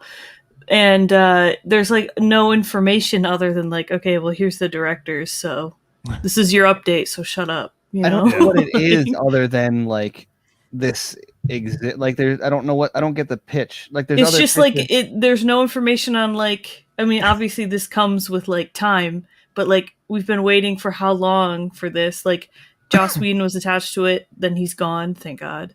And then like these guys are attached to it, but like there's no like, okay, well this is where it takes place. This is who the Bruce Wayne is. This is who, you know, the Commissioner Gordon is. There's nothing. Yeah, because you can't just have a Batgirl that goes, hey, you know what? I'm going to fight crime. Without a Batman. Yeah, well, it's like, technically, I mean, depending on what they do for the backstory, they could do that. Was it the beginning of Rebirth where they had her go to like Tokyo? Yeah, and I thought that was pretty cool. It was, but there's still a backstory there that you need to like imply at least. Yeah, because that's not exactly the beginning of her career. So, yeah, I don't know. I don't really care who directs things. I just like want the best person for the job. No, and I didn't. It has to be Zack. I don't care. But I didn't watch like the new Bad Boys movie, and I didn't watch like the other project. Like they did like this crime drama together. I don't remember what it was. Yeah. And then like they're doing episodes of Miss Marvel, which should be cool. But like I don't know any of their work, so. Yeah, I mean I've watched the Bad Boys for Life. It was a good movie. I mean I miss Michael Bay a little bit. I missed him. I'm not gonna lie. I like Michael Bay. Well, I'm just saying. But at the same time, these directors, they did a good job of like, hey, this is our style. We're gonna. But sometimes I felt like they were trying to go, hey, let's try to make this Michael Bay-ish, and it didn't really. But we'll see. But it's still enjoyable. So. Listen, I haven't seen any of their shit. I don't care about any of their stuff because. Like I didn't watch it, and that's cool. I'm not gonna knock them for taking this job because if Warner Brothers offered it to me, I'd be like, fuck yeah, I'll take it. I'm not gonna get crucified because I'm not white. That's the cool thing about it is that's cool. But I also feel like Warner Brothers is just throwing this shit out there because Oh yeah, This is what I said. Well, no, this is what I said. Listen to all the WB announcement shit, the Injustice, the Batgirl, the Black Superman. all of this shit, the Black Superman, all this shit. Because guess what? They're in a buyout right now. Like if Discovery comes out next year and says, listen, the Batgirl thing, we just couldn't get it to work and all that, they're gonna look like the bad people. It's the exact same thing they did before AT&T bought them. It is. Look at all this stuff that we're doing. It turns out none of it was stuff they were doing. No, it's the opposite. It's hey, we're not. It's Warner Media saying that on HBO Max they're going to release the Snyder Cut. They look like the saviors, and Warner Brothers look like the fucking evil people, right? Like, I mean, obviously we know that Warner Brothers is the evil people. My point though is that with Discovery, if Discovery comes out next year and they're like, hey, look, we don't. This Batgirl idea was great, but it was just, unfortunately, we just couldn't get it to go through. They're going to look like the bad people, aren't they? I mean, if they don't make an Injustice film, Discovery is going to be the fault for it. All of these projects that are coming out that was announced in this last week, if Discovery doesn't do it, guess what? They're the bad people. That's it. So I still think Injustice should be a fucking series, man. It should be a series, absolutely. That would be really cool. There's too much there. There's just way too much there to like cram into like a fucking. I mean, they might make multiple movies, sure, but just make it a series. Yeah, but Warner Brothers, they're gonna fucking take 2 years to make a sequel. Fuck them, dude. I know, man. It's like, fuck Warner Brothers, man. I'm so pissed off. I'm so glad Zach was like, nah, a new relationship. Like, he basically was like, yeah, nah, fuck Warner Brothers. Okay, sorry. I mean, what can you do, man? What can you do? Fuck Warner, dude. Fuck them, dude. Like, God, I'm so. Yes. No, we all agree with you. We all agree with you. Everybody agrees with you. I mean, when everybody talks about like, I mean, I brought it up earlier. It's like, when there was that quote that Zach said, "Oh yeah, they said goodbye to me," and blah blah blah, and and I saw somebody go like, "Oh, Zach deserves better." I'm like, well, he got that from Netflix. Like, you guys, like some of the diehard fans. I mean, I get it. I want more Snyderverse when it comes to DC, but at the same time, I'm like, they treated him like shit, and then he went somewhere else, and now he's like treated like royalty. Like, have you ever seen Netflix push so much behind a director and his film before? No, you have not. Okay. Netflix is like showing, what Warner Brothers and Warner Media should have done. Sadly, they did not. I mean, as much as, when his Justice League came out, yes, there was a little bit of a push, but not enough. Not like this. Can you imagine if Warner Media and Warner Brothers like backed up Zack as much as Netflix is backing up Army of the Dead? I mean, it's crazy how much they're backing him up, with all the fucking interviews and all the push and like everything. I mean, it was awesome seeing Zack doing the stuff that other directors have done or other actors have done, like the Wired thing when he like Googles himself and shit like that, I mean, and because that Zack was going to be awesome in that. And he was funny and just like, and he trolled too. I mean, it was, he's been like this whole campaign, he's been subtle. I mean, not even subtly at sometimes trolling Warner Brothers because like, I mean, I remember even that Wired video where he talked when it was all about the Googling and stuff like that. He goes, who's the villain of Zack Snyder? And it's like, who's really, I mean, you knew exactly what he was doing. He was like, who's the villain? It's like, yeah, he knew like he was taking a shot at Warner Brothers or the people at Warner Brothers. The other funny thing he did in that one was they said, how do I watch Justice League? And he said in parts. Yeah. And then it was like, how do I watch Army of the Dead? And he goes, on Netflix. Yeah. Exactly. Stuff like that. I mean, stuff like that. And it's funny too, because it's like, that's what he was like, all right, I'm going to go into this whole press thing, I'm going to obviously promote my movie, but I'm also going to I'm also going to throw some shade at this, at Warner Brothers. And that's exactly what he's been doing. And it's been absolutely fantastic. I love it. Yeah. So, I mean, it is insane the amount of press that he's been doing. yeah. I mean, yeah. It's like, I can't imagine how like long his days are of just like talking and answering the same questions and telling the same stories and whatnot. But like, also like for any director, like like those Google, the thing that he did for Wired with the Google autofill answers and stuff. Yeah. That's normally stuff they do with like the talent, like the top with line actors, right? Yeah. They don't do that with directors. There's another one they did with him also where, the name your movies or the like that kind of stuff. Or the Variety did where he walked through his career. Like a lot of that stuff is typically like done with like A-list actors. Vanity, but Warner Brothers turned because of the Snyder Cut situation and then the timing of the Snyder Cut and Army of the Dead, basically like the closest, like the only other like celebrity directors are people who have been in the game like forever and like won like bigger awards. I'm not going to say he's like the biggest director, but it puts him on a level or a household name level that is only held by like Tarantino, Quentin Tarantino, and Scorsese and whatever. And so not necessarily to compare them. I think he's pretty awesome. But because I know people are going to be like, he's no Scorsese or whatever. That's not even the point. Whether you think he's Scorsese or not, the fact of the matter is, like, you're talking about him in the same breath. Name brand value is so high right now, and the only other directors that have name value like that are like Nolan and Spielberg and Lucas Spielberg, and they're probably still higher than this even, but there's not a single franchise directors or you don't have anyone else that's like this. Dude, I'm just hoping that Netflix goes, hey, here's the numbers for Army of the Dead. Look at how well it did. I am waiting for that. I'm hoping they do, and I think they will.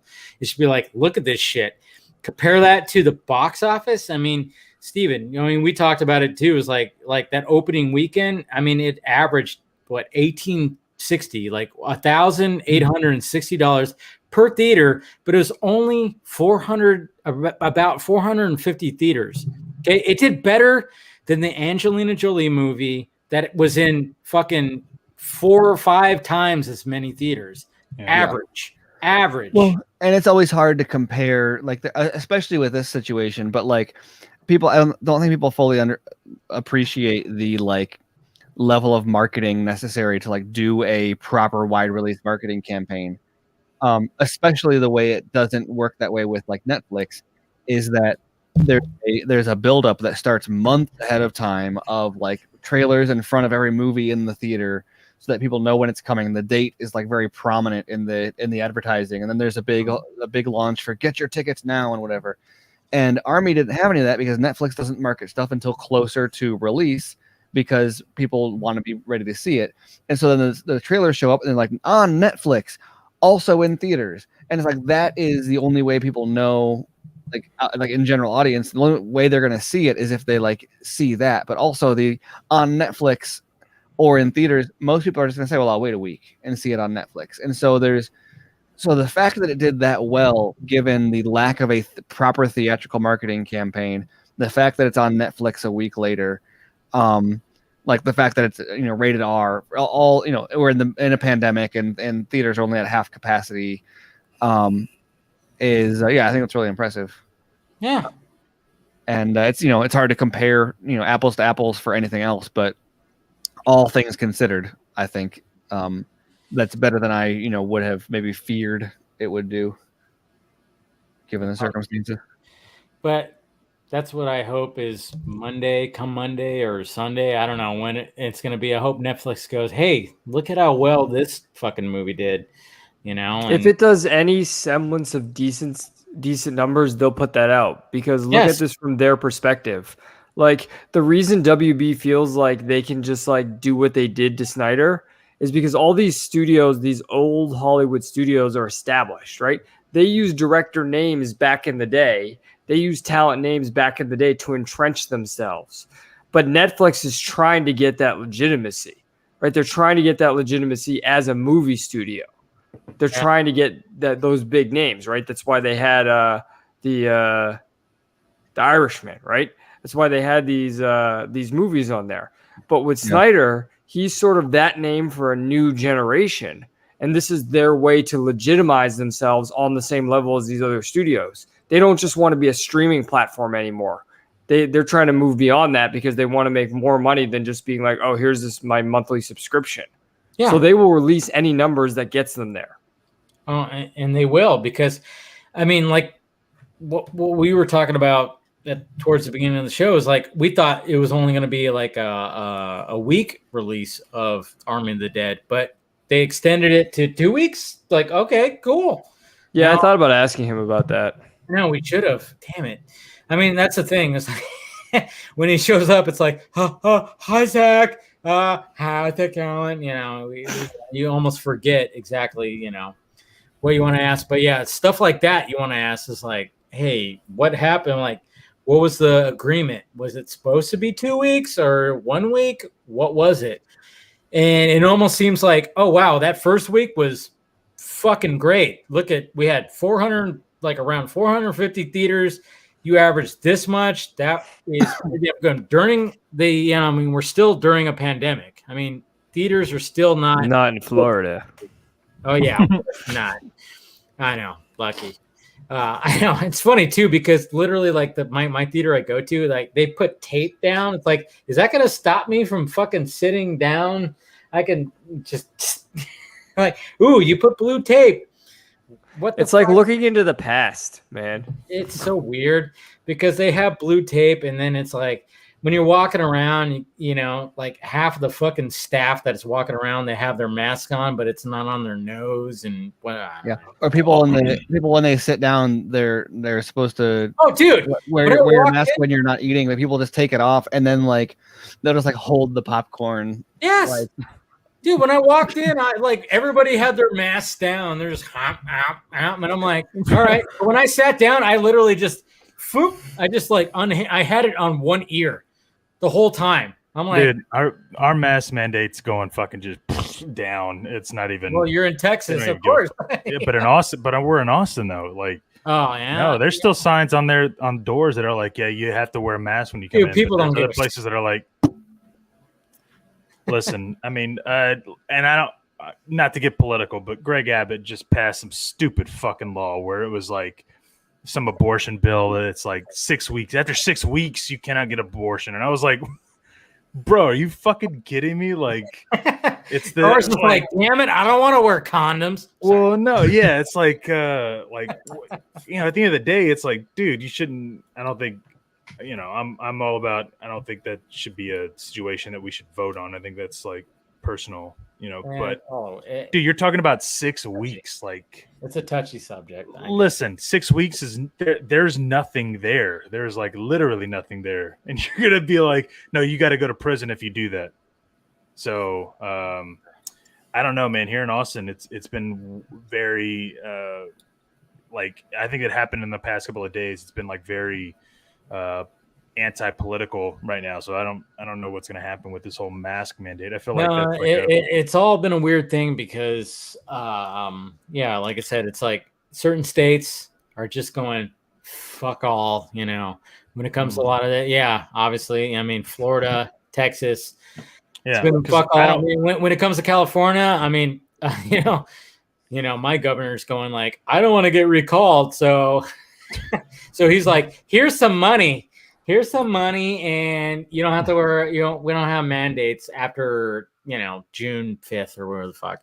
It's all fucking weird. It all got so politicized. Everything's so politicized where it just gets to the point where it's like, all right, step back and just kind of like, all right, how should I approach this, or how should I, you know, and you know, it's funny too, because I mean, even when I've had family gatherings, you know, I'll have that one cousin or something like that. It's like sitting there still kind of going, hey, I don't want to hug you or something like that. I'm like, yeah, but you're wearing your mask underneath your chin.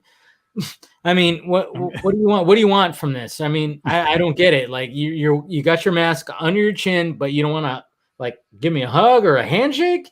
I don't get it. Like it's all so weird. Like when it comes to everything. So I don't know. It's just I don't know. I hate it. I'm tired of it. I don't. I mean, there's other birth control than condoms. You know what I mean? I don't know. It's just weird. So I don't. I'm just kidding. I mean, I'm not fucking around, but you know what I'm joking around. Yeah. To go back to the masks thing, it's going to stay with us regardless of the mandates or not. I was walking around Disney Springs tonight where they don't have an outdoor mandate anymore. And the funny thing I'm starting to see, which I'm going to track for years to come now, is people who are optionally wearing masks, but optionally wearing them incorrectly. So there were people who don't have to have a mask on, right? It's I'm walking around without a mask on, right? There's a bunch of people, but there are people with them on and they have them below their nose. Yeah. It's like, why are you? That's what I just kind of go, all right, it's either full or just fucking take the thing off. Right. But for you, it's required. So they're trying to get around it. You know what I mean? Well, I'm saying like they're not required and they're still doing that. The masks have always been a form of social proof. Yes. So that's kind of where we're getting to a point where, I mean, there's more to it than just that, but it's always been used as a form of people will say, I'm not going to wear it to demonstrate that I'm not one of those people. Yeah. And then there's people that wear them so that they can prove they're not one of those other people. Yeah. And so now that like the mandates are going away, people can't hide out in their like, now a mask is like a statement because of that. And so people are either making a statement by not wearing one or making a statement by wearing one. And so even if they don't want to wear one, they're wearing it to make a statement, but they don't want to wear it, so they're just wearing it in the whatever way is most comfortable to them. I don't know. I don't understand. I get what you're saying, Steven, and it sucks for those of us who just don't want to wear a mask. Like, I don't want to make a statement. I just don't want to wear a mask. Yeah. Right. But I have no problem, like, walking into Rite Aid for a bit. Okay, I could wear a mask. I'm perfectly fine with it. Like, everywhere I go, inside, grocery store, any kind of store, I'll wear a mask. I don't care. But at the same time, when I'm walking around and I'm seeing people just like I said, they're not wearing it properly, I'm like... people are driving around in their car by themselves. Yeah. Yes, I don't get that either. Man. Or I saw someone tweet. They said they saw someone out in a kayak in the ocean, wearing an what is it, N95. It's like I mean, just like and it's funny too because I feel bad for people like that because like are you like at that point are you just more like I don't know. I mean, are you more stupid? Are you more fucking dumb? Like, no, I mean, look at our political leaders. Look at our political leaders. I mean, like, you had 1 week. We had 1 week where Kamala Harris is like kissing her husband with a mask on. They both have masks on, and they kiss each other. And then a week later, they go, "Oh wait, we're vaxxed. We're good. We're fine. We don't have to wear a mask anymore." I'm like, that's what I'm talking about. Is that it got politicized because people were making statements around the mask, and so therefore, whether or not you intended to make a political statement or not, the act of remove, like for example, you see all the people that are saying like, "Oh, I don't have to wear one anymore because I'm vaccinated, but I don't want people to think I'm a Republican, so I'm going to keep wearing it." Yeah, that's brilliant. Like regardless of where you fall on the political spectrum, you are now. Your mask wearing now has nothing to do with mask wearing. Your mask wearing has everything to do with what you want people to think you are, or your lack of mask wearing. It's sad too because a lot of people are like, "Oh yeah, well Republicans they don't like to get vaxxed." I'm like, I have family members who are Republicans and friends. They're all vaxxed. I'm like, it's not exactly like that. I mean, it's not even that. It's how brilliant is that though? Like, think about it. Like, okay, well. You don't have to wear your mask if you're vaccinated. Like that's you. The way I look at it is that's you basically going, "Hey, looking for all those people that didn't want to wear, they were so anti-mask. Yeah. You want to go ahead and look so fucking liberal? Go for it. It's illegal now. Like you don't like. How can you tell that I've been vaccinated if I'm out and about? Like there is no other sign. Like I'm not wearing a sign above my head saying." "Hey, I got vaccinated," or "Hey, I didn't get vaccinated." You didn't get one of those stickers? No. Well, but you know what? You know what's funny? Wait. Funny about this whole thing? That's assuming that I got vaccinated. So it was a joke. I posted up. I know. But my point though is that listen. I'm all for anybody that wants to do it. Great, more power to you. But listen, dude. I'm not putting shit in my body like that. Sorry. What's funny about the whole thing is you would think that the conservatives would be like the ones that would be like, oh no, I got to wear the mask because I don't know what's going on. I'm going to be conservative about it because that's literally what a conservative is. The liberal side would be like, no, fuck the mask. I'm going to liberate myself. It has everything to do with who did it first. It's reversed. It's weird. No, the whole thing, like that's why I said it's got nothing to do with mask or no mask. And I don't know why we're like 20 minutes of a mask conversation. I know. But it's got everything to do with if conservatives had pushed masks, then it would have been, or if liberals had whatever. I don't want to take it from any one specific perspective, but both sides are just pushing back against the stereotype or expectation of the other side to avoid it kind of is being labeled as one side or the other. And it's weird. Like Justin said, there's people wearing masks at Disney with their with it like they're wearing it wrong. Well, meanwhile, there's people down, who so the nose is exposed.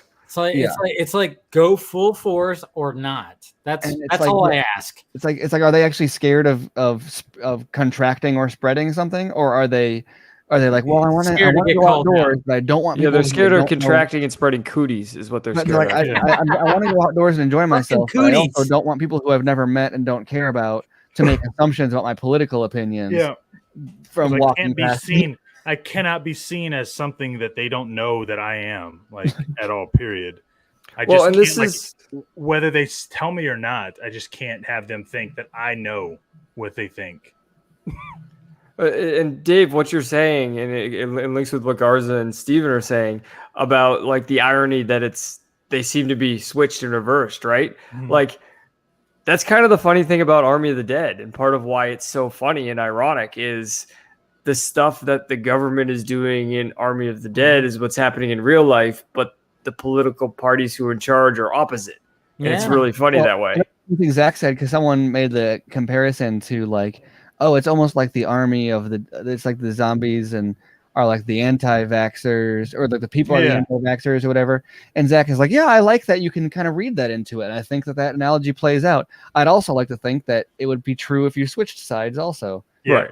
I love when he makes comments like that. He did that at the Snyder event too, where someone tries to put it in one thing and he's like, yeah, but if you just flip it too, it works as well. And it's like, yeah, he's trying to make another point. Look at it. Yeah, that's the thing. It's like you can really flip things sometimes and be like, hey, wait a minute, that doesn't make sense. Well, like according to the way it's, I don't know. Well, speaking of flipped, I don't know about you guys, but I can't get the Viva Las Vegas song out of my head. Like, oh yeah, I can't. Or the Cranberries is also stuck in my head. Oh, you know what? I thought that was a good use. Like when Van is like, trucking his way, and he finds like a random car that you know what? Again, another trope that Snyder use is like, hey, you got to find the keys. In the sun visor. It's right there in the sun visor. All right there in the sun visor. So he just goes, up, there it is. There's the key. It's like perfect. That's never and there's never anybody that goes, you know what? I'm gonna turn my car off. And put the keys in the and then I'm gonna put my keys up top. Just just in case I'm ever in a situation where I need to get out real quick and I can't even find my keys. I need them in my car on my sun visor. Look on the wheel well, people. Yeah. They put it on the wheel. Yeah. Like, I can't imagine that thought process. But whatever. It's crazy. All right, guys. Let's go ahead and wrap this up. We're almost at 4.5 hours. And, I'm tired. It was going to be, this is a good one. It's a good one. We were going to discuss this fucking movie theories. I loved it. And the fact that Zach showed up for an hour to talk also spoilers. Yeah. And also all this mask and vax talk. Yes. So it all correlates together. It's so great to hash that out because nobody's talked about this stuff before. Well, that's what's so funny. I'm glad that we got to finally sort out. That's what they want you to believe, right? But see, that's what's so great about it. like when we talk about Zach being a prophet, it's like fucking A, man. It's like he made this movie back in 2019, whatever, and now it's like they literally talk about temperature guns and then just things that are incorporated with that with this movie that, wow, wait a minute.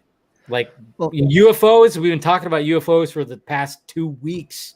It was hilarious having a lot of that explained on set and still being under embargo, and then having the pandemic happen, and there started to be political controversy surrounding stuff like the temperature guns and stuff like that. And I just remember being like, A, of course, of course this is going to parallel. B, like, how much is this going to blow back on him? Like unintentionally, like how much and I think that was a benefit of maybe waiting till the tail end of the pandemic drama. If this had like landed in the middle of the pandemic, they would have been interesting because of the height of like the anxiety over everything, but also the amount of like projection onto him of stuff like, oh, he's saying that it's fascist to do this, and that's just what the government's doing, so he's a right wing whatever. And I'm glad that there's enough distance to like get away from people trying to ascribe, not that they stopped necessarily, but it's much less than I think it would have been of people trying to ascribe a political intent to him outside of just the, what it says in the movie. Well, and even the fact that he had to answer the question about like, hey, are you right wing or whatever the fuck? And he's all, I don't have a right wing agenda. Well, you know who asked that question, right? The Guardian. It was Sarah. No, Sarah Pauly. No, it was the Guardian, but it was Sarah Pauly. Like she was the actress in Army of the Dead. She was the one that asked that question. I asked you for the quote, Steven, the other day. She has a quote way back in the day from the set of. That's the only thing they try to get him. Is that where it was? I was looking for that. Where everyone. There's a quote that was something along the lines of like, nobody has ever had a bad thing to say about Zack Snyder, but maybe you should ask. Well, they dig to her. They always go to that quote, right? Well, no, like she is there. I don't know what it is, but there is a supposedly they had some kind of a disagreement or something, but it doesn't even sound. Yeah, there was a quote. I thought, Steven, you were the one who showed it to me back in the day, where she talked about like the stuff he was doing on the Dawn of the Dead set. And she insinuated he was some like extreme right-wing person. You don't remember this? Right. Yeah. Maybe that's what I'm thinking of. Yeah, she had that. One of those things that was on. It's on like like you could only find it on like the Wayback Machine. It's like one of those. I need to log these better when I find them. But well, yeah, but she was the one that asked that question. Like, right, because she still has that accent. Was the fact that she asked it had a lot of loaded context to it. Right.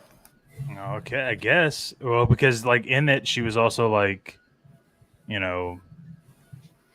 like the way it looked like she said "hint, love you" or whatever. So well, she also said "no dodging the question." Right. Well, because he always dodges it. Yeah. Yeah. Okay. Well, because he doesn't want people. He doesn't want to give. Ironically, because he loves talking about this stuff so much, he doesn't want to give explicit authorial intent to people. He wants to let them fill it in themselves. Even because we'll give theories that'll be like whacked out, and he'll be like, "That's really interesting. I will say it's not a video game, but that's an interesting theory." Yeah. Well, it's also because I mean, if you even look at his answer, like he understands the difference between like ideas and like groups and things. Like his first sentence is, "I vote Democrat," and then his second sentence is, "I'm a super lover of individual rights," right? So he's not saying the most important thing is who he's voting for. So again, he's rejecting the question in itself. You see what I'm saying? And people don't get that. The reason he doesn't think in those terms is he doesn't talk in those terms. He doesn't think in them. It's not about that. It's about the ideas. What's motivating the people? That's what matters to him. He's a storyteller. The motivation of the characters of the people matter. Right. Yeah. Yeah, it's all stupid. I mean, when the Guardian like posted that, I was like, Jesus Christ. I was like, yeah, that's what these people try to pin him like with, and it's like, why do you do that? Because he's got tattoos. He's in shape. I don't know. He's got a full head of hair. He doesn't wear. This is what a feminist looks like. I mean, that's what that's what I made the joke. I'm like, some of the they always try to pin like he's such a bad person. I'm like, where's your evidence to this? When literally this other director that you've praised before is literally been called out to be such a bad person, and you're just mum's the word. No, not this guy, but this guy who looks like this, who doesn't exactly fit every little thing for this, because he might have hey, I kind of like guns. It's fine, but there's this but I still believe in individual rights. I still believe in this, that, or this that are very, very, very liberal. It's like, what the fuck? I mean, I don't get it. I hate it. I found it. Oh, you found It was Sarah an Palin interview. quote? Stephen Applebaum. It's on a Blogspot site. He says the Canadian actor and sometimes activist Sarah Polley, who worked with Snyder on his remake of Dawn of the Dead, suggested I ask him about his politics. Quote, just for the freak show that it is, unquote. She chuckled. Quote, you'll be like, people like him actually exist? Question mark. She claimed he once brought a blown up photograph of an American soldier with his boot on Saddam Hussein's neck to the Dawn set with his own face plastered over the Marines. It wasn't a joke. He's like, is that cool? That's fucking psychotic. And then, she's a piece of work, Snyder says, later grimacing. I could kill her. I love her, though. You know I do. Right. So that's why she asked the question. There's some prior context there between them. Yeah. And this is an interesting article because it's all about from fucking 2003. What? No, this is from 2000 and it was published on. See if I can find it. The movie Yeah, was. but he's right. This is when Friction would be 2003. Yeah, the movie was made back. Right, but this is for 300. Like almost 20 years ago. It's crazy. Yeah. As for his personal politics, he believes a director's job is to get out of the way of the movie as much as you can, especially when an adaptation like 300. But for the record, he did not vote for George W. Bush, nor, he says, recalling a question by a journalist earlier in that day, was the film funded with the Iraq War in mind. Yeah. So that was the theory back in the day, if you remember. Yeah. Crazy. But Dave, to sort of talk about what you're talking about like why people like go after him or whatever. So there was another article that I was linked to. Stephen, I think it was you who linked it. I don't remember, but he has a quote in there where he says, people have become uncomfortable with something that glorifies the human creature in such a heroic, viscerally physical way. When 300 was released, people said it was too physically indulgent, that on some level it was like porn. But from a philosophical standpoint, I guess I'm really into that indulgence. And I think a lot of people are just uncomfortable with he's looking at people as heroic and he's saying what they can be and what they're capable of and glorifying that. And I think that just makes a lot of people uncomfortable, and they read that certain ways because, if that makes him uncomfortable, and I'm left wing, he must be right wing, or the vice versa. Well, that makes and me there's uncomfortable. a fine line between I'm trying to think of an analogy that would be like less politically charged, but between like portraying a white man as heroic versus portraying white men as like the only heroes, or like that's where you start to get into like questions of like white supremacism or like the Ubermensch sort of situation of wait, are we talking about here's a heroic figure or here is the ideal heroic figure? And are you conflating gender and gender or gender and race into your ideal of what is heroic? And that's a really difficult question to have in line to draw, and almost one that's going to necessarily come up when you broach that topic. And he goes there without making any statement along those lines, but it opens up topics that then people aren't comfortable about because they're uncomfortable saying like, is this that figure? And they question whether or not that's what he's saying or what his intent is behind that. And I don't know. It's without, I don't know if that's avoidable without just avoiding it altogether, which is what I think maybe a lot of people do, and then he doesn't. Right, and that's one of the things I really like about it is he says it's that everybody can be their own ideal, right? And he raises everybody up about it. It's not limited to any race or any gender or anything. I mean, it goes how you go from 300 to Sucker Punch, and now you go to Army of the Dead, where look at everybody in Army of the Dead. You know, like he doesn't limit it. Yeah, no, yeah. When they try to pin him on this, I almost just think they're reaching so hard. I'm like, how are you not pulling a muscle when you're reaching? Like how much you're trying to like try to make him look like such a bad guy. I don't get it. And when I saw that, quote come out and that they were using that, the Guardian was using that, and it was just like, yeah. They try to pin him as this guy, maybe because he's not the standard, kind of, I'm just this director guy and he's like a lot of, he's a good looking dude. He's got tattoos, he likes shoot 'em up guns and shit like that. It's like, yeah, it's okay. But does that mean he's like this evil fucking, Nazi, neo-Nazi? No, he's not. And a lot of people are fascists. I love the fact that people always are like, oh yeah, he's got this like, his movies, fascism and shit like that. It's like, are you watching the same movie I'm watching? Yeah, every movie has a fascist villain in it. It's crazy. Yeah. Yeah. It's like, just watch the movie and oh God, it's just sad.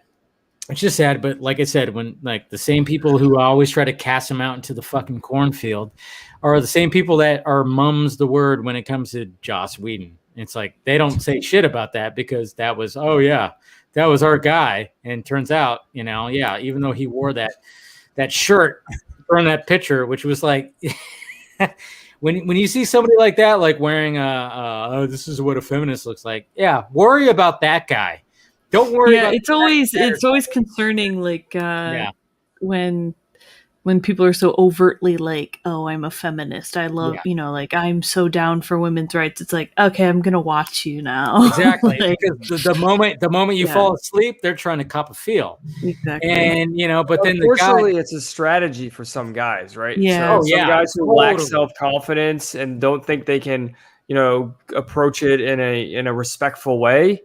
They'll go about doing that where they get in the circle, they gain the trust, and then they go about it in devious ways because that's the only way they think they can get what they want.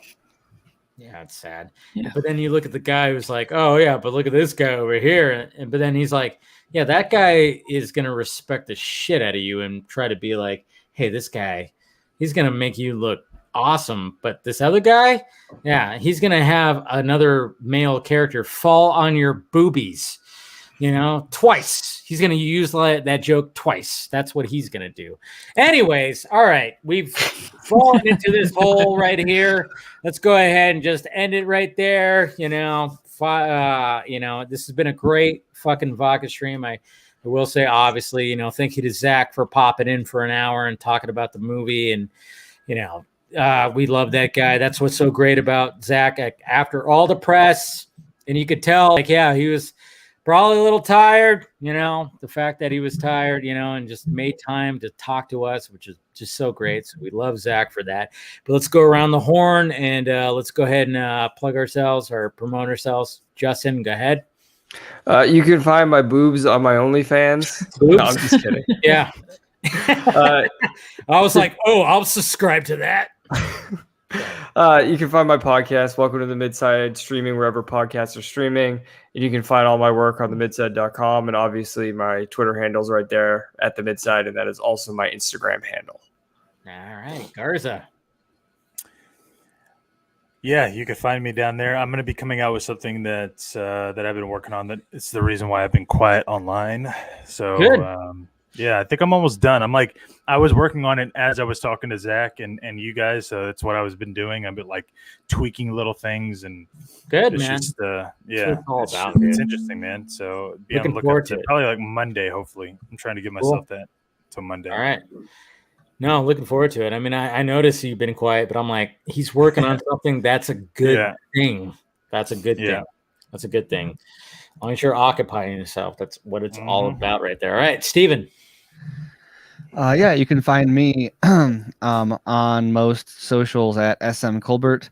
You can also find my writing at screenrant.com. I'll have a few Army of the Dead things up, including some interviews. I teased a few of them during the Vodka stream tonight.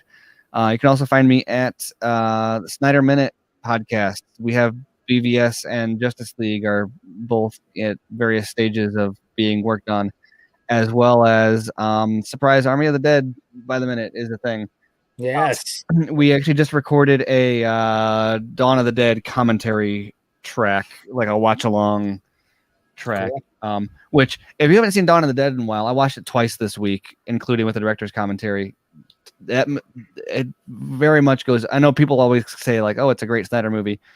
And it is, but like it's lost in the shuffle of like that is a tight movie. Yeah, so that'll be up soon. And I think that one's going to our Patreon, but then we'll have some Army stuff coming soon, as well as more Justice League and BVS as we kind of get our lives in order. Nice. Lives in order. And last but certainly not least, Meg, go ahead. You can find me on most social medias as Wonder Meg. You can find me this Sunday. World's Finest is at 8 p.m. We're going to be talking about Army of the Dead. Pretty much this whole conversation we're going to have again. So that's cool. Nice. Tuesday, League of Mayhem has You Submit talk the about Win. masks and vaxxing again too. Now we're going to probably be focusing a lot on the zombie tits that were in the movie. So Yes. Yeah. Yes. like I said, on Tuesday, Submit the Win will be on League of Mayhem. I think that's still at 7:00 EST. So, Axel Braun, where you're at with the zombie tits. Anyways, and you guys know what to do with me. You know, hit that like, thumbs up before you take off here. And yeah, hit that notification bell so you know when I'm doing this stuff. And if you want to become a member, do that. We're doing some member-only videos as well as streams. And do that, or the Patreon. You can see what I'm working on with the Patreon. And, of course, we'll do a Patreon fan stream probably in the next couple of weeks. All that stuff. And the Film Junkee closet down below. And like I said again, thank you everybody who's joined, and especially Zach, because you know it's always nice to get the director's input. You know, that scared me. I've been waiting for someone to match cut that with Cruz's head. yeah.